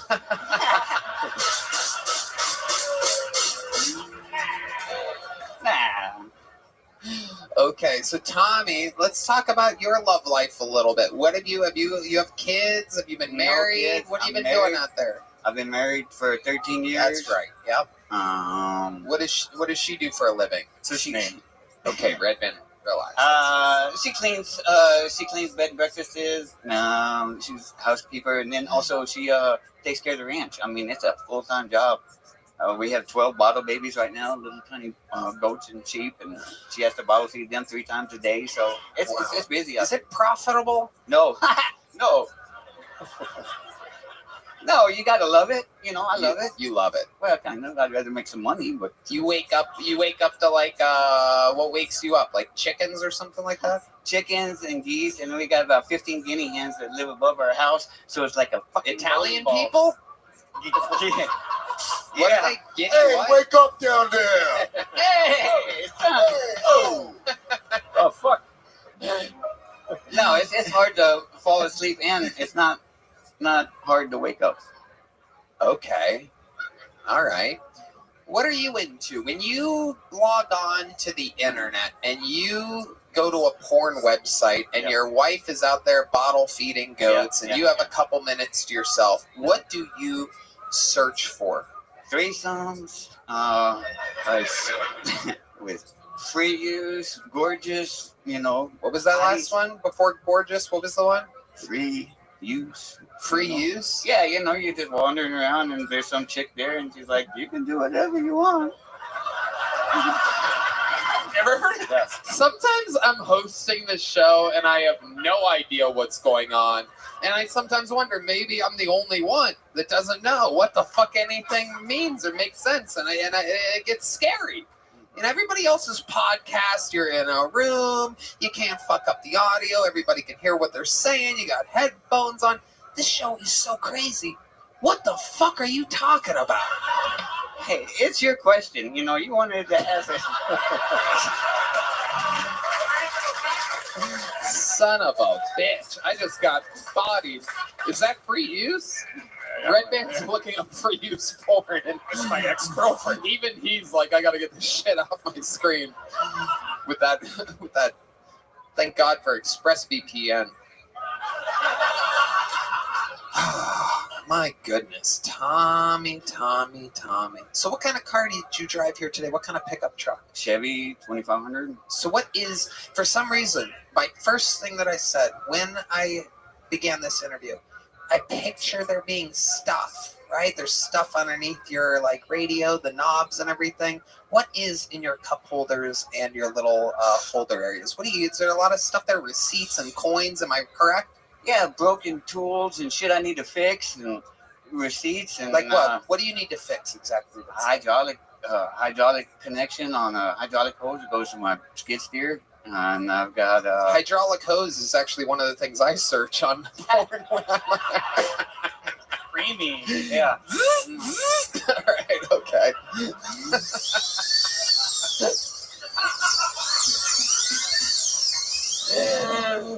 Red Band is killing on the soundboard tonight. Okay. Can I try roasting? Wait, what do you mean? What do you mean? What's going on here? Who do you want to roast? You trying to roast me? Oh, you son of a bitch. Sure, try roasting. Hey, you've got a gorgeous face. You've got extremely big teeth. I bet horses love you. Maybe they don't love you. Maybe they're scared you're going to eat their corn. That is true. Your face should be at the end of a conveyor belt in a James Bond movie. It's just like chomp, chomp, chomp, chomp, chomp, chomp. Yeah. These are all very good. Red Man, if I said right turn, Clyde, would you know what to do? No, is that barnyard material? No, same generation from a Clint Eastwood movie. He'd go right turn, Clyde, and some chimpanzee would go blink, stick out his arm and knock somebody out. Okay. You have that on like VHS or something somewhere. Yeah. Probably. Do you have a VCR? No. Do you have a DVD player? Yes. And you use it? Oh yeah. Mm-hmm. I've got stacks of movies. There's nothing else, to do. Absolutely incredible. Do you have Wi-Fi on your farm? Yes. Okay. So you have actual Wi-Fi, not dial-up. Internet, smartphone, fucking smart TV nowadays. No moisturizer. Funny. Have you? What's the last thing you bought yourself, like as a special treat for yourself? This sweatshirt. Okay. All right. My nephew talked me into getting some earbuds. So now I got earbuds on. I'm out there on the tractor. I can listen to my earbuds. You can listen to music and stuff. Can't figure out the phone though. People call and I'm slapping myself in the ear. Now I have a fucking earache. Wow, look at that. So, 50 years old, and what made you want to start stand-up comedy? Did I already ask you this? No, you haven't. 50 years old. I've always wanted to do this. Love comedy. But I've just been, stuck out on the farm and ranch. And then all of a sudden I find out about your show. It's only like 2.5 hours away. And I'm like, why the fuck not? How many times have you signed up for this show? This is number 5. This is your 5th time. You got up. How did it feel? I can't hardly see anybody, so I have fucking fine. I'm a little nervous. My legs are a little shaky, but, I got a few laughs. That's what I wanted. Yeah. Laughs. Yeah. First time, especially for a first time, it was fucking great, Tommy Tickles. Congratulations. Very, very interesting human being.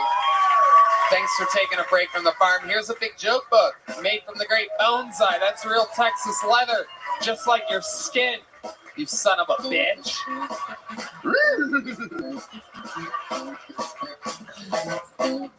All right. This looks like a new name for sure. Let's see how this goes. Make some noise for A-Bomb, everybody. A-Bomb. Come on, make some noise for A-Bomb, everyone. Hey, it's cool to be here, but a lot of people hype Austin up like it's the promised land. Like, as soon as you get off the highway, you run into packs of motherfuckers sleeping together, drugged out, begging for money. And them just the comedians. Don't get me started on the homeless people. I'm sure there are good people on both sides. This is Texas, all right? This should be a safe space.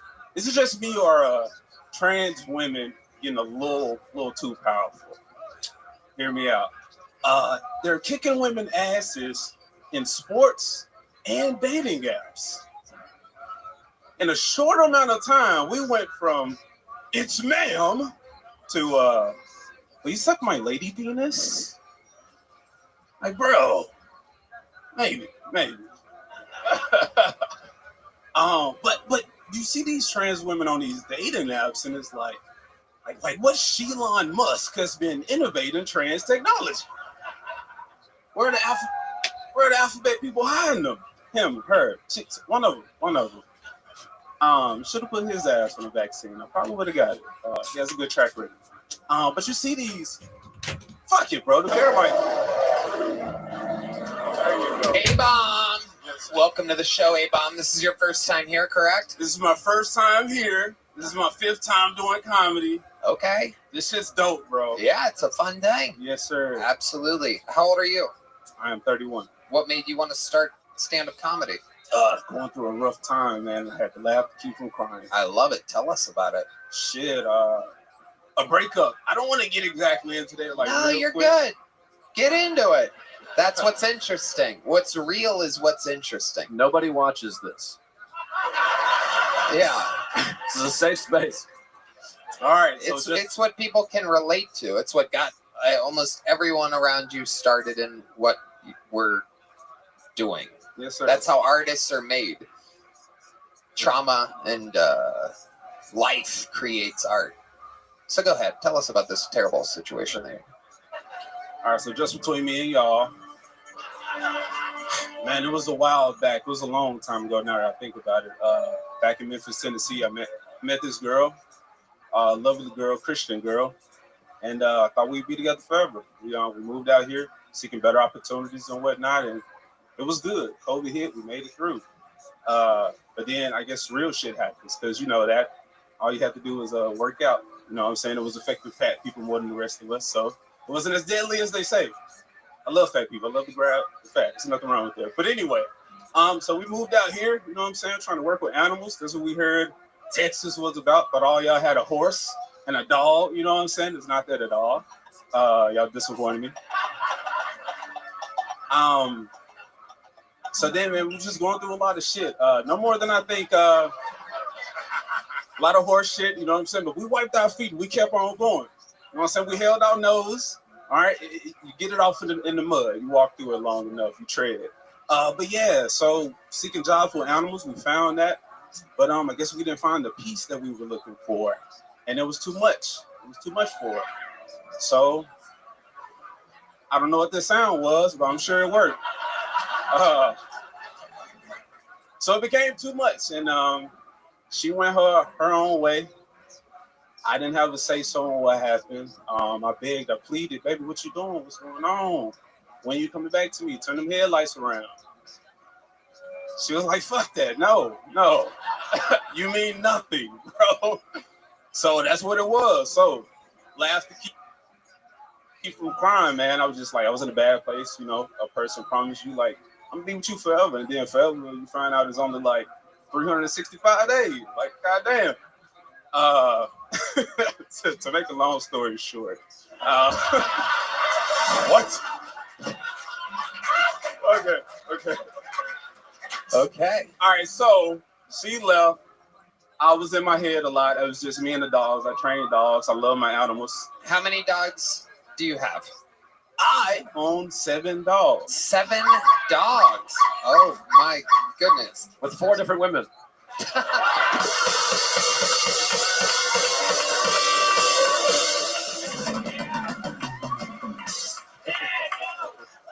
It was one woman, and since I'm sorry, Tony, I'm sorry. No, you're good. It was one woman, and since she put out so many, that thing is loose. Sorry for the next dude. Hell yeah. You got her. There's your revenge. Those headlights definitely ain't turning around now. Incredible. She never gave you a reason on why she went back to Memphis and left you here in Austin with 7 dogs? Man, so the fucked up part, she didn't go back to Memphis. She has family here. I have no family here. Okay. And so that's why I said, all right, I'm stuck here alone. Like, she had a safety net. She had somewhere to go to. So I'm like, God brought me here for a reason, bro. This is nothing but opportunity. This is wild that this has happened. Yeah. So it's like, since I moved here, like my favorite like pop culture YouTubers, they're in Texas. I got to meet up with them. Kill Tony, a homie of mine, a YouTube homie, put me onto the show. I knew about you guys, but I didn't know about the show for some reason. And 2 months ago, he showed me, and I was like, bro, I fucking love this shit. So I binged it. I'm watching it nonstop. And I was like, oh, you were in Austin. He's like, bro, that's a fucking hour away. I live in San Antonio. I don't know if I said that. And I was like, bro, I can get here. I can do it. And bro, here we are. Here we crazy. Thank you, God. Thank you, God. It's true. Thank you. No doubt about it. We are your dogs now. And you know what, my friend? All dogs go to heaven. Mm-hmm. So you do dog fighting is what really happens. Am I correct? This is what I've heard about your people. That's what some of us do. Is John asleep? Oh my God. You were asleep. A fun fact, sometimes John Dees falls asleep, and that's why he wears sunglasses. He smokes so much weed, and he raises multiple children. All right. He was asleep. You were dead asleep just then.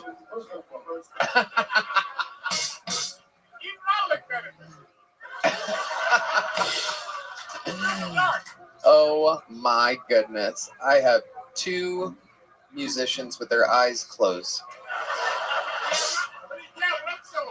That's right. You're still awake, D. That was implied. All right. Okay. All right. Thank you, D. D. Okay. Thank you, D. All right. Famous homophobe D Madness is here. I love your style, A-Bomb. I mean, you seem so well spoken and like that was actual racism, folks. That was racist. Of all the things I've done this year, that was actually racist. That might have been my most racist moment. Is A-Bomb your real name? I'm kidding. Okay. It's Sean. It's Tyrone Tindleberry. We went to Tommy Tindle, to Tommy Tickles, to Tyrone Tindleberry. We had a bunch of TT comedians before you. I saw it. Okay. You did? Yeah. You were back there. Yes, all right. Okay.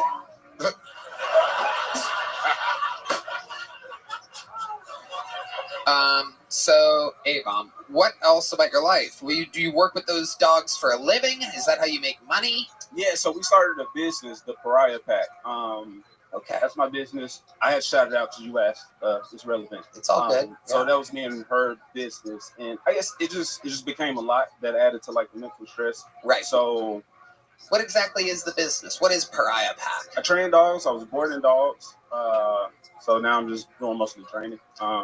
So that's what I'm doing. Just work with the animals, trying to better the relationship between the human and the animal. I love that. Okay, and this is all based out of San Antonio. Yes, sir. Okay. Do people Yelp review your business at all? How do you spell Pariah Pack? THEPARIAHPACK. Wait. Slow down, eh? Oppity. You got me there. So what is it? How do you spell it? The THE. Pariah, PARIAH. Yep. Pack, PACK. Okay. Red Band typed it in all one word there. The pariah pack. The pariah pack. Okay, no, there are no Yelp reviews, which is good for you. We've been reading Yelp reviews of people's businesses today. No, there's no reviews on Google and like if you see on Facebook. Okay. Okay, this guy's asking for it. Let's see what happens here. Let's see what happens here.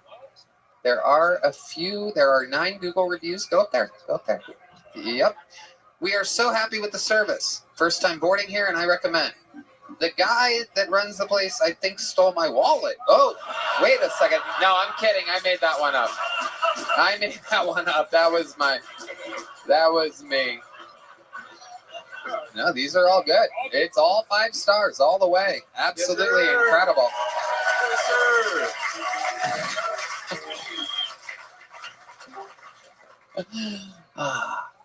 What else? What else are you into when you're not working with the dogs?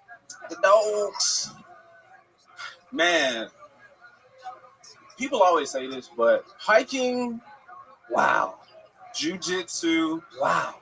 Rock climbing. Incredible. You are a white man.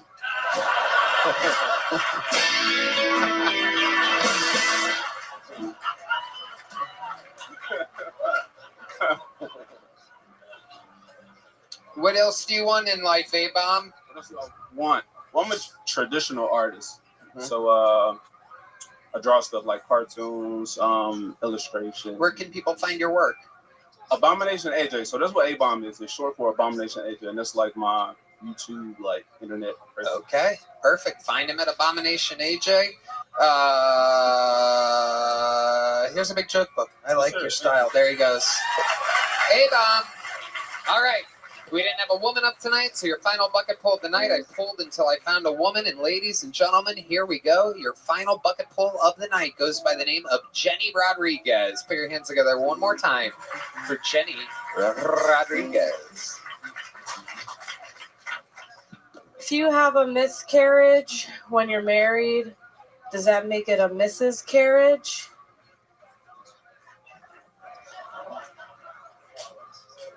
I'm gay. How gay are you? You guys want to do that? We'll do that. I'm gay.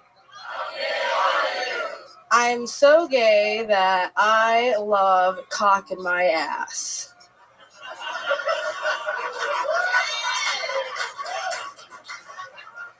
I am gay. I'm a bisexual woman. I celebrate my bisexuality the best way that I know how. That's, of course, by having a boyfriend.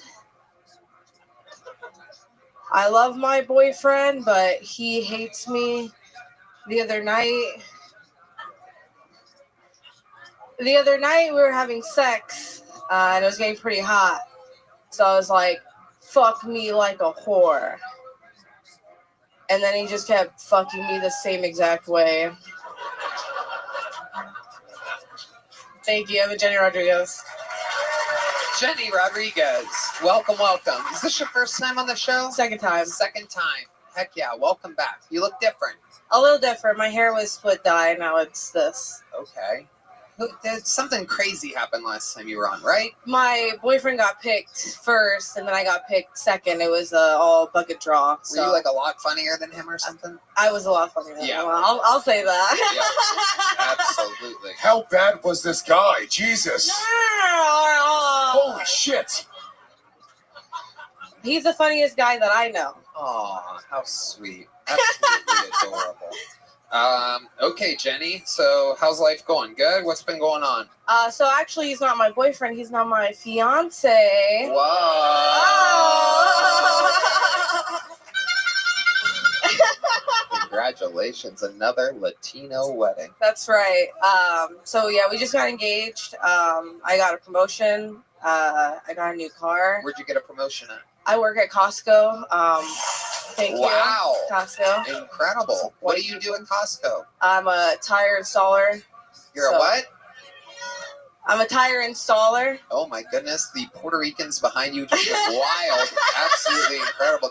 Hey, I fucking love tires, man. And I don't like to do it myself, dude. The fucking hero. And I fucking love Costco. They bring the boom, dude.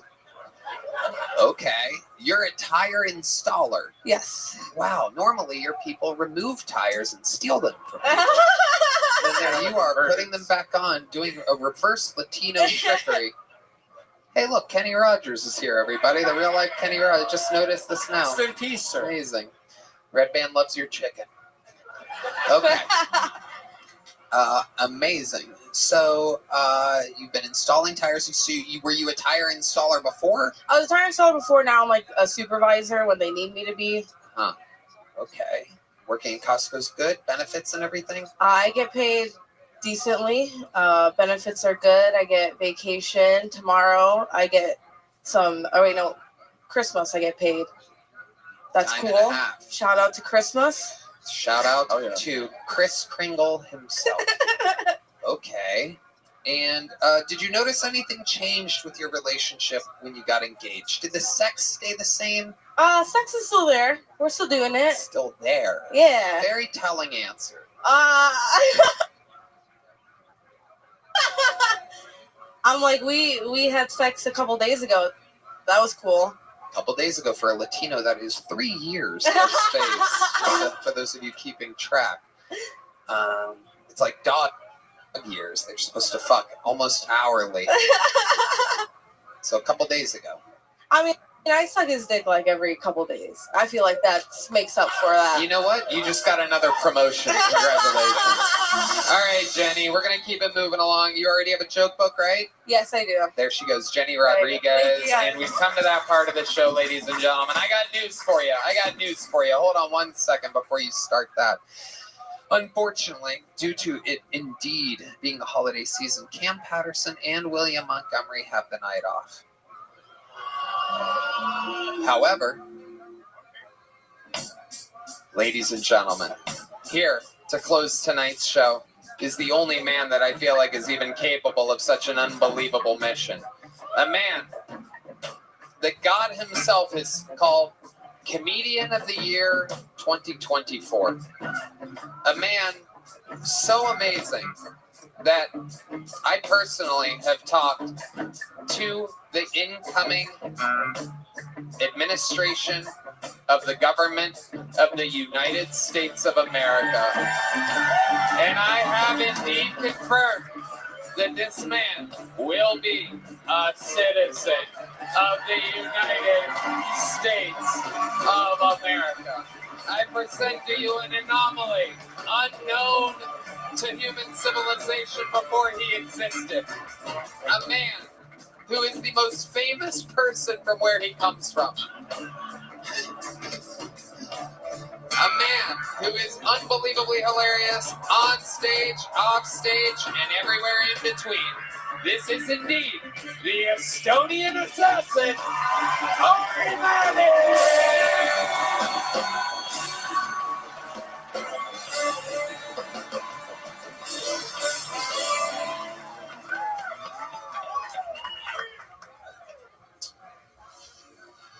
Hey, black guys. If you don't want me to say the N-word, can you stop making it the best part of the fucking song?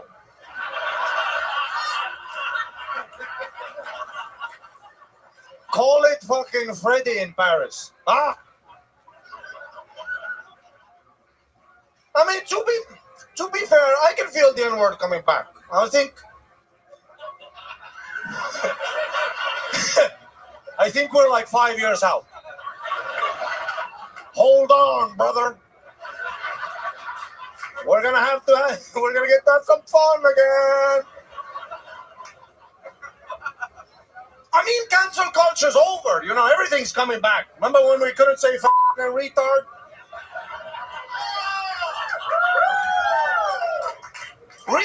Retard went away for like a week, huh? After that, we were like, fuck it. And also, let's be honest, the retard don't get upset. If he gets upset, give him a banana, he's fucking happy, happy, happy. The gay guy gets upset, give him a banana too. He'll fucking.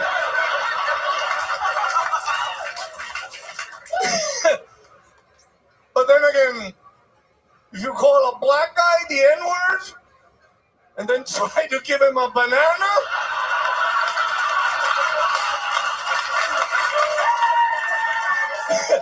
things will escalate. Thank you very much. Oh my God. Yeah. And that is a Kill Tony regular. Thank you. Here for the holidays. No rest for the wicked, the great and powerful Ari Matti. Yeah, everyone's dead in my family, so. And you know, You're my family now, Tony. I love it. And by the way, you know you can't smoke ashes. It's a thing from earlier. I think from earlier. Sorry, I was at the gym, Lewis.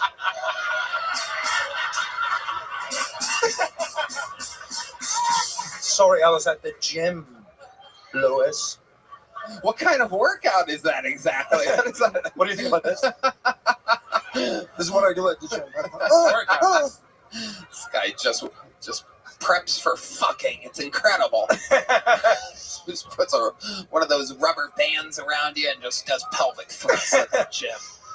Very intimidating to the other people. Yeah, Joe List got so fucking weirded out when I was doing this fucking. No, I got hard. I had Ari, what's going on? Everything good? An unfucking believable set. Literally, perhaps 20, 30, 40, 50 times funnier than anything we've seen all night. I mean, literally, by a measurable statistic. I don't even think it's really, people weren't that terrible. It's just that was so powerful. Oh, thanks. I appreciate it. That's very nice of you. The banana shit is unbelievable. Unbelievable. So fantastic. Thank you. And it's amazing. We hang out a lot, and this fucking guy, I mean, his head is in his joke book all the time. Yeah. Taking notes, readjusting things, moving things around. Even when we're hanging, when we're smoking blunts and drinking whiskey late at night and laughing about shit, he'll grab his fucking joke book and write something down, and it's just nonstop, and it fucking shows. Yeah, thank you. I love it. It's so much fun. So many people get complacent when having a big career boom like you, and it seems like you're doubling down and working harder all the time. Oh, thank you. That's very nice of you. Are you guys? Oh, you're gonna call us gay because it's two men complimenting each other, and that's gay in New York? I just figured we should all leave. You guys obviously want to fuck each other. Oh, that was crazy. We all just watched that happen. Hey, Lewis, cool hat. Yeah.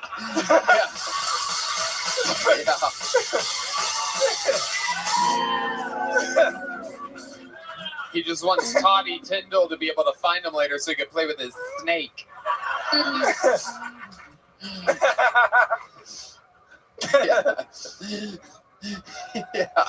It is a crazy hat, Lewis, I gotta tell you. Ari Matti writes jokes all day. Lewis wears his Sharpie marker on his fucking head. You got me, dude. My hat isn't cool. It is incredible. What made you pick that hat? I don't know. Is this the color? Yeah.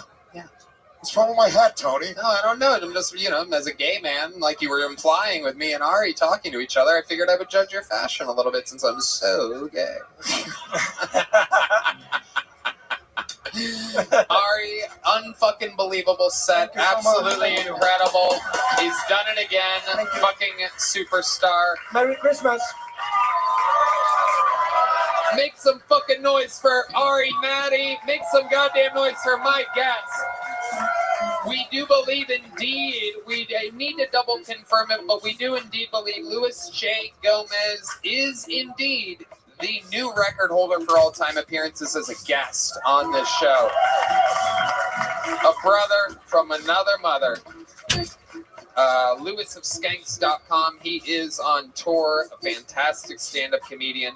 Check out him and Joe List and Bobby Kelly and Dan Soder on their hit podcast, The Regs. REGZ. Joe List. How about another hand for Joe List? He's on tour. ComedianJoeList.com. No doubt about it. A fun episode. I enjoyed myself. Brought to you by Blue Chew, Blue Nile, Prize Picks. One more time for the best damn band in the land. Matt Mueling, John Dees, D Madness, Big Mike, Carlos Cesarello, Fernando Castillo, Groove Line Horns. Let's see what Chris Rogers drew up tonight. Okay. Is that me as the Grinch? And that's Red Band as Santa Claus? That's me. Okay. Right. That's the healthiest I've ever seen Red Band look. And that's the nicest I've ever looked. Brian J. Ebel with a great drawing of Luis J. Gomez and Joe List. That's in. Brian Redband. Check out The Secret Show every Thursday at the Sunset Strip, ATX.com. Love you. We love you guys. Yeah. By the time this episode comes out, you should know where the next big road gig is. It is absolutely massive. Literally, I do believe, bigger than the venue in New York City that we did 2 shows at. You're going to be very excited when you find out where it is. Again, tickets should be on sale right now. It'll pop up on the screen as I'm saying it. Indiana, guys. Yeah, we're going to Indiana, everybody. Anyway, did you guys have fun?